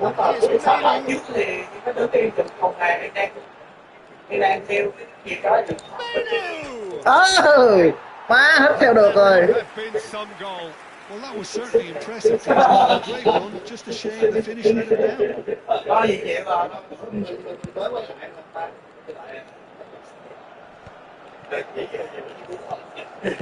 Casemiro. Looking to pass their way on the pitch. Ruben Neves. Looking for the run. Oh, that's it. And the shot! Và đó là Gonzalo. 2 up now, and they are cruising. You don't keep those out. Được rồi. Chuyện này để anh. He just knew. Oh, it was a real beauty, Peter, and while many might have just lashed out at it, he took his time and he put it where very few can. He's had a shot. Trời ơi, má của anh hay kìa. He is desperate to get on the score sheet, but not this time. Manchester United really can be very happy with the way they're going about things, Peter. They'll want to capitalise on this good spell now. And now they can spring out of defence.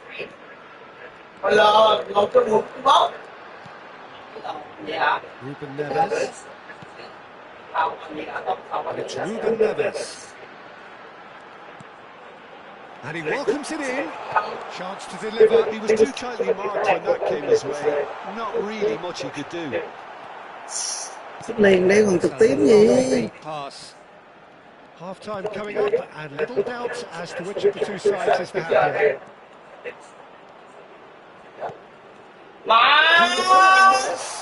Chance for a shot. Trời ơi, người ta đen rồi, người ta đen rồi. Con hút chơi là cái gì? Bruno Fernandes. Đấy là cho cái ép cái con không chưa có này lại có. And here's Bruno Fernandes. Đấy cho mẹ là He's sạch. good. Super running, sharp movement. Came up against a defender though who was ever so determined. Không cần con này thôi. And it's been hooked away. Araujo. Great defending, strong and determined. Now it's Matheus Cunha. Casemiro. Gonçalo Inacio.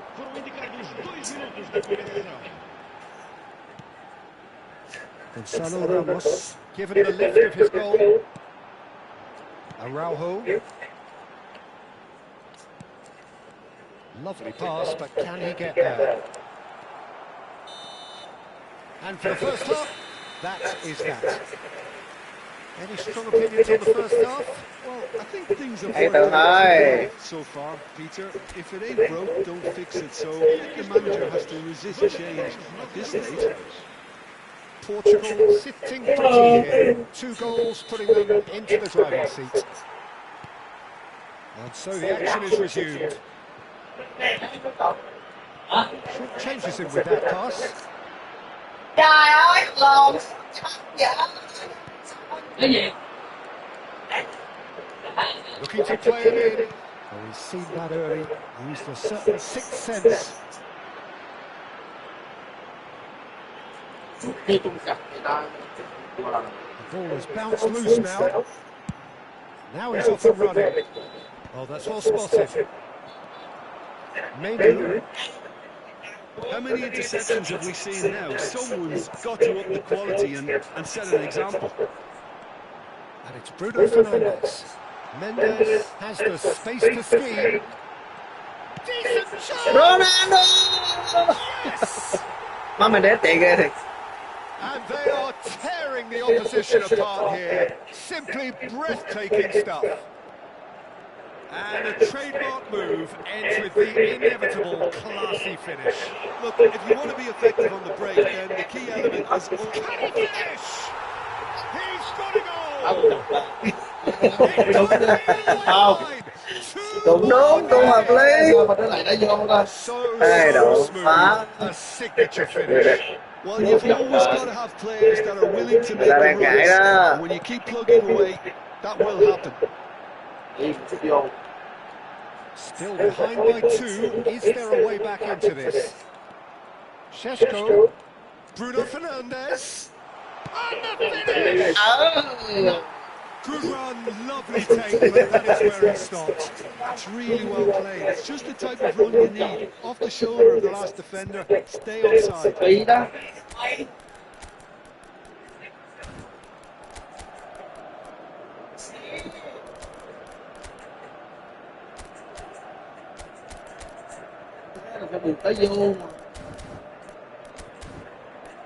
Rồi, chúng ta nói em cho mẹ đẹp quá. Rồi.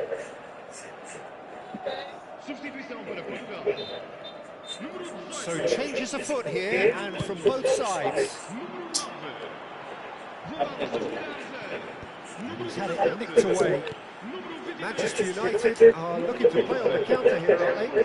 Well, I think it's pretty clear they've changed their shape, certainly when defending at least, because they've got to be ready to...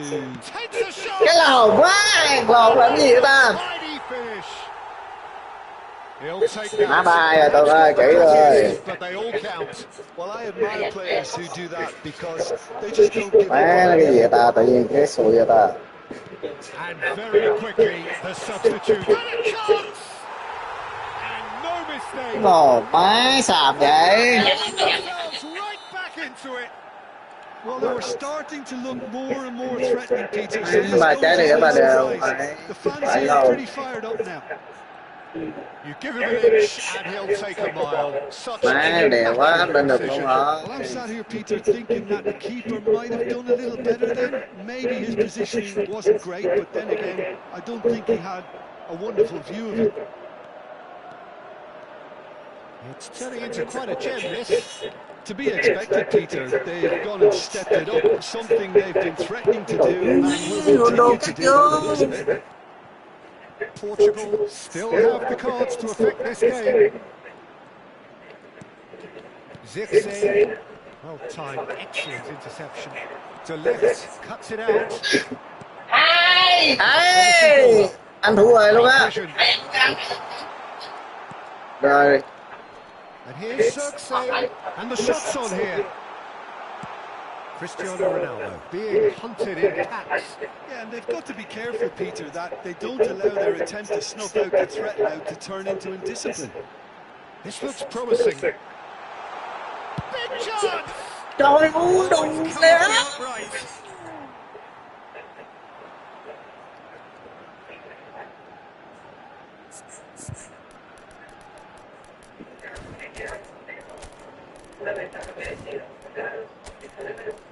Superstar.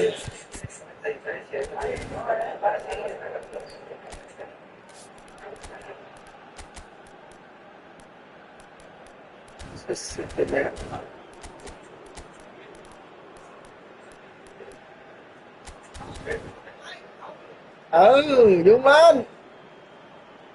Hey.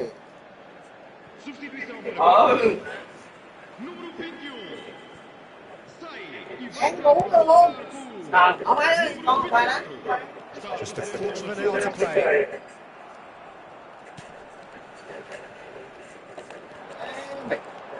Portugal really are pushing for the win here, Peter. 4 sao rưỡi phải chịu thôi. Ta đã 5 sao mà. Zirkzee, and here's Mount. Trời. Bỏ đi. Chết tao. Ball's out, be a throw in again. Chết tao quá. Out Chậm towards tay the dữ. flank. Nicely weighted ball. Còn ngon Finding mày. himself in space. Shot could be on. Chance, surely! Goal! Manchester Về tao ơi. Tao bỏ đi hết giờ phải không? It was coming! Ủa cái lùng má mình đầu quên được. Oh, what a lovely exchange, Peter. Ôi, trái banh You nè. did the give and go, and that's just a lovely return ball. The weight of it was absolute perfection. Thua rồi, má nó. And yes, it's here Trường hay quá. again. Gạch chơi. Manchester United leading now. Well, I think you can write this lot off at your peril. It's been a joy to watch them haul themselves right back into it. Now, can they hang on? Zixi, he is onto this. And Alhol gets it away. Manchester United nearly finished it off there, but now it's a case of waiting for the whistle. Ahmad. Shesko. Played back. Looking for a run-up. That is a brilliant interception. It's a pretty loose pass. Has a look up and drives it forward. 4 added minutes on the board. And here's Ahmad. Joao Felix. And Mendes. Mendes making good progress. Đó, That'll be a throw-in. này hết giờ rồi đó.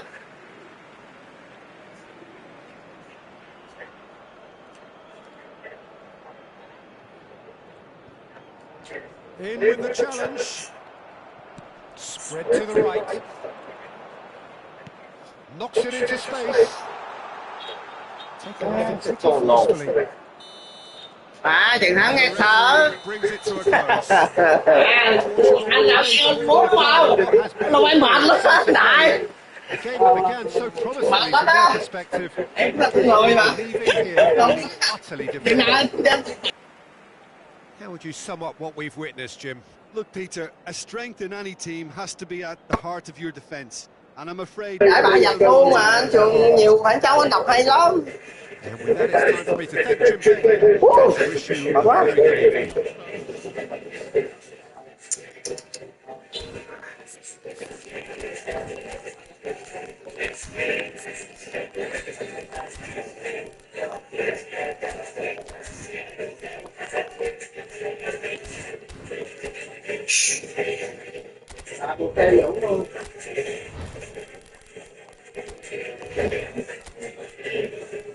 Chắc về. Nói sao ạ?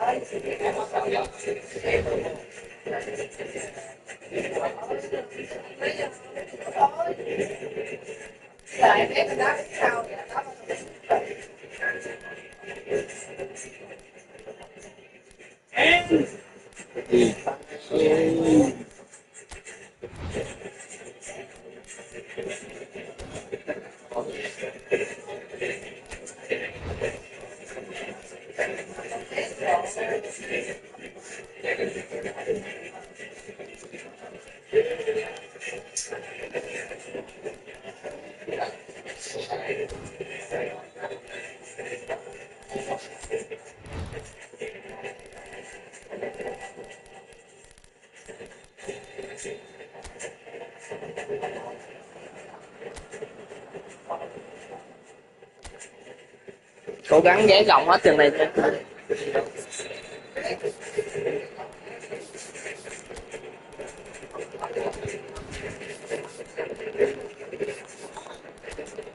Không nhận luôn này chứ để đổi lại cái kia là khó lắm.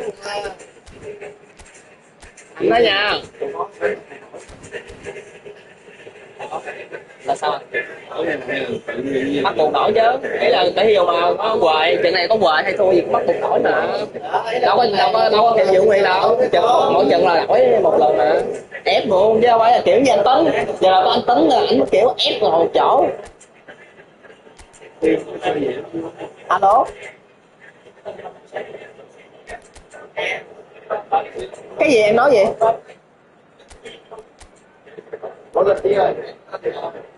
Mà ý là hình như hết coi rồi, em nạp coi chưa? Bữa giờ đâu có coi đâu, em lấy 5 bản em vô mua đi, mua trước đi rồi. Đó. Ok.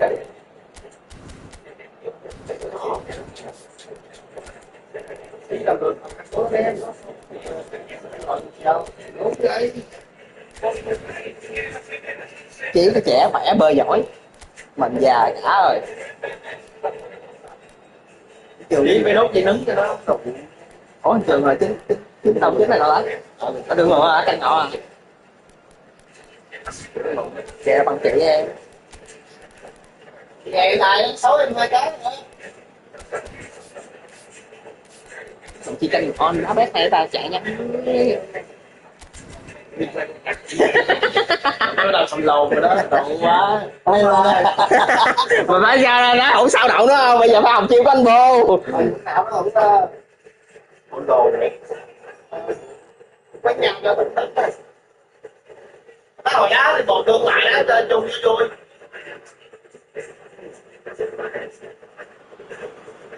Well, what a sight this is. A beautiful evening and the promise of a match that will really get the juices flowing. This is Peter Drury, and I'm happy to inform you that Jim Beglin has joined me to offer his expertise. Cheers, Peter. It's a privilege to be here. It really is. Well, the pre-match build-up has been fantastic.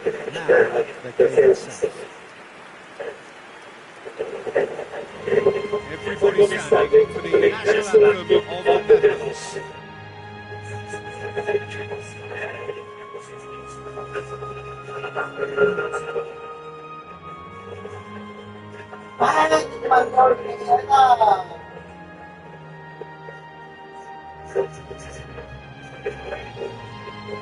Con chị ơi, một bài thắng lên tinh thần cho anh nào, lên cái cốt cho anh nào.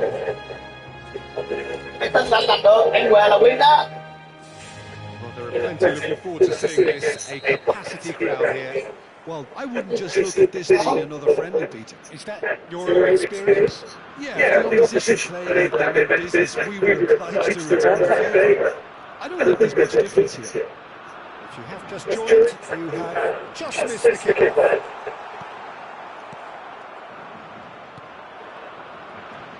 Good read, needed to be. And the pass is intercepted. Well, a few of his teammates are quite furious with him as they felt they were within reach, but he made nothing of it. His boss doesn't look too amused either. Eric Garcia.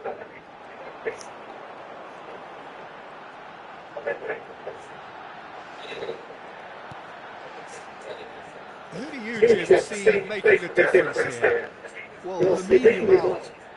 Well, this guy, Lamine Yamal, Peter, certainly is a very exciting talent. A natural right winger.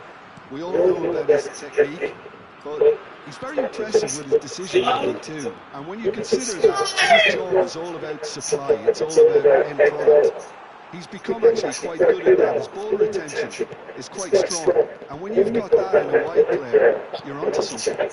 Yes, they'll certainly be leaning heavily on him. Goal, Spain! And we have liftoff. And the trademark move ends with the inevitable classy finish. Well, it's an example of counter-attacking at its finest. Real cut and thrust. So the game's first significant moment, and it's come earlier than perhaps we anticipated. Tries a shot! Oh, well played, well played. Memphis Depay.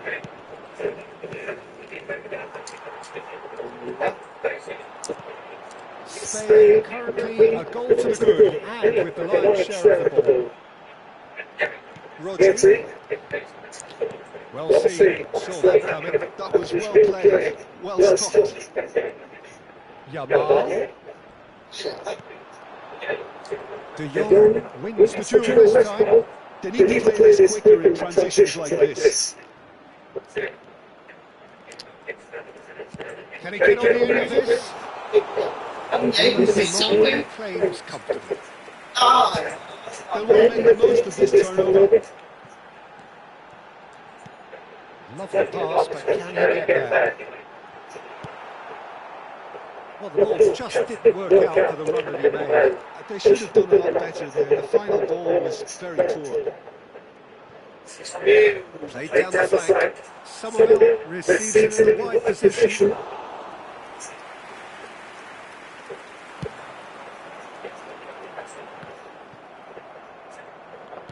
Played out towards the right wing. He's through here. Fabiano Ruiz. Just joined us. Still just one goal between them. 1-0 the score. Oh, good read. He read that really well and stopped it.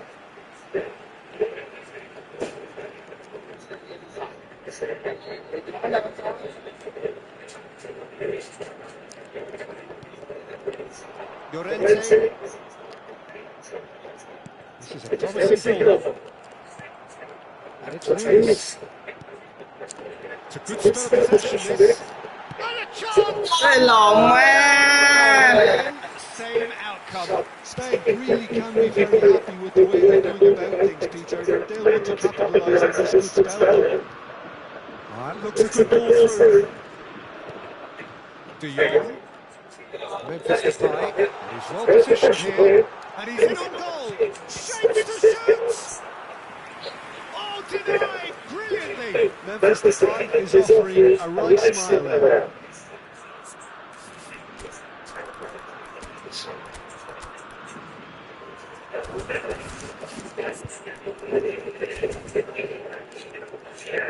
All he needs to do is to place this between the goalposts and basically let them attack it. Rodri is there and he can get that clear. And it's De Jong. And now they can spring out of defence. Llorente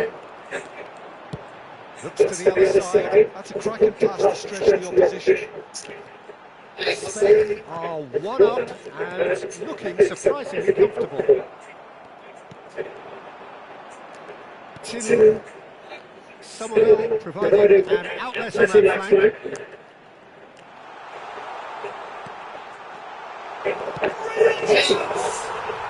And he's stuck it away. The Netherlands are level. Memphis Depay really played that return ball to perfection there, Peter. He knew the exchange was on, he put it on the plate for his teammate. That was just gorgeous. Looking at a different game now. Well, this is to be expected, Peter, when you've got two strong teams of fairly equal standing. The outcome should all come down to finishing.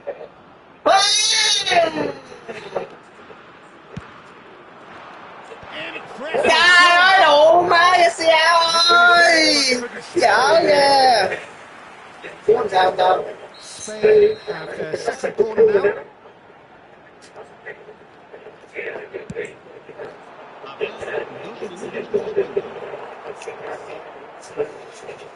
Want to throw in.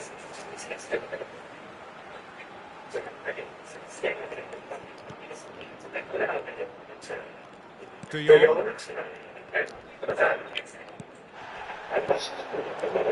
That's going wide left. Looking for the run.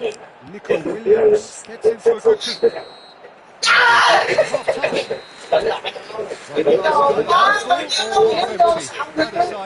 Truly to Any thoughts on all this so far, Jim? Well, it's been an exciting each side having chances and good spells of possession. I'm hoping that both will keep this open approach. Well, it's been intriguing stuff so far, and it's 1-1 at the break. Both teams hoping for a pick-me-up in the second half. And hostilities have resumed at the start of the second half. Spain clearly have been the better side here, so if I was to say anything to them, it would be just keep going. If it's not broken, don't try to fix it. Llorente carries the ball down the right. Trời, cái lòng nó sắp vậy. Himself offside. Tỉnh nào phát triển bóng từ từ thôi. Rất mạnh. Đừng để cho ta bẻ công. Yamal, and there's green grass ahead. He's picked his way through. Way off the ball! goal! Bình tĩnh cầm bóng giữ bóng. Oh, so close to what would have been a memorable goal. Well, Arsenal clearly is trying to be too clever there. He should have gone with his instincts. De Jong. Here's Teal. Played it back. They're really getting no time to get on the ball. Đi không? And the assistant referee has his flag raised for offside.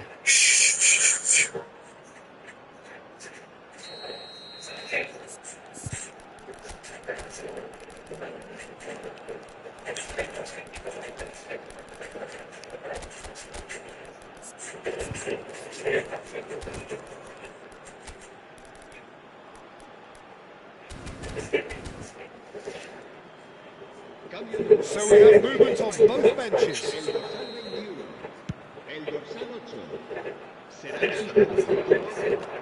Passes his best. And here's Ferran Torres. Oh, good spray. Yamal. Well, Peter, to see here how a lot of the attacking players aren't dropping back anymore. And that means just one thing, I suppose. Yeah, they just simply want to be attack. Now it's Gakpo. Oh, that's nice. This looks promising. Shots! That was superb goalkeeping. I think he's done great there, both reading it and dealing with it. It's their second corner of the game.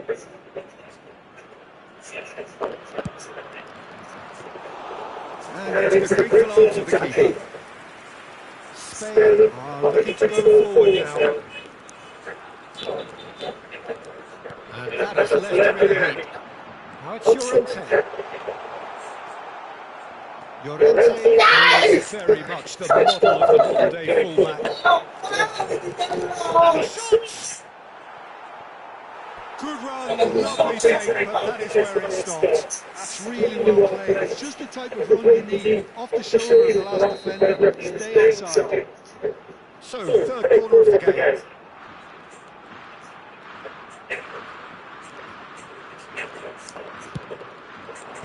Ake gets it away.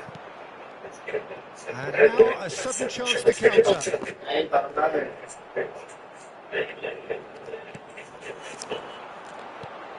Ferran Torres is onto this. The Netherlands can breathe again, just. You know, there was an intervention that had to be made. Serious trouble lay in store. That has ended up in no man's land. Spain perhaps contemplating their next change here.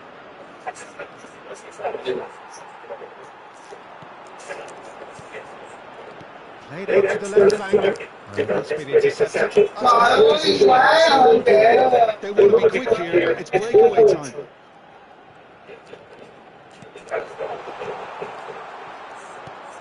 That's a lovely neat pass. Oh, shooting chance! And no! He had to.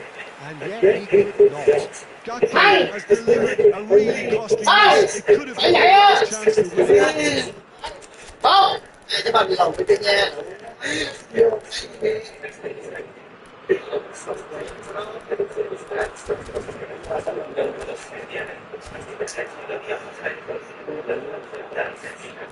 Đúng rồi, gán thu hoài ha, đúng rồi, Đại ơi.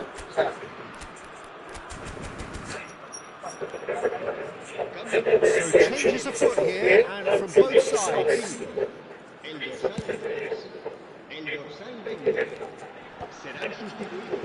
Half an hour gone in the second half.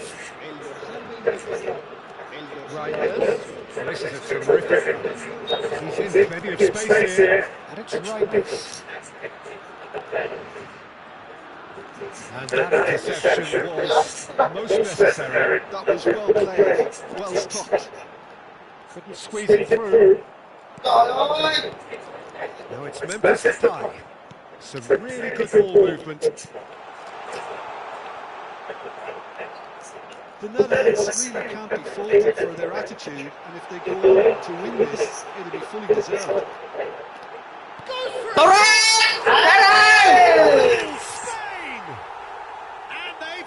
barely back. Well, how's that for a class finish? Well, it was a defender's nightmare. You tried to send him one way, and he just slips the other. Spain with the lead. Yeah, all their effort pays off in the end. It just took that extra bit of dynamism to get them the goal they craved. Van Dijk has got himself a free kick, and he's shown him a yellow card.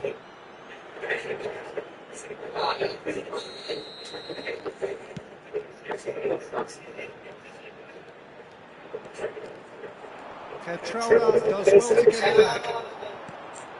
Now it's Memphis Depay, and it's made its way to him. Spreads it wide. Lovely bit of skill. Takes a shot! Well, he certainly wasn't in the mood to take any risks. Hato. We've seen that early. Used a certain sixth sense.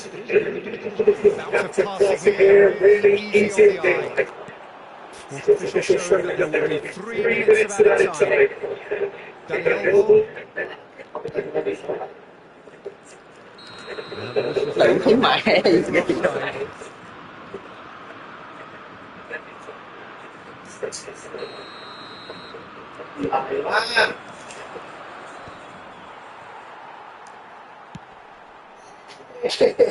Má thì bên ghê quá.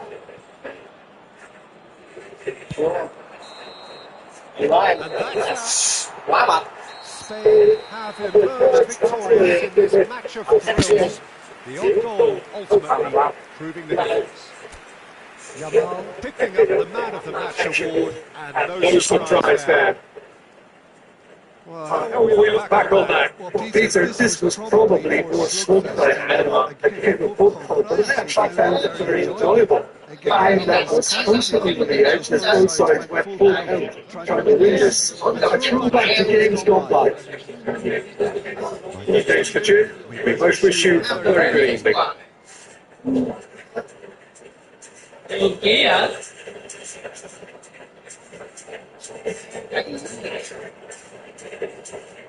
Nhà này không có tên tại vì chính của này.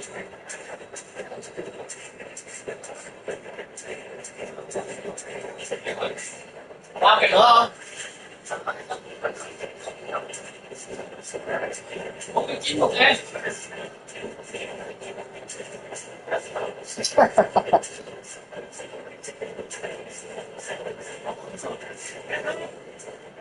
Yeah, best one done.